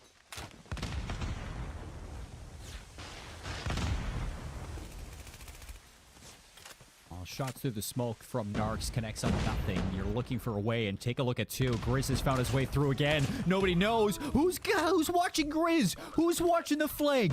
How does this happen over and over again? Grizz on 3 now, looking for everything, looking to close this map, and there it is. It's done. Over. Close the curtains on map 2. 117 not found from 5-0 down. Rattle off 7 rounds. They lose 1, but in the long scheme of things, who cares? 9-6. That is beautiful. 6-9. Nice. Good scoreline. They gave that round up for the memes. They gave up those first 5 for memes too, because brother, those were ugly. We'll break those down at a much later date and much better time off. 117. They found better days. They have finally struck in gold here in this series, and it comes on the back of being obliterated through the first 5. But through toughness and resilience and the strength and power of Lucky, who balled out 15-6. The 1v1 that sparked it against Saturn's. You thought that Saturn's was going to shut it down, but brother, even with the bad shots that initially led to the wrap back through mid, Lucky able to clutch it on through. As we get geared up for our 3rd game in the series, everyone's got skin in this one. Control Crossroads. And Colin, brother, I was very nervous going into that one. Those first rounds, very shaky. We've got a little bit of, wits about us. We've got ourselves a tied series. This is exactly what we wanted to see. And look, I kind of noted that for 117 not found, like their way back into the series is the search and destroy. You get that done, nice. That's great. I kind of prefaced too after those 5 rounds that maybe 117 not found have still struggled to warm up going into this series. You get warm after that search. I'm happy to see it. You trade. Now you got to think about the respawns again. And let me divert everybody's attention, kind of pull you back from the high horse that 117 not found are sitting on right now. And remember what just happened in that takeoff hard point. And how hard it was for 117 not found to keep up with the slaying that Animus brought in that map number 1. You go to Crossroads Strike, and you know how important it is to win the offensive rounds on this map when it comes down to lives towards the end of a lot of it. I really look at 117 now. Can they keep up with the slaying? Like, that's my question. Like, it's great in the search, but when it comes to the respawns, you got kind of spun on in that map number 1. So for map 3, that's what really worries me in my mind for them to keep this series in their favor. Absolutely. I mean, you said it. You found a way back into the series. What can you make of it, though? What does it matter if you're not going to be able to, I know we said earlier that this isn't TDM, but this is basically TDM with some objective play to it. So you got to count your lives. You've got to be able to play the hill. You got to PTFO. You got to play the freaking objective. All right, that's the name of the game here. 90-second rounds, they go by quick. And on Crossroads, you get caught up in a spawn trap, brother. It is in the days quick. We'll see who comes out on top. Obviously, slaying powder there for Animus. They had the momentum riding off of a reverse sweep, brother. That momentum since left the matchup after that search and destroy. It ended about round 6, right? It could have continued to plow on through, but 117 put their foot down, got ourselves series after a brutal beginning. But hey, we're not going to hark on the past. I'll continue to bring it up because I'm an old man. That's what I do. I talk about things that just happen, make it relevant, right? I was going to say, we're here. And it's tied game. And you got to give 117 their flowers for what just happened in that S&D. I mean, albeit game 1, a slippery slope. Halfway through game 2, we were wondering, is this just going to be another sweep? They answered the call. And you cannot deny that. Big plays out of Grizz with the R9. That's what I'm looking at going into this map 3 to kind of light the way for this squad. Starting off on the defense of Crossroads. You shut down Animus on an offensive round, and it's not too bad here. So see if 117 can answer the call where Wanted could not. And if you do recall from that one too, I know you casted it, there was a lot of offensive victories. Every Narc's getting single plenty one. of exactly. And right now they're getting plenty of penetration into the back line. It is going to be shut down though. 117 down on the life count, still maintaining the objective, and that's the most important thing as we see 60 seconds come through. Wait, this is exactly why halfway through the Cold War year, you saw Crossroads strikes removed from the map of rotation, because on Control, like, the attacking team just has so much to work with. As soon as you get in towards A, it's impossible to retake the zone, and you're walking into chokeholds that when you have guns like the SKS watching that lane, how do you get by Kru? Already 23 lives versus 7. 117 just get bodied in this defense, and at some point you gotta recognize if you're a team playing Crossroads strikes as a Control, you give up A, that's fine. Just give it up. Stop just throwing your lives away at this hill, because over and over again, at least today, we've seen teams just continue to drain their life pool off of this play alone. Yeah, and you're getting packed up in that kill department. I mean, you hit it right on the head. You mentioned the slaying power for Animus, and brother, it's other level in the lobby no against. Well, yeah, exactly. That's finally 2 come through, and those were not earned; those were given away, right? Kru going to go ahead and finally end it. Those were not pity kills; those were just timing, so that way we can get some operators cycled through. Animus know what they're doing, brother. They got the strats down and bag, and the Okay, now I gunfights gotta to back say, it up. Kirby has no kills, like, across that entire round. Like, Lucky you had no kills too. That's ridiculous. Yeah, you got 2 players with no kills at the end of it. Like, what do you do? And you've given up operators, you've given up Shrakes, Animus, although, like, you don't really favor the defensive side. You've given them enough tools where they could potentially just steal this one. Already, the Death Machine of Cthulhu, that's going to be paving over into the spawn of 117, and you're spawning right into these operators, right into the Shrakes. Shark going to invest the Pred Missile now. And it only finds Lucky, but you've already whittled down those lives to 15. Yeah, you gotta shock this one. It's not salvageable. This is over. This is over. The first 2 rounds are gonna be steamrolled. You put yourself in a big disadvantage. The good thing is you don't have to worry about 5 operators in the next round, so you can possibly find a way back into it. But brother, the way that they are cycling through these, and they got 7 kills. What? In the second round, brother? 7? You telling me you got 7? 7? I've never seen a Control round that fast. I mean, that is ridiculous. Straight up. I don't even know how to break that down. I mean, you gotta rinsed. Censor it. That's how you break it down. Like, I think this is not even. You don't even need censorship because it's a rated M for mature game. Oh yeah, rated M for mature because everyone can get these hands. But brother, I mean, they're fighting a losing battle at this point too. I mean, they're always on the back foot here, and off the opening break, brother. I mean, something's got to give. Grizz, last hope here to shut down this pressure. They're getting double time. Finally clear off the site there on A. Okay, Grizz. Finally going to get shut down himself, and Kru a part of a 3-piece. Gee, I mean, what are we doing? This whole time, I mean, they've just kept the clock at a minute 5, just standing on A, slowly building up that progress. Because at the end of the day, for Animus, I mean, this team looks second to none on the offensive rounds for Crossroads. Stop playing them on this map. That is what I'm learning right now. And if so, start on the offense. Don't start on the defense. It's a trap. This map is a trap. And Animus, they know that. They know exactly how to play this map mode combo. They're doing it perfectly. Down to just 2 lives. Shark's going to collect the spawners. Grizz alone in this play. Narcs takes him down, and it's all on Kirby. 3 kills, 3 rounds. Chalk it up. This one is done. Getting packed like middle school lunch right now. Finally, the kill comes through. Kirby went down, guns a-blazing, but the thing about that is he went down 3-0. Brutal. Bounce back. Animus, they don't allow 117 to make even a little slight comeback, as we saw in the Search and Destroy. That was gruesome. I feel like we just finished the Search and Destroy. I feel like I need a shower, brother. We just finished the Search and Destroy.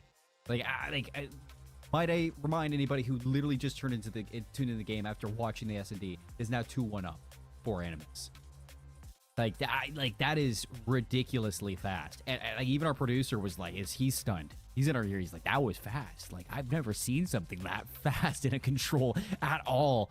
Record time, 28-8 from Shark, 18-9 from Saturn. And, I mean, if you really want to know what happened in this game, just look at the stats from 117 Not Found. I mean, they just can't hang when it comes to the slaying that Animus brings. Yo, shout out Grizz, brother. Shout out Grizz. Shout out Everybody, Grizz. yeah, everybody else. I mean, ban Crossroads against Animus, as you mentioned. It can't make it through the pool here on out. It's something that's made it through the pool that I'm surprised to see. It's Summit. Game 4. I was expecting Hacienda all Sunday long because that's been the map to go to. Now, I'm not saying Hacienda is a bad map, but it's just, I want to see some diversity in the hardpoint maps. I want to see some takeoffs. I enjoyed that one. We saw that too as well earlier. But Summit for the first time this weekend that I'm seeing, I've seen a combine. So this series could very well end, or are we going to go back and forth, tit for tat? I don't think so. Personally. Like, I don't want to be the one to just, like, call it, but, like... I love that. I love that about you, Colin. Like, like, the writing's on the wall right now. I mean, fortunately enough, we've seen 117 Not Found play a Summit hardpoint. That was yesterday at the start of the day in Winners Round 1 versus Lux Eterna. And it was a 250 to 120. Like, they looked great. Don't get me wrong. They looked fantastic. This is obviously their map pick for the hardpoints going into the series. But after watching that takeoff and watching the Crossroads strike, like, this is a different beast of a team. Animus, I mean, we talked about how humbling it is to see Animus losing to Exclusive the way that they were and going into the losers bracket and, you know, having maps taken off them by Wanted. But I think that just says a little bit more about Wanted and Exclusive than it does about Animus. Animus is very much a top team here in Europe, and they're showing that in the performances that they have. Reverse sweep against Wanted is incredible, but even more, it's just putting your foot down versus 117 Not Found and showing how good you are. This is another beast of its own. I completely agree. And what I will say and what I'm excited about is Europe has a definitive top 4. The bad thing about Europe is right now, they also got a definitive number 1 team, and everybody else is just trying to fill the void and find small victories where they can, because that's where it's led up to. Exclusive had just been dominated, and if it's not Animus, it's 117. If it's not them, it's anybody else who's up. Right now, it's about who's going to be fighting to find a way into that grand finals and maybe disrupt some things and make it interesting. Animus could very much so do that. Hell, if 117 can wake up and get the guns flowing, they could do it as well, but it's all about this hard point. Summit is where this one will end, and I'll go ahead and tell you, you said you don't think it's going to happen for 117, and so far they have proven you right. Yeah, I mean, this is just going to be ugly to watch, in my opinion. I think that right away you're kind of looking to see Animus step up and solidify themselves as the number 2 team here in Europe. 117 Not Found might be able to force out that round game 5. And if they, you know what, if they sit here and say, you know what, Cmoore, you're wrong. We are here to play. We are going to take this map 5. You know what, I'll eat my words. And you go into a map 5, you go back into the search and destroy, and 117 Not Found suddenly has a way to close this series and steal it away from Animus. The issue is, I need to see a better performance from the supporting cast of 117 Not Found in terms of the slaying. That's the only way that you can beat Animus here. Absolutely. Very mixy P1, 34-16 as we get gathered up. Over to scaffolding we go, where there's no ceilings to hold you back, and surely top control grade superior. Map control is where it's at. You need that rotation to P3. Animus doing God's work here on this objective as well. Saturn's got the R9, and buddy, he's hitting shots left and right, front and center. Spawn's going to be locked in blue for P3, but they got to find a way to stop getting gouged here on this scaffolding. As of right now, they are getting pieced. The body parts are just destroying. Shark and Kairu, oh my goodness. The equalizer just shredding on this P2. Kirby gonna spawn up, see if he can get into the play, but Shark still with the equalizer out. I mean, still with his operator, and he's got himself the hunter-killer drone. He has the Pred missile too. Hunter Killdrone's gonna find nothing, but at least you got the streaks off that. And Animus have the rotation over towards New. Saturn dancing around with the R9, and it's a beautiful finesse around the pole to hold on to the initial time for the hail. Immediately calls in the Pred missile, and that's gonna take the pressure away from your backline. Oh, Saturn's brother. I've never seen a pole dancer so hot. Love to see it there with the R9. P3 is yours. Battle the early rotation. You got it, Grizz. Be able to slip through the middle of the map is going to be dealt with. He took one with him. Next man up. Player number 4, Lucky, trying to get those backlines. So the first 15 would be crazy, but he's already been sniffed out. Dealt with. Now it's all about the front side pressure. And back to the objective they go. Animus locking it in. Kirby falling short of finding anything there with that death machine. This is getting brutal. It's just so simple. The communication on Animus is really stepping up here. And you can notice it just by the way that they're picking up flanks, trading, baiting, switching, doing everything to keep 117 not down behind. They do break in for the back, but close spawns from Animus should be able to fight their way through for the scrap time. And they even get spawns over towards News, so Animus are kind of getting a little bit blessed on Summit, I won't lie. Oh, boy. You even see the kills go their way on the rotation. I mean, they find every single kill they need to. And just to rub salt in the wound, Shark's calling in the Pred missile. What a dirty dog. They're dead. Yeah, well, no, they're not dead yet. You gotta put the finishing touches on this one. For the first set of hills, you're up by 70. Shark is just continuing the piece. 25 of 4 spree. And nobody's going to be able to answer back. Kirby slides on through. Goodbye. Grizz. He's been everything here in the respawns. Oh, the flick. Bunny 4 for himself, but it doesn't mean much as the spawns are super close. And this equalizer's only about 60 bullets left. Can it hold the line? Kirby down to Saturn there. R9 in hands. 3 dead again. Animus just continue to run up the clock. 19 seconds. And another triple kill. Narcs this time is going to combine for 2. Gathela pulls out the death machine because why the hell not? 141 to 55. 117 not found, not seen, not heard from in a couple of hills. Back into the first rotation. Gathela up top. Crossfire with Narcs. It's another 5 in the feed. Down. Spawning Brutal. up. Back P3. Narcs, he raised these spawns and he knows he just push out. Find these kills, make it even harder for 117 not found to push this one as a team. Yikes, they're getting picked apart. Whoa, what are we doing? Crumbling. The pressure's just too much. Narcs, that was illegal, brother. Where's the trades? Come on. They're gonna watch that VOD back and be like, brother, you just got pissed on. Yuck. Gonna get some help from Grizz as he's gonna be able to find a 2-piece to hop on down here for Kuda. No dice. No mames, brother. This series is getting absolutely destroyed. You mentioned it. We're going to need a wellness check-in for 117 because this is gone from bad to worse to absolutely criminal. This has gone from bad to worse to, like, I don't know what I'm watching right now. For Animus, it is... Like, this is the team that Brody told me about. This is the team that Nfinity has, like, foretold we'd see. On day 1, I mean, it was like a question mark, like, what's going on with Animus? Like, what is happening right now with this team? Well, I mean, I guess they were just lying dormant. Because as soon as Godzilla woke up, I mean, we saw the wake that he left in his stead. Animus. I mean, you could talk about it in the same sentence there. I mean, this is basically what it looked like watching Godzilla.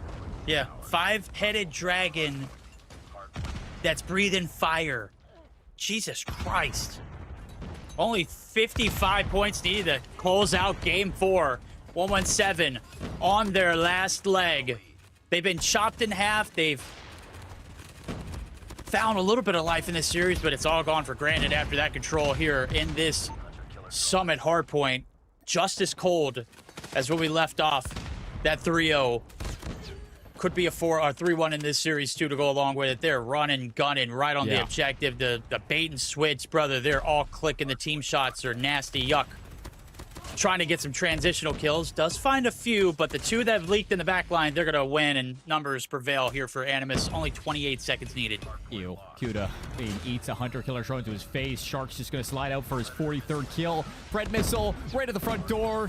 Finds nothing, but teammates going to find the kill. Trades happen. Spawn in the back is immediately going to be dealt with. 20 seconds is all you need to put this one away, and as you just continue to flood from the front, Grizz, the equalizer, just chopped up to pieces, and Shark says, hey, this is how you use an equalizer. Running them down, looking for 50. Shark's gonna take it. Everything is done. We got our grand finals set in stone. Animus, the second team to answer the call. They're going to go all the way through the lower bracket into the grand finals for a rematch versus Exclusive and 117 Not Found, man. I mean, hats off to this team for getting as far as they did in the bracket. Day one, they were amazing. Amazing to watch. Day two, though, just not their day on the Sundays. And both times they step up. I mean, the Search and Destroy was great against Animus. I mean, amazing stuff coming out for the team in the clutch. But the respawns, I mean, next time we see this at 117 Not Found team, that's going to be the biggest story. How do you get better in the respawns? Well, one, you can't allow 9 sprees to come through from the equalizers. This is how a real man does it. Shark showed you. Grizz, I mean, I ain't no disrespect, Grizz, brother. I know you had a bad map there. Last game, you held it down for the squad. 52! 52! Brother, he had more kills in that hardpoint than all of 117 had in the control collectively. That's brutal. I mean, yeah. I mean, to put it like frank, like, yeah, I mean, that is quite the stat line to look at. No, that was not pretty for 117 Not Found, and we could dress it up any way we want, but for Animus, that was incredible. I mean, that was amazing. I think that when we're talking about yesterday after the fall from grace that Animus had against Exclusive, one of the biggest issues was their slaying in the respawns and the way that they were kind of losing that battle to Exclusive. Search and Destroy was good. I mean, they stole that away from Exclusive. But going into today, it was like, okay, Animus needs to fix things in their hard points. They need to figure out how to start slaying yet again and working as a team to get some value out of these operators. They've solved that equation. They have. Too, this is a brand new team. And now going into the grand finals for a best of 7, I think you're getting the best of Animus at just the right time, whereas Exclusive have been sitting now for quite a while since we've last seen them in the winners final. And that's what I was just about to mention. You brought up a good point. It's the curse of the lower bracket run, or is it a godsend? Every region so far, the team that got sent down to the lower bracket makes this god tier run and have been invincible. I think today we're really going to test that, because I mentioned earlier the definitive #1 team is Exclusive, and they manhandled everybody. There were no ifs, ands, buts about it. Anybody with a with 2020, not even, you don't even have to have 2020 vision. You don't even have to have a clear knowledge of Call of Duty, right? You can understand and watch just based off of what we've seen that their game, I mean, has flaws, but they look definitively the best. They're going to be put to the test here as they're moving on to the grand finals, face off against Animus.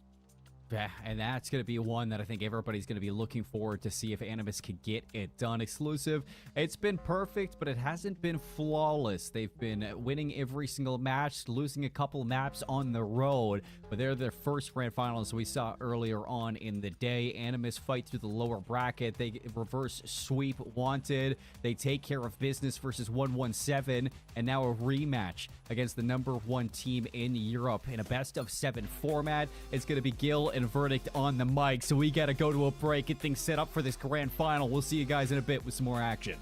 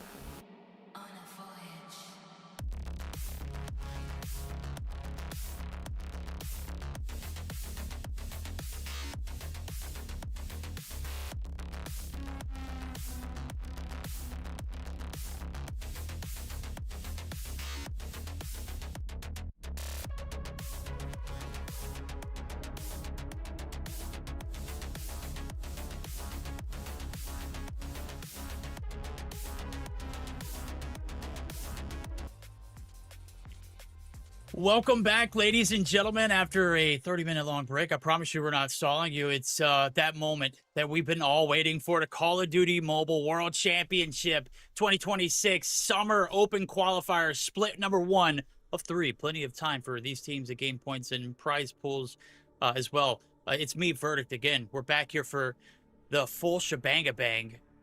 And what a better and lovely sight to see. I'm not saying that, Colin, much love to you. But Gil, brother, we go back to day one, man, my guy. We've been through so many grand finals throughout our journey here in Call of Duty Mobile. It's only right that we get to do it again, right? Come on. Absolutely, absolutely. I missed casting alongside with you, Verdict. It's always an amazing time. I love your style. I love having this side-to-side commentary. And you said it yourself, grand finals for this first qualifier of the Call of Duty Mobile World Championship 2026 for Europe. This is going to be exclusive and animus. And with what we've seen so far, Verdict, I gotta say that I'm very excited to see what's coming upon us. Yep, there it is. That's what's coming upon us. The one map advantage for exclusive, brought to you by not losing a single series up into this point in the bracket run. We're going to start our journey on an Arsenal hardpoint. Coastal, search and destroy, a guaranteed standoff control. Everything else Animus is going to have to earn. Take off hardpoint for map number 4. 5 there for raid control. And if it does go to distance, which would be absolutely bonkers, meltdown, search and destroy. Crazy turn of event there, as we've seen pretty much everything unfold here for Animus. Reverse sweep, an absolute butchering of 117 not found. And now we're getting an opportunity for them to strike back. The upper bracket quarterfinals matchup that we promised you guys we would see today is here. Arsenal hardpoint. Game 1 of the grand finals here in EU.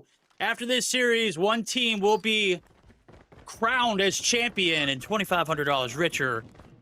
We'll see if exclusive can get it done or if Animus gonna bite back here early on. Let's go. Let's get right into the action, Verdict. Animus and exclusive going straight into the good old Arsenal here. The fight will begin, and Animus gets the first few seconds. Gatila trying to stay alive in there. Gonna push for the kill onto Sace and gets it.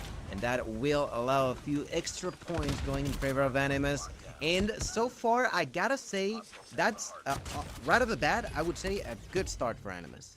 Oh, it is, and this is what we expected, man. They've come through with the heat. Everybody knows the advantage for the lower bracket. Granted, the map does go in favor of exclusive. Everything had just seemed to be pacing perfectly for teams to do it in the lower bracket. We saw it in North America last week. We saw it in India as well. Well, we see it here in EU. So far, so good. Setting a tone and precedent early on.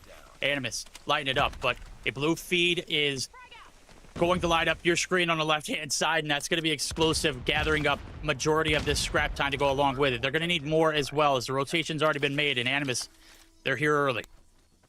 They are very early indeed. And in here, oh, Whitey trying to hold on with the R9. Oof, completely executed by Saturn.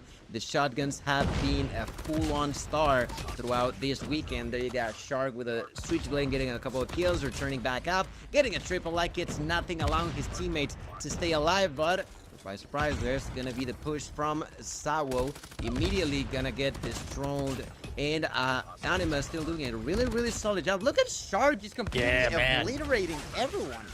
He has been everything this weekend for Animus. He's done it all. Finally going to be taken down, but damage done. Backline's locked in for Animus. Shark leading the pack. Brother is eating him alive. Finally exclusive, trying to get a little bit of breathing room. They're not going to find it in the last 15 seconds left to go. This hill is very hard to play through the front with how open it is, and then also all the cruddy little corners you got to cross. And Shark back to no good. Brother is just piecing as he does find another 2-piece. Looking for the transitional kills. The spawns have been dumped. It's all up to the other 2 players here from exclusive, and well, Neil's doing everything he can to go ahead and solidify this rotation. It is not going to be easy, that's for sure, but so far, Anima's doing a good job. Now, rotation is going to be done early by exclusive. Inside of the kill, there's going to be Sace trying to survive, getting that kill onto Norx, turning around, finding a double, going for the triple. No, Kairu is going to be the one to turn him down. Kairu trying to push through. He does have the War Machine available. Let's see if he gets it out for a ride, and that's exactly what he does. Has the opportunity to use... Oh my goodness. That's a knockdown by Sace there with the depth. Oh, whips it out. Gets absolutely obliterated. Saves at a distance. Mowed him down. Animus. A little bit of blunders here in this P3 side. Veer, he ain't having any blunders here. He's found one too many. Make it 3 as the splash damage comes through. A 4-piece. A full wipe. Animus getting griefed here. The lead disappearing. And transferred. Exclusive. A little bit of a slow start, but starting to get their legs about them and their wits about it as well. It's going to be short-lived now as the last little bit of scrap time is going to be awarded to Animus. Shark doing what he does best, griefing at its finest. Now over to P4 we go, Gil. Yeah, and I mean, that was a majestic point there for Exclusive, getting over 30 seconds completely uncontested thanks to the help of the operators in there. Now Sawu will try to push in here alongside with his teammates. That's Neil, who got bumped by Nox, who's using the claw. Nox with the claw. Oh, not gonna be enough. The value of the operators coming down from Animus is pretty much non-existent, and that is going to end up hurting it like crazy. There's Shark, completely the same Oh story. my They're God. sliding with his own claw, and that is just gonna be more and more trouble for Animus if they continue to drop the ball with those operators. Yeah, that's like 3 up, 3 down almost instantly. Thank God Saturn's got an operator. That's not an operator, that's a damn shotgun. It's a travesty that this broken weapon has made its way through, but hey, we'll see how long it's lived through. It's an absolute monster of a gun to take down. Animus going to continue to live off this break. Shark finally going to be shut down, and the retake going to come through in blue. Exclusive. Back in the lead, back in the control. Going to have to battle it out on the back foot here off the rip in this P5 rotation as things are certainly needing to change, as we do see the 2 kills on the back line. Could be the spawns for Exclusive. First advantage going to go in favor of Animus, though. That is right. Now in here, let's see Pierre trying to go through the door. Gonna go against Darks, and Darks has been crazy. Gatilla with a double will help out his team. Neil still remaining alive. Going closer to the 100-point mark, but it's actually gonna be Animus, the one who gets it first. Beer was trying to push, but Cairo is there to say no. Cairo with a triple will get executed by a nade. Does not matter too much. His team are still with things under control. A nade will knock down Shark. Still not gonna be enough. Gatilla gets blown up. Those nades are just popping like crazy, but it's just not enough. Look at Saturn's here now waiting with the Sparrow, getting another kill now onto Starwell. Neil also bites the dots. Cairo with the War Machine just completely destroying everybody who walks by. There's also the shotgun kill by Saturn, and verdict. This is getting now with a very decent lead going in favor of Animus. Animus, you got to commend them. That was a great way. You invite them into the objective. You get a split for a second. You got a full flip.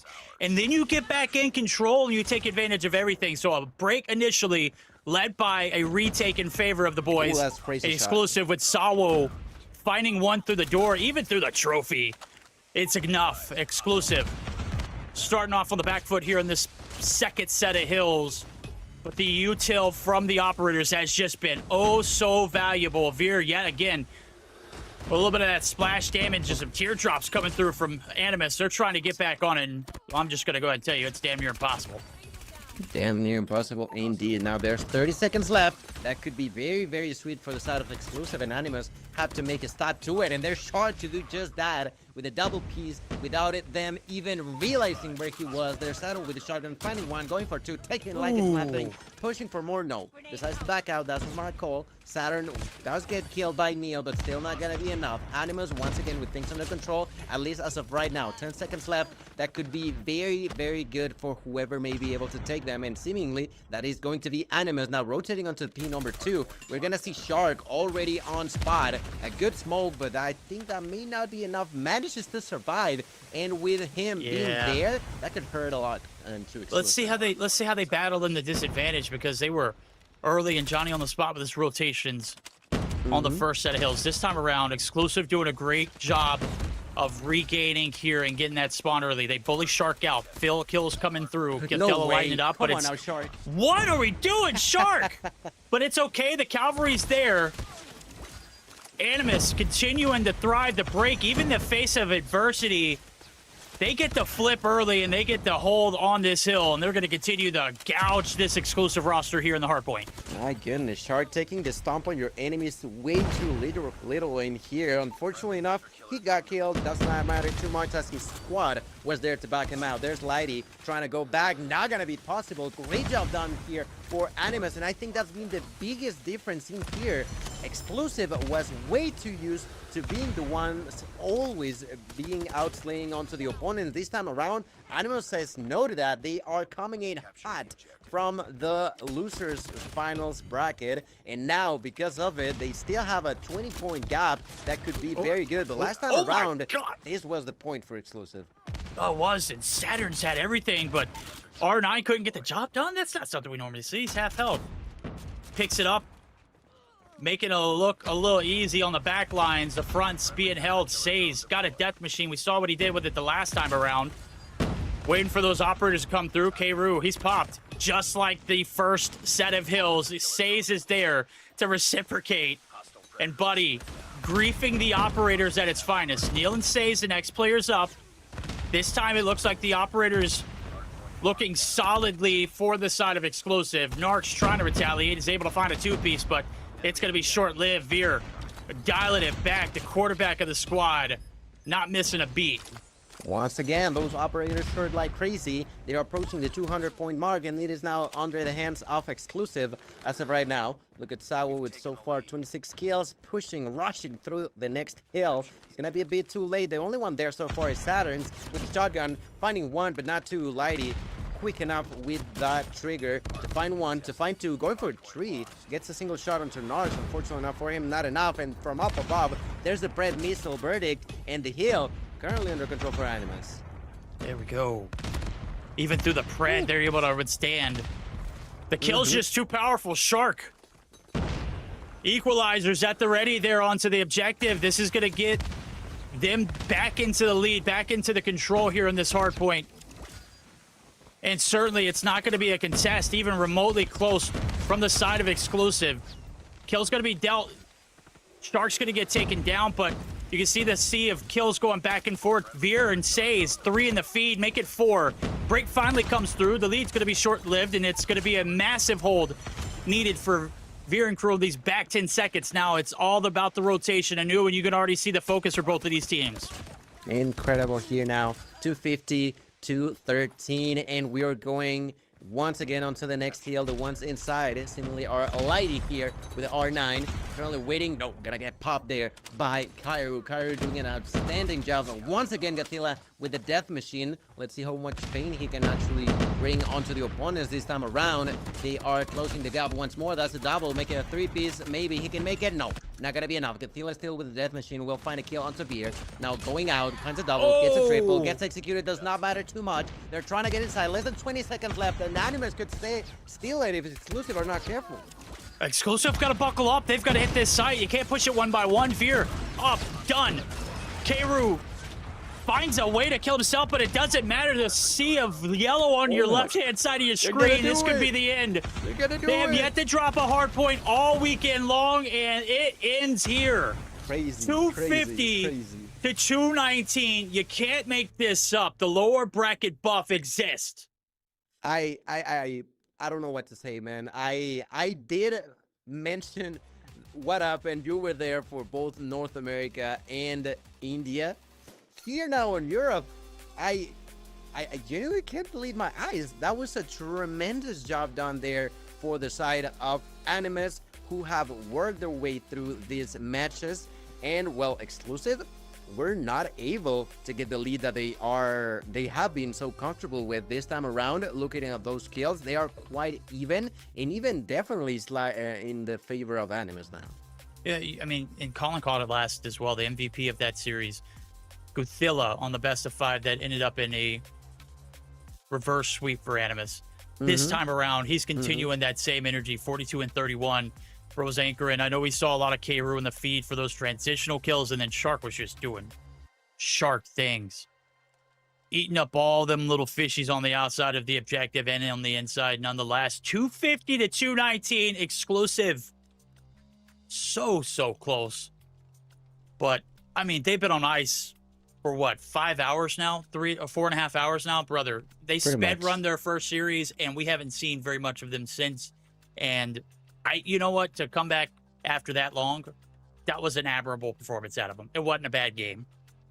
Absolutely. And now they got to start thinking about map number 2, right? They have tied up what would be the overall scoreboard, one for each. Remember, Exclusive taking that map advantage because of the winner's bracket. And now we will be moving on to Coastal. Search and Destroy. I would say that this map has been really good for both teams, quite frankly. When we saw Animus playing it earlier on today, when we saw Exclusive playing it as well, I feel like we should get something quite similar to what we witnessed on map number 1, and I'm here for it. I gotta say it, Verdict. I've been enjoying map 1. That's exactly what we were anticipating, what we were expecting off of this too. But props to Animus. Although I was hoping for a close matchup, I was not expecting for them to actually end up with a W, and they did. Hey, that's the graces of being in the lower bracket. I mean, surely you get the map advantage, but look at us, we're tied up. You go through that lower bracket, you go through all the trials and tribulations that are involved with those squads. You get to test your resilience too. The reverse sweep was everything for this Animus roster as we hop into game number 2.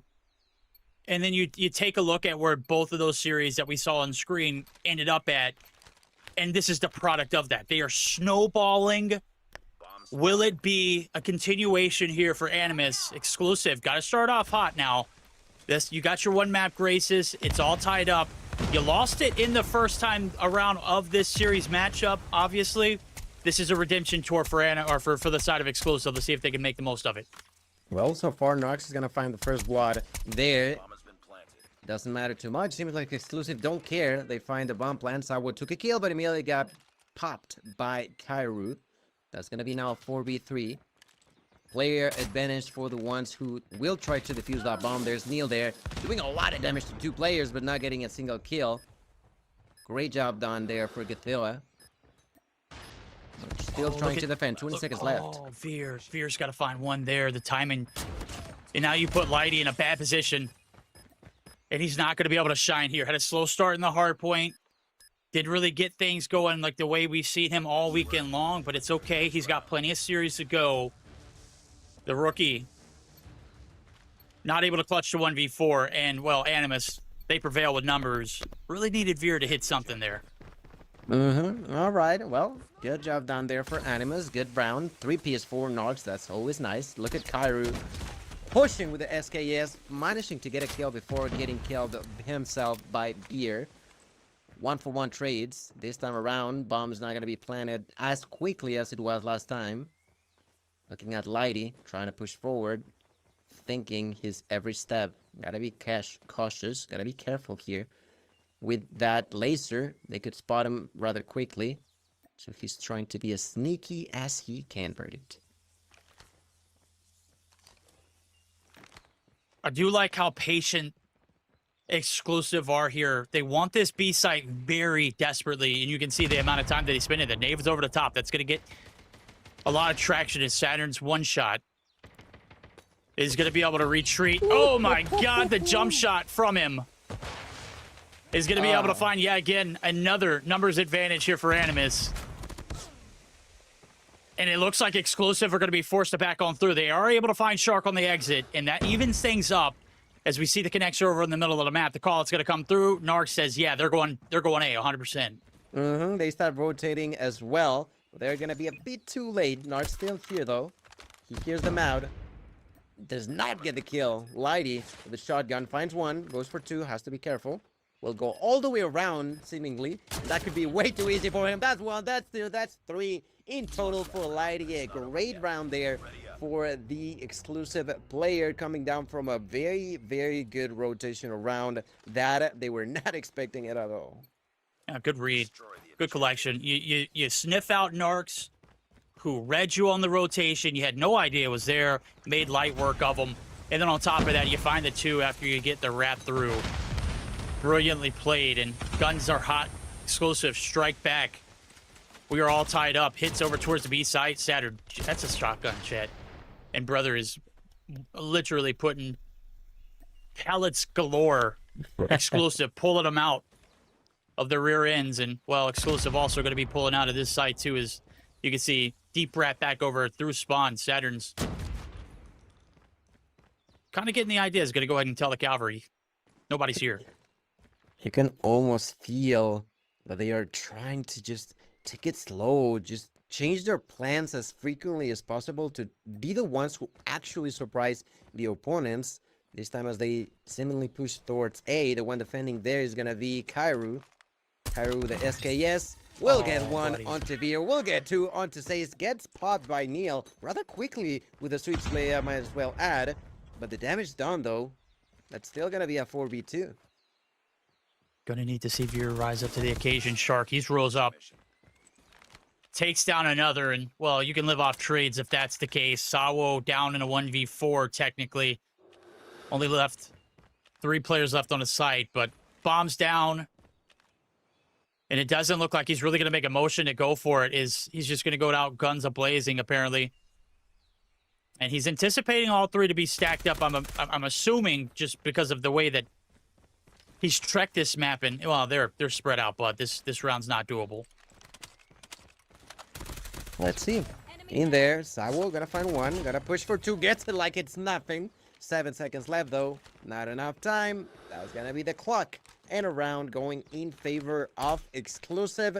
But great effort, might as well add, from Sawo. He tried his best. Unfortunately enough, when you're in a 1v3, don't have control over the bomb, and don't have control over the map, that just happens. It does. And, you know, you go back to it, if you're quarterback in that round for Exclusive, you'd like to see him pick up the bomb, but the gunny was there. Obviously, the hide-and-seek abilities, not. Exclusive. Fall victim to Keiru and his SKS antics here in that 3rd round. 4th starts off Narcs. Lighten up the feed yet again. Animus continuing to gouge these players off the rip. Exclusive on the back foot time and time again. Bomb's gonna be planted. That's gonna be good news for Exclusive. Although they have already dropped a player. Here, Kairu going for the wall banks. Not gonna connect. Oh, almost getting it. Being there, doing a lot of damage onto Neil, but still managing to survive. 30 seconds left. 5-man retake. Kairu gets a kill. Narcs gets dropped. That's another double for Lighty, who continues to cause terror onto the opponents with that R9. Saturn is trying to push through. There's the smoke. 15 seconds left. Oh, That's Lighty. the kill for Lighty. Oh, Lighty with Lighty. the Lighty just destroys with whatever he wants, doesn't he? That's a quadra, I had to look at by the kill way. feed. Yeah, that's a quadra. I had to look at the feed to make sure that wasn't a shotgun. I was about to be. he was one tapping him Defend the objective. at a very, quite a distance, right? I was like, oh, okay, then no, that's the Tundra. That makes sense. He picked up the LW3. Yeah. Buddy takes a W for Exclusive, evens us up, and aggressive approach there for the defense. Narc's going to be able to piece on through and finds one in Veer, and the 1v1 sniper battles ensue. Veer yet to really connect here in this one. Like to see a little bit more out of the vet, but you're going up against one of EU's finest in search and destroy and sniper powers. Obviously, you're going to have your battles. That's right. So far, 9 kills for Lighty and 7 kills for the remaining of the squad. Lighty doing some heavy lifting in here. We're gonna need to see some more off of these other players coming down from Exclusive, because if they don't, they're gonna begin to suffer against an Animus squad that has been on a roll. They have managed to continue the momentum going even through a very, very long break. They still took game 1. They are trying to push on game number 2 now.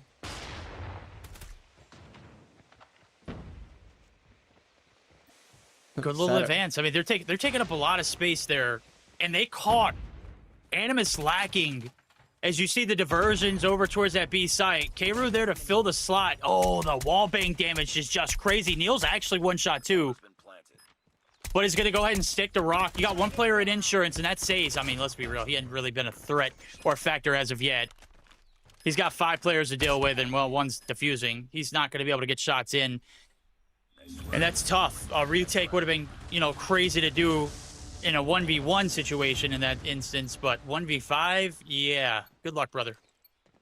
Yeah, no, it was very, very well executed by the side of Animus, ladies and gentlemen, doing a great, great job in here as they begin to push straight to mid, seemingly, on the side of Exclusive. Oh my god, they just don't care.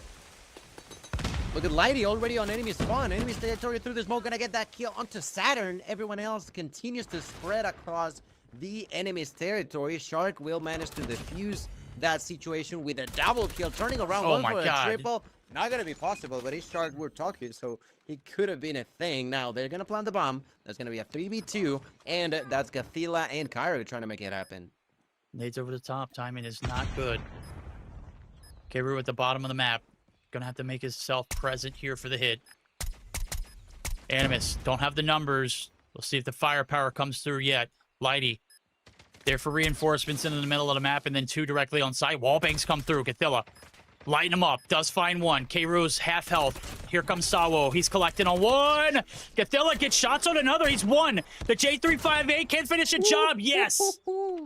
And that's where that aim training pays off, man, because you missed that one. You are toast. Feeling like a cowboy there with the revolver. Really well done by Should have been a Sawo. cowboy. Yeah, that's the round that evens numbers one more time, ladies and gentlemen. Back and forward, just neck-to-neck fight between these two. Once again, rushing without a care in the world. There's Saturn to find 1, find 2, find Oh 3. my Going God. for the 4th one. Can he Give get it it? to him. Yes, he can. And that's Oh! the ace. Ladies and gentlemen, Saturn is completely destroyed on his own. The enemy team. What was that verdict? I'll tell you what that was. That was That is- clipping. Clip it, chat. It's going on TikTok, Twitter, the hub. It's making its rounds. The ace, the R9. Get it out of here. Or double it and give it to the next. We'll see the next round pan through, and, well, they're getting very egregious there on the aggression. They're going to open the floodgates towards that B side of things. And, well, with Saturn doing what he just did, you would assume that he's going to stop them from getting there, and that's not the case. So no blood's coming through for him before he goes, but his cavalry is there as Shark and others waiting for this bomb to go down. They're going to have to play for a clean 4v4 retake. Bomb has been planted. That's right. 40 seconds now on the clock. Let's see how good or bad they can do on this situation. Through the walls, not gonna have any information so far. Says finds the knock onto Gathila. Cairo tried to react to that, but not gonna be possible. Continue to go forward, gets the kill to Sawa, turns around. No, that's Says. Says with the opportunity to close it up. There's Neil with the kill to Narcs, and that's a 1v3. Very much easy for the side of Exclusive, who once again are going to tie it up. But I can still, I still can't get over the fact of that ace from Saturn's. That was, I can't believe that Exclusive allowed that to happen. Brother, I mean, the nightmares that I've had from Call of Duty Mobile, I can it's going to just ruin.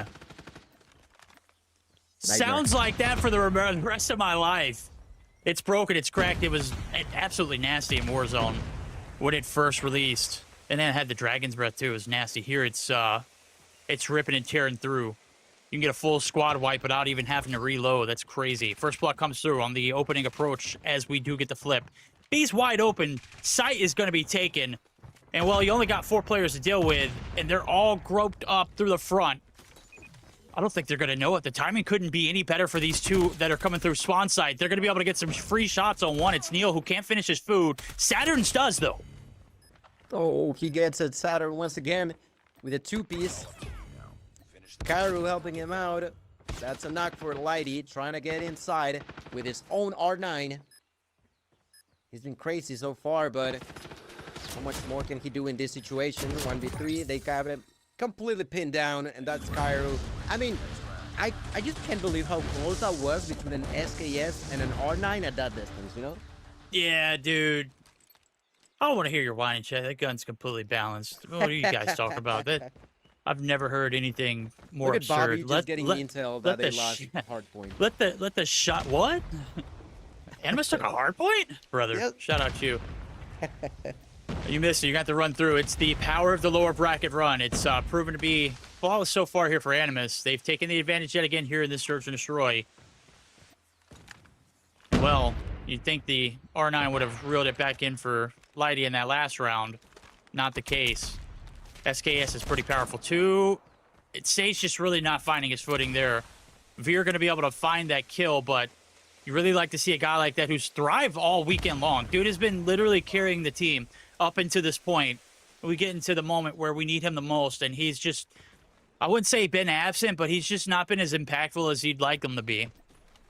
And I mean, what I'm thinking right now is that Exclusive gotta begin to be shaky a little bit. There's the kill from Narcs. And I mean, they got 3 players who are struggling a lot. And I mean a lot in here. Those 4 victory rounds, you gotta give it to both Lighty and Sawo for the side of Exclusive. While Animus have very much spread out their kills very evenly amongst them. The side of Exclusive are relying just on both Lighty and Sawo. And that's an issue. Okay.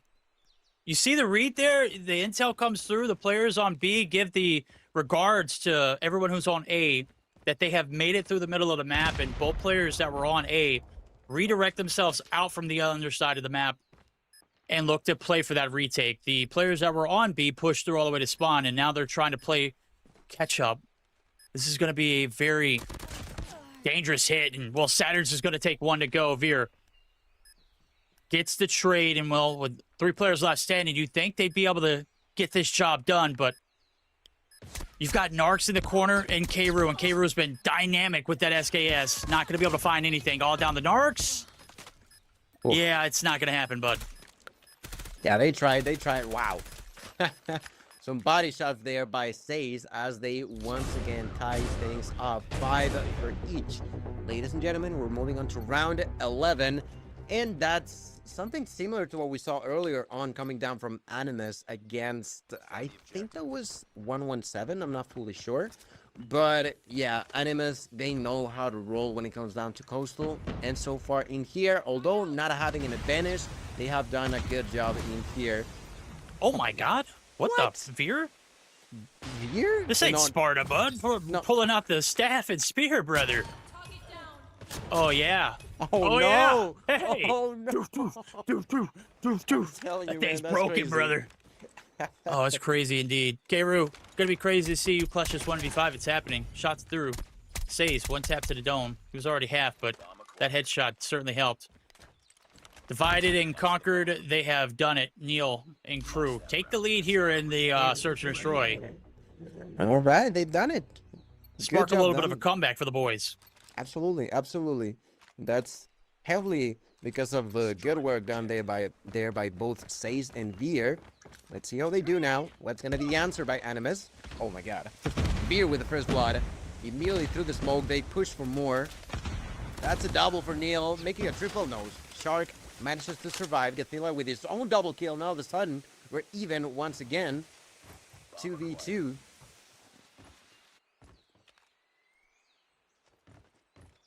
Okay. Says.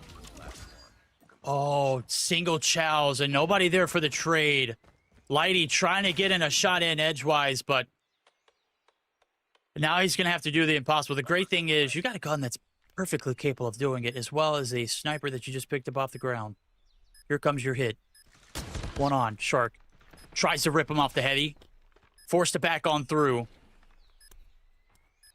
And with 30 seconds left to go, he doesn't have to force this one and is going to be insistent on getting something with this nade. If it's anything, it's the absence of information, and that is nobody there. So he knows if they're tucked, they're either tucked tight right and on this heady, and surely Shark had not moved an inch. Great round to collect there for Animus. Really good round indeed. Back and forward once again. I'm telling you, there's nothing more close than this match so far. 6-6. In here, Lighty did a heavy lifting at the beginning. In the past few rounds, he has struggled a bit, but still managing to hold himself up. Everybody seems to be defending over onto the A side. At least mostly. Beer is gonna find the first blood onto Cairo through a wall. Turns around. Can he find Gathila? Gathila hiding at a distance. Oh, Okay, that was shotgun better an than assistance. crossbow there. That was an assistance. Was that really an assistance? Man, I feel like it did a lot of heavy lifting there. That battle that Narks? Gothilla had on the back line is Narc's going to get completely destroyed. Gothilla did win and finally was able to take down Veer, but in the midst of all that action, you saw some R9 action. You saw Narcs get sent to the next round, and left standing is Gothilla in a 1v3. Bombs right in the pockets of Lighty. He's got the most broken gun in all of Call of Duty Mobile's meta. I don't think he needed to even pop that. Was that just a SMG kill? Good for you, bud. I think I saw that he was Was that actually with Sawo? R9. Yeah, no, Okay. I think he got it with a R9, but then swap his weapon. I'm not fully Oh, sure. gotcha. This ain't CS, bud. You can't be doing all that. I can't keep up. All right, Sawa, cooking a nade that could harm a lot of the enemies. There's a good trophy to prevent that from happening. Neil Oh tried my to God. survive, but completely stuck with that concuss.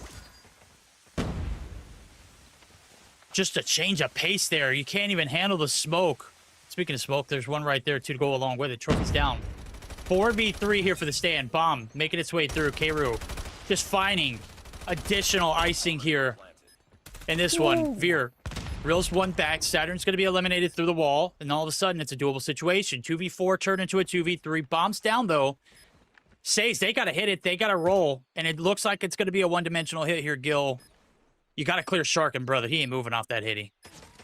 It says, oh, picks up the shotgun, gets one, turns around, goes for two, misses the shot, but Beer is there with one, goes for two, but Shark will say no to that. You said it, he was very much one-dimensional, but they were definitely pushing to grab that shotgun off the ground. Luckily enough, they get a kill, but still not gonna be enough. 7 tied.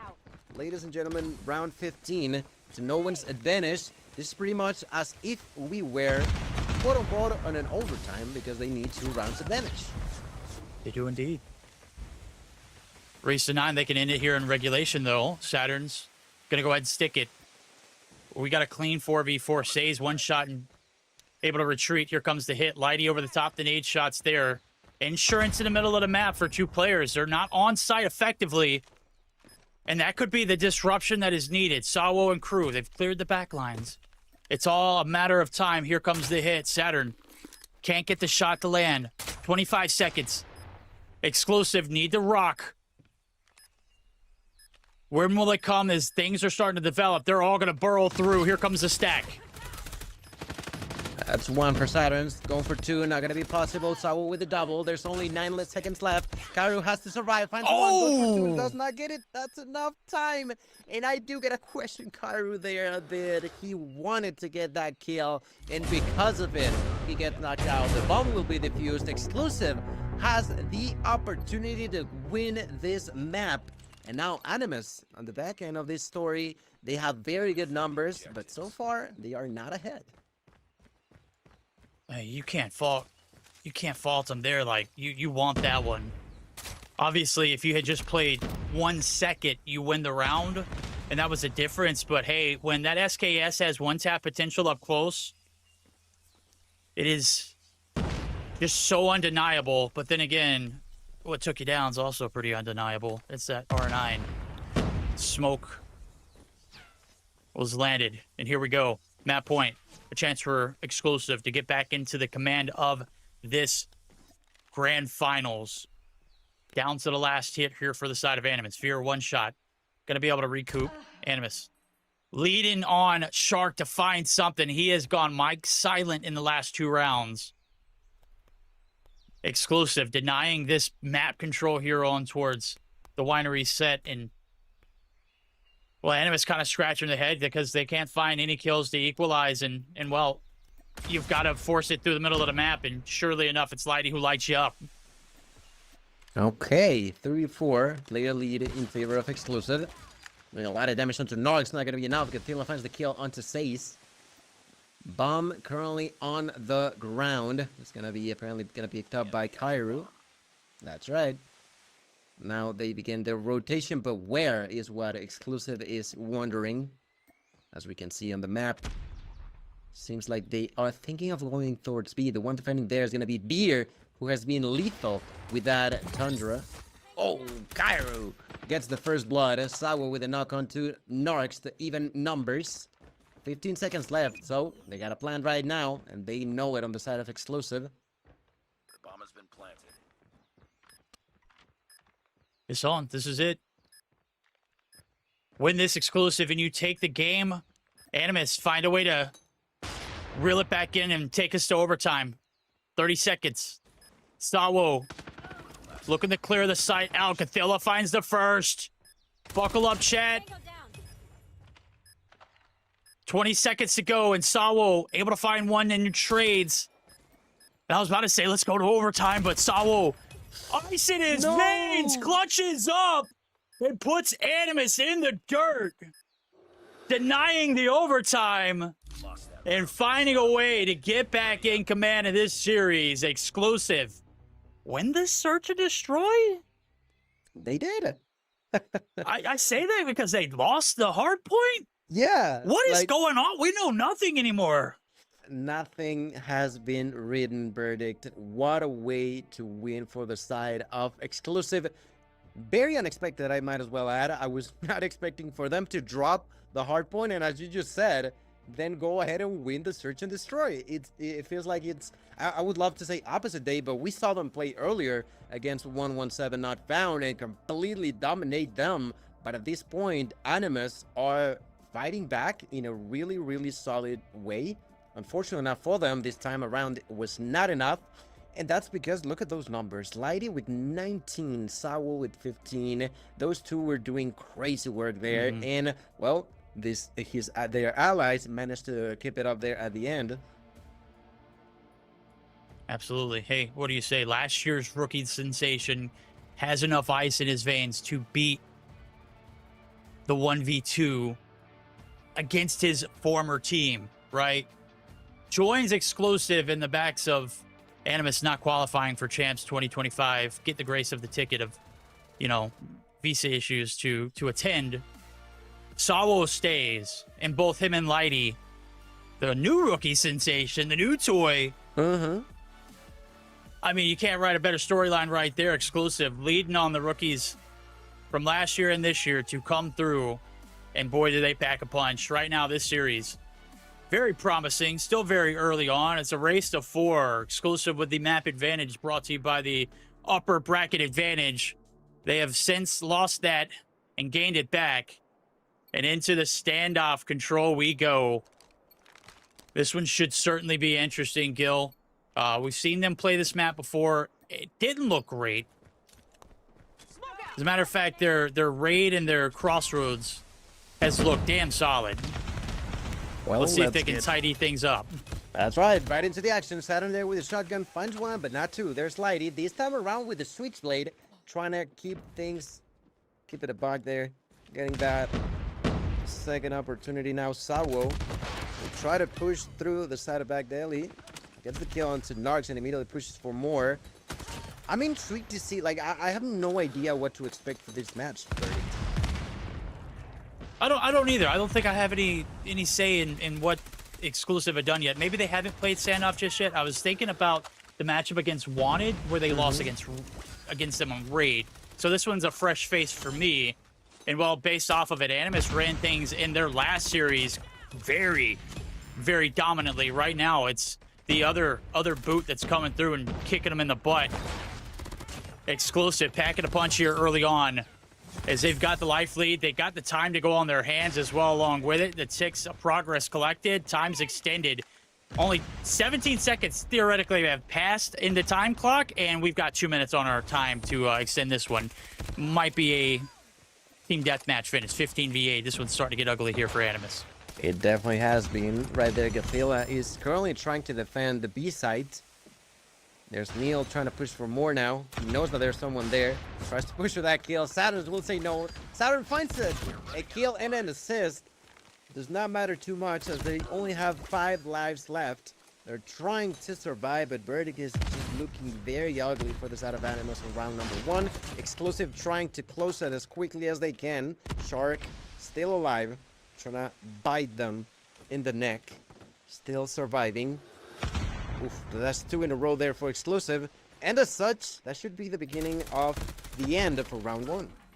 It should be. There are trades galore come through. You see, there's a lot of respect for that man. That was in the top side of that. We all know what Shark's capable of doing. You're pushing them to And surely enough, you get the kill. He does take down one as he takes a bite and chunk out of this team. They're going to be chunked to pieces here. Kru, one gun in a dream. There ain't enough time in the world, and there certainly ain't enough power in that SKS to take down 5 plus a 3 that would have came off respawn. So exclusive striking quickly as they find the keys to success early on the attactive approach. They do a great job of capturing that A objective. And certainly now it's the chance for Animus to strike back as well. They played offensively great throughout this entirety of the day, but this is a new monster. This is a new beast. Exclusive. Different when it comes to the respawns. And might as well add that Say's got 11 kills off of round 1. There's Beer, the Tundra finding one, not getting a second. But Say's has been doing a good job, and now gonna take that Annihilator up for a ride.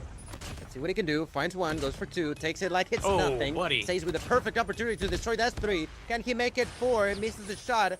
Gets concussed, manages to survive for a little bit, but still gets executed. Not before doing that much damage. There's Light is still alive, doing a few more, and that's 21 to 15. I mean, for amount of operators that were used doing, you know, to take this advantage, they don't really look too bad.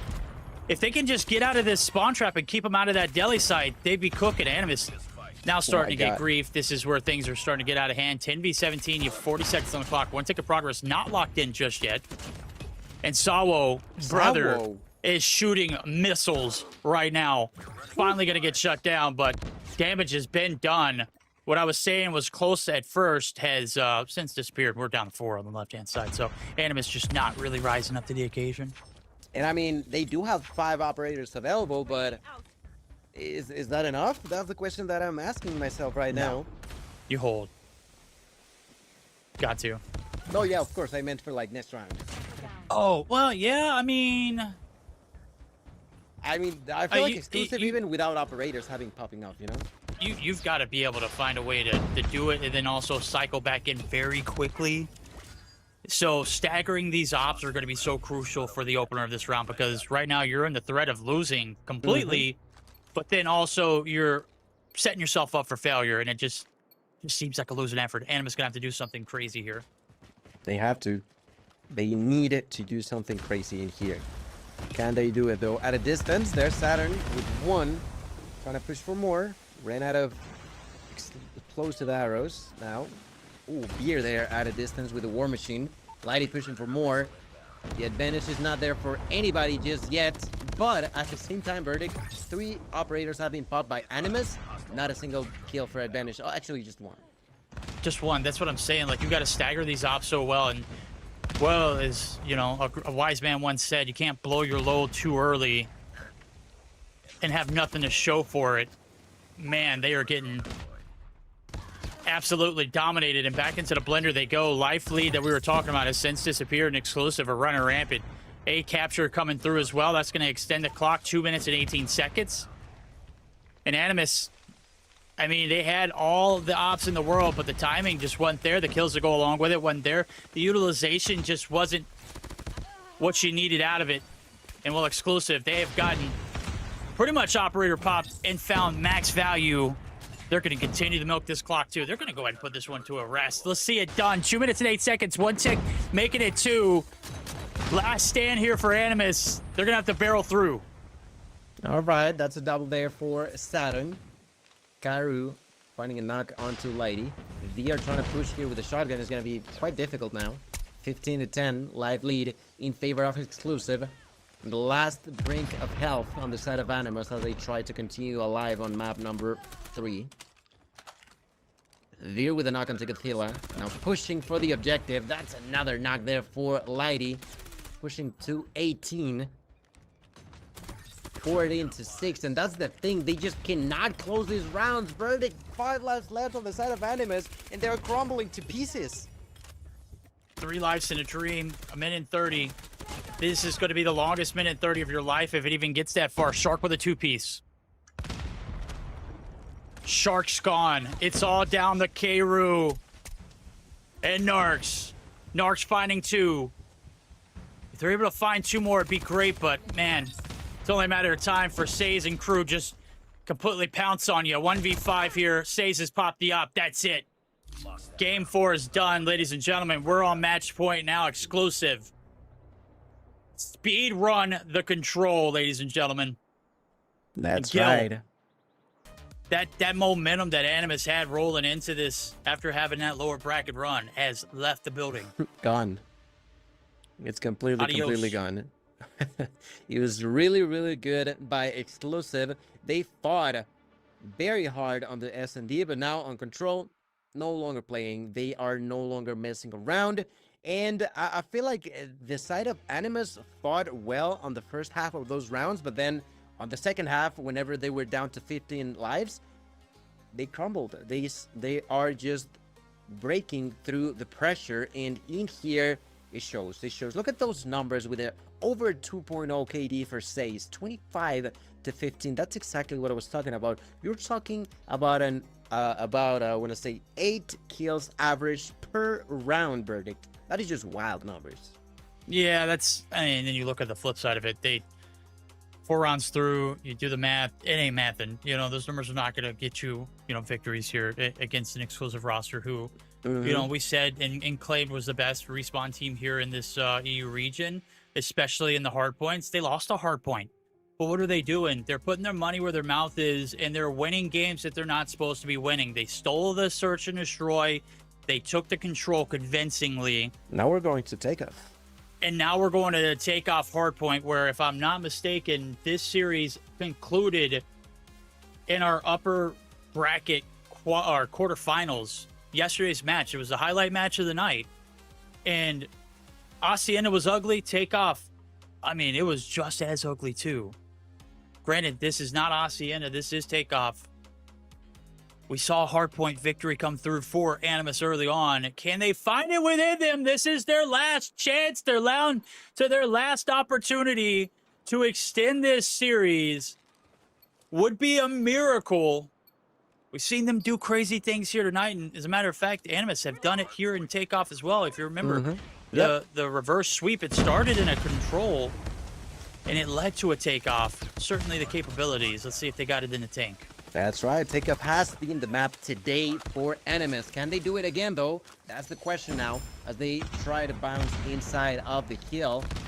Let's look at Cairo now at the outskirts of it. And I feel like Exclusive have to be feeling more confident after what just happened now on Control. And like you mentioned, being a match point, it is crucial for them. They had the perfect opportunity to close it out with a banger. But like I mentioned, Animus, they have been keeping it fresh when it comes down to Takeoff. Oh, they're keeping it fresh here, and indeed, they're keeping it mixy. Last little bit of 20 seconds going through. Veer trying to get some transitional kills there as he's looking for a little bit of map control. Shark, got to be able to shut him down as he meets him at the front door. Hello. Got a little bit of an answer back, and, well, question's been asked here for Animus. What do you got left in the tank? This is the end of the line. Gonna have to whip it all out here and put it on display for us to see. Exclusive, running rampant in the middle of the map, as well as getting the setup there for P2. Kills are coming through for Niels. He's already sitting on 8, and this is a damn catastrophe if you allowed him to heat up. Lighty's up top for New. The connection's been made.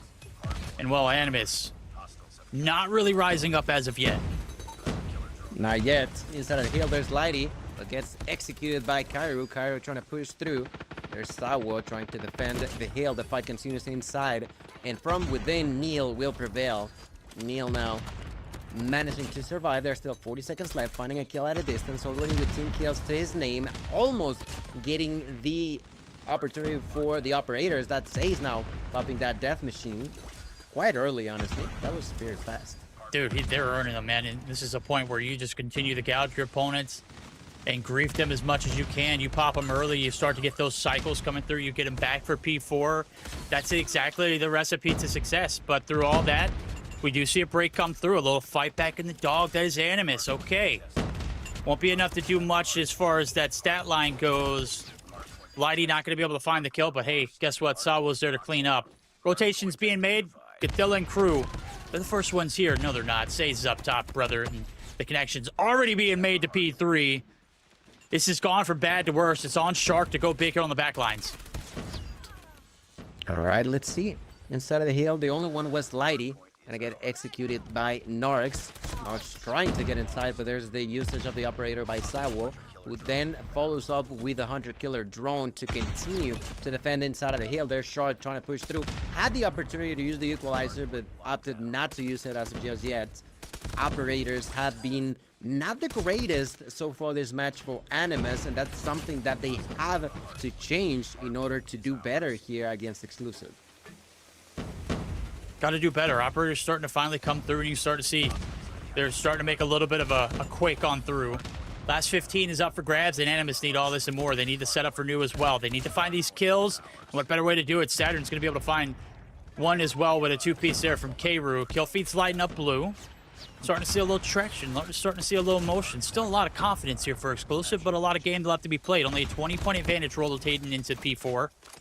And we talked about those operators and cycling through. We'll be interested to see where Sawo's sitting at for that early pop of the death machine. Does it pay off here for the P4 rotation early? So far, so good for Animus. They are locked and loaded on this objective. They've got topside control. They got Shark, and he's ready to pounce. Oh, but doing a lot of damage, not finding a kill, but allows his allies to remain alive. Here, B are trying to push with the War Machine. Finds one, goes for two, takes it like it's nothing, continues to throw away those grenades, finds a three-piece onto Saturn, and immediately bouncing inside of the hill. Exclusive finally kicking Animus out. That's exactly what they needed, because Animus was doing tremendous job down here. Now Narx, exactly, gonna be popping that claw. Perfect timing there, but unfortunately enough, Lighty bounces, jumps over the bullets, and takes the kill to allow Exclusive to remain alive inside.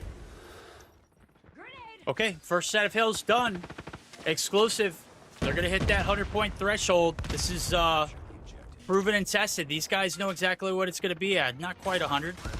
Predator missile comes through. Bullets are going to be sprayed. Shots are going to come in. Kru is going to be executed. Hill opens up for business, and look at it. It's lighting up yellow.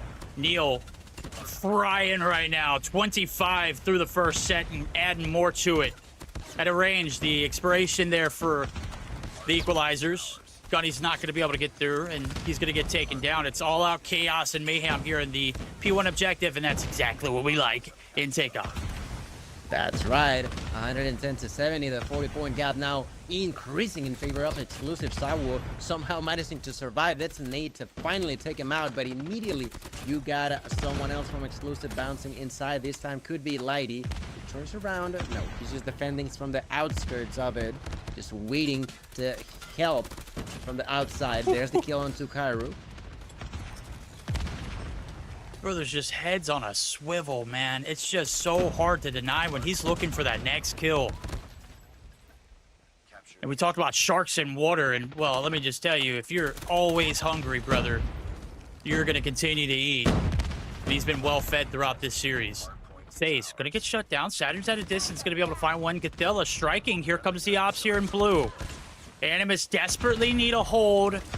Down by about 50 into this staircase rotation, and it's grief after grief coming through. Finally going to be able to reclaim the time. They got the map control underneath as well as the topside control. And the outskirts, Saturn patrolling. And they need something here from the SMGs to pop off. And what better way to do it than have this man Saturn's light up? Great job down there for Saturn. Now Says tried to push through. Not going to be possible. It's executed. Now Lighty is the next one to put inside. There's 20 seconds left. And Exclusive continues to make it super uncomfortable for Animus, not finding any sort of commodities here. Now 10 seconds left and the rotations will begin. I wouldn't be surprised if Lighty opted to rotate. No, I was looking at the map and it seems like he wants to push for more. Finally try to back out, but he's gonna be late. Now Sace will be the one to allow the spawns there for the side of Exclusive. Yeah, Sawo's got to go big here. Look at them. They're all kind of funneling on through. Sawo almost gets to turn and burn. The Veer Pred is going to give out some intel, but is it going to be enough? Exclusive are here early. First wave of players coming through. Neil getting some tags, but Narx going to be able to get the ingress. Sawo, last man standing. Got a Tempest and a Dream. Finds two, but it's not enough for the hold. Here comes Shark, ready to pounce. Lighty, last man standing yet again. It's too much. Exclusive eliminated off this objective. And it's still a toss-up. Who can get there? Animus all over it. And, well, they're going to win the better of the trades for the time being. Shark, last man up as well. The numbers just prevail, and Animus, yet again, being contested. Exclusive just giving them everything they got. Absolutely, and in here, everything they got is more than we were anticipating. Now the advantage continues to increase. Animus finally stops the bleeding, but there's only 5 seconds left. Not a whole lot to fight in there. The rotation has been started by Beer. Let's see if he can survive. No, he got knocked out by Gothilla. The rotation gonna be stomped by Animus players, but let's see for how long, because so far Exclusive have done a tremendous job at just brute forcing themselves inside of the hill. Yeah, they have, and they've done a great job so far. P4 was a little bit of an early break last time around. This time around, it's the Gothilla show. Hello. He's got a death machine, and he's mowing him down. Smoke of Duty Mobile. Not enough to take down Gothilla. The contest eliminated. And on the outskirts, it's Exclusive struggling to come through. Nade's going to stop the spree there for Gothilla, but it's not going to stop that pred. It's going to force you to back on through and waste a trophy down. And K-Roo is going to be able to add pressure to it now as the contest finally does come through, but it's going to yeet, yeah, again, an Animus feed coming in. And to put more pressure into the wound, they have, if I'm not mistaken, 3 PAMs available on the side of Animus that if they are smart enough, they would be taking a lot of value off of them. They have the opportunity to just completely turn the situation in their favor if they play it smart. They got to be careful. Point number 1, reset, and that is going to be the first one to be used. Yep, there it goes. Got to time these perfectly. You got to be flawless throughout. You know what Exclusive is capable of. Saturn's from the top rope. Able to find 2 as he hops on in. It's going to get shut down. Gothilla fell in his shoes. And he's got an AR, and Buddy is beaming. Going to get thumped, though. And on the outskirts of the objective, all-out chaos and mayhem is nades and everything that is being thrown over the top. Animus need to find a way to get on this objective, or at the very least contest, and they're doing God's work in the contest department. Sawo, 80 seconds on the hill already, and that's including test time. He's got 35 kills. This is going to be a very mixy set of hills. Right, 180 for Exclusive, only a 20-point gap. That's very much doable for the side of Animus, who continue the control inside of that hill. They are trying on Exclusive, but to no avail. There was the usage of the Tempest by Sawo, but no kill taken with it. Narcs has the claw up and ready to roll, and could be doing some solid damage as they begin to push towards P2. And there's that push through the smoke. He's not popped the op just yet. Time's going to come through with Lighty. He's got a claw in his hand as well. Collateral damage, not enough to find anything. It's a sea of blue checkered through. Exclusive on the outskirts, getting griefed off the spawn. That 50-point lead has disappeared. That's the and second Animus finally striking back as Narcs able to find 3. Or K-Roo, rather, able to find 3 with his operator. Animus claimed the lead for the first time, what it seems to be for an eternity here in this hardpoint. 30 seconds still left to capitalize on. Let's see what they got left in the tank here for this one. That's right, they're approaching 200-point mark here on the side of Animus. 20 seconds left, worth fighting for both sides. Inside of the hill, there's Neil defending his allies. 15 seconds left, that's 2. Great job, 3. Maybe not making it 4, but uncomfortable enough so that Animus can get close. There's the third PAM being used now by Animus, unfortunately enough for them. I don't think this one had as much of an impact this time around. Yeah, the officer's already popped. The timing couldn't have been there, but you've already burned through all 3 of those. You're going to have to do it purely off of gunny and skill that's worked out for them so far. Lead back in the hands of Exclusive. They got the secret site spawns. They know what's going through. Lighty continuing to feed the beast. 1 player left standing in Arcs, and he holds the ground. Is forced to back on through. The break looks like it's imminent. All up to him to hold the line, and he is going to fall.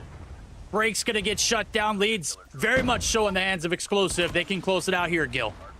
Ooh, Saturn with break. Finally going to do it. There's Sawa to find a few kills and retake control for his squad. Animus just trying to get in, throwing play after play after play. It's just not been enough. They have to secure some sort of defense from within, but it's just not possible. Look at Saturn once again doing it, but not for long enough. They only need 15 more seconds. It's not going to be enough within this hill, but they are going to be super, super close. That's going to be 236 to 210 in favor of Exclusive. We're getting closer to the end, and Exclusive, remember, they got match point, and they are only 11 seconds away from it. If you're Animus, hold the line. If you're an exclusive player, get this break. Hill's opening up for business. Animus are there. Time's being collected. They need to be flawless all the way through. They've got damage on the outskirts. They got operators to pop to go along with it. Hold the phone. The funnel's coming through. Collateral damage coming in as the bank shots are landing. Narcs going massive 4-4 piece.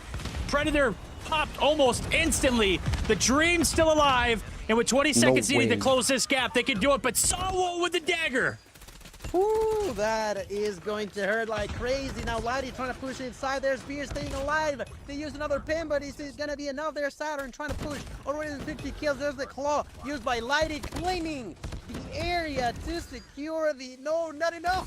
Karu managing to get a kill. Godzilla with yet another death machine trying to survive. 246 to 237. This is still not over. Verdict. Animus trying to remain alive, trying to hold on tight into their seat. They're trying to get it, but it may not be enough. The fight continues for another hill. No! They've done it! Very last second, they've done it. Verdict. And ladies and gentlemen, the 250 to 237 victory came through for the backstab. The topside control pans out. Sawo finishes them up. And that will do it. Exclusive breaks the lower bracket curse and are able to close this series out 4-1. And that was quite possibly one of the closest hardpoints we've had all weekend long, and a great way for Exclusive to close this series out. They are your Call of Duty Mobile World Champions 2026 Summer Open Qualifier Split number 1. It's a lot to push out. Champions. And they're going to go home with some big fat points in their pockets and $2,500 extra dollars. I know they've got to be feeling well as we take a look at this after action report. Lighty started this series cold. I mean, he went negative, but buddy, 52 kills. They got completely outside. I'm looking at this department. Jesus Christ, they've just played the objective damn well. I'm even surprised that for the first time we are seeing Exclusive being out-killed. They are not the ones with the most kills. Look at the other side with everybody with over 50 kills. It is just insane to see something like that. Exclusive fought nasty, and they got it. And that's big part because of the usage of those operators. I did see Godzilla doing a tremendous job with the death machine, but unfortunately enough, it was just not.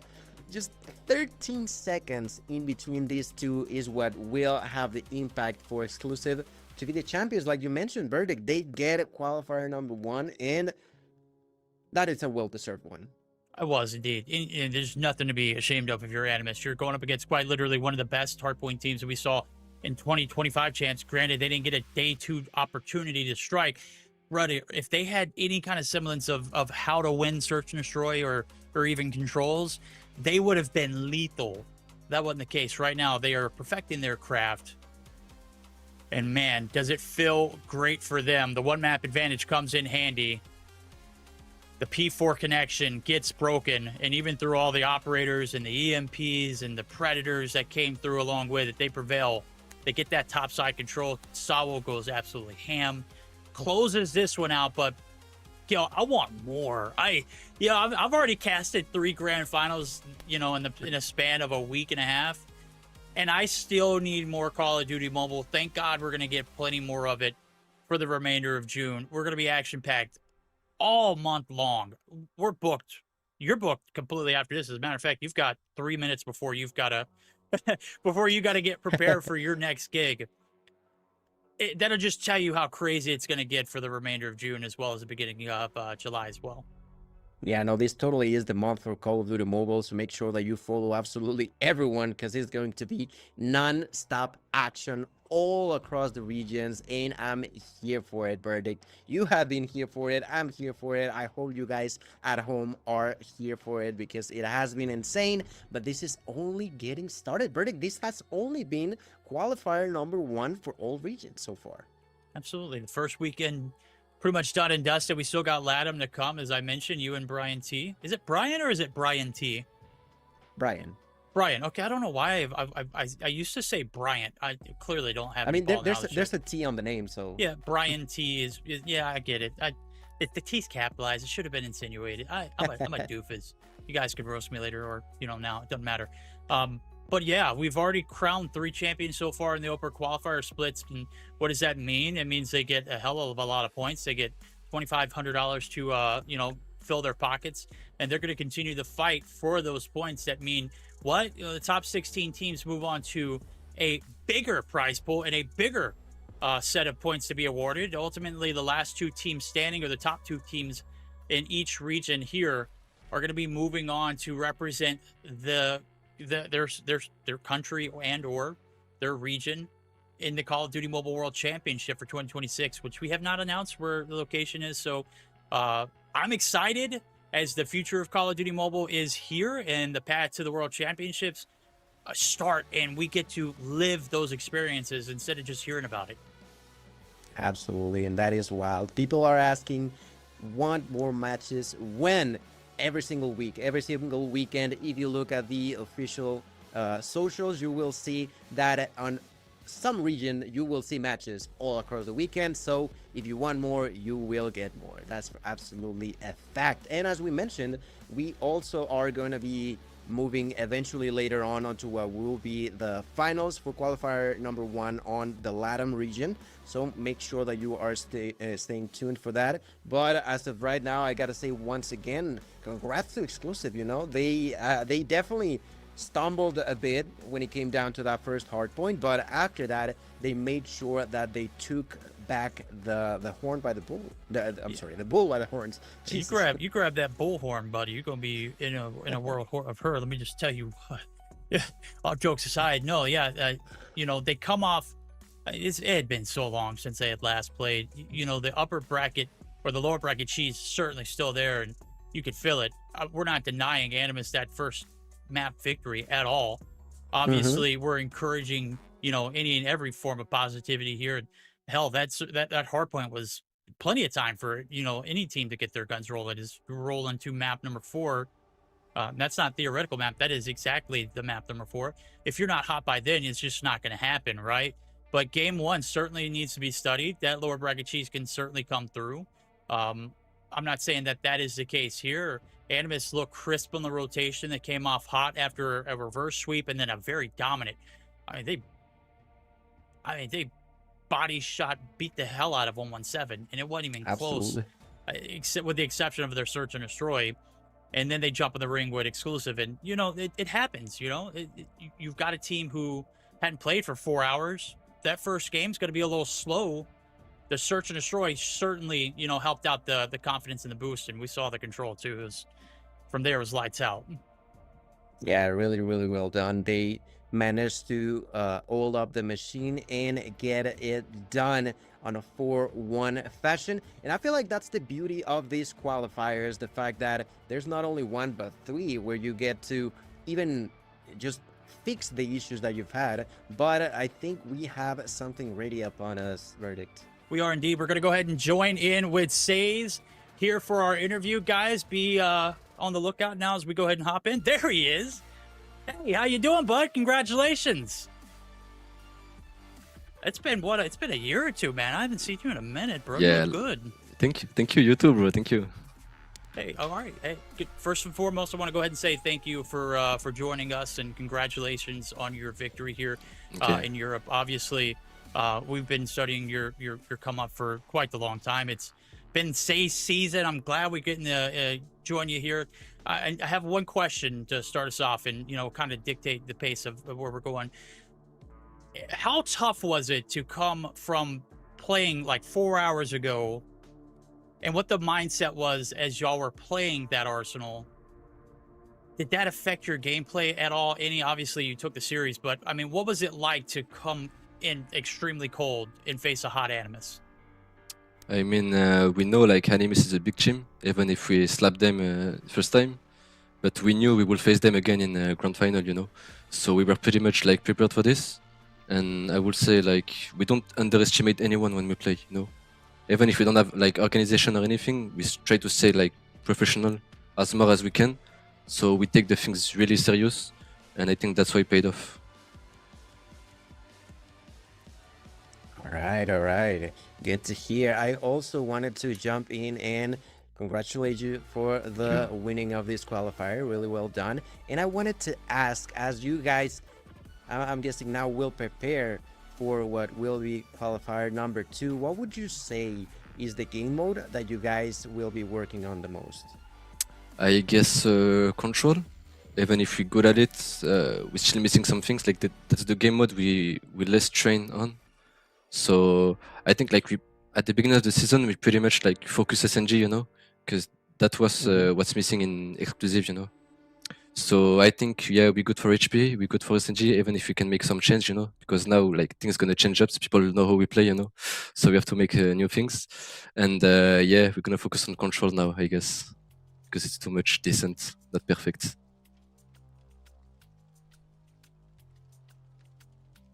Okay, that's good to hear. And what would you say has been your favorite matchup of the day? Which one would you say that you felt more like you were enjoying yourself?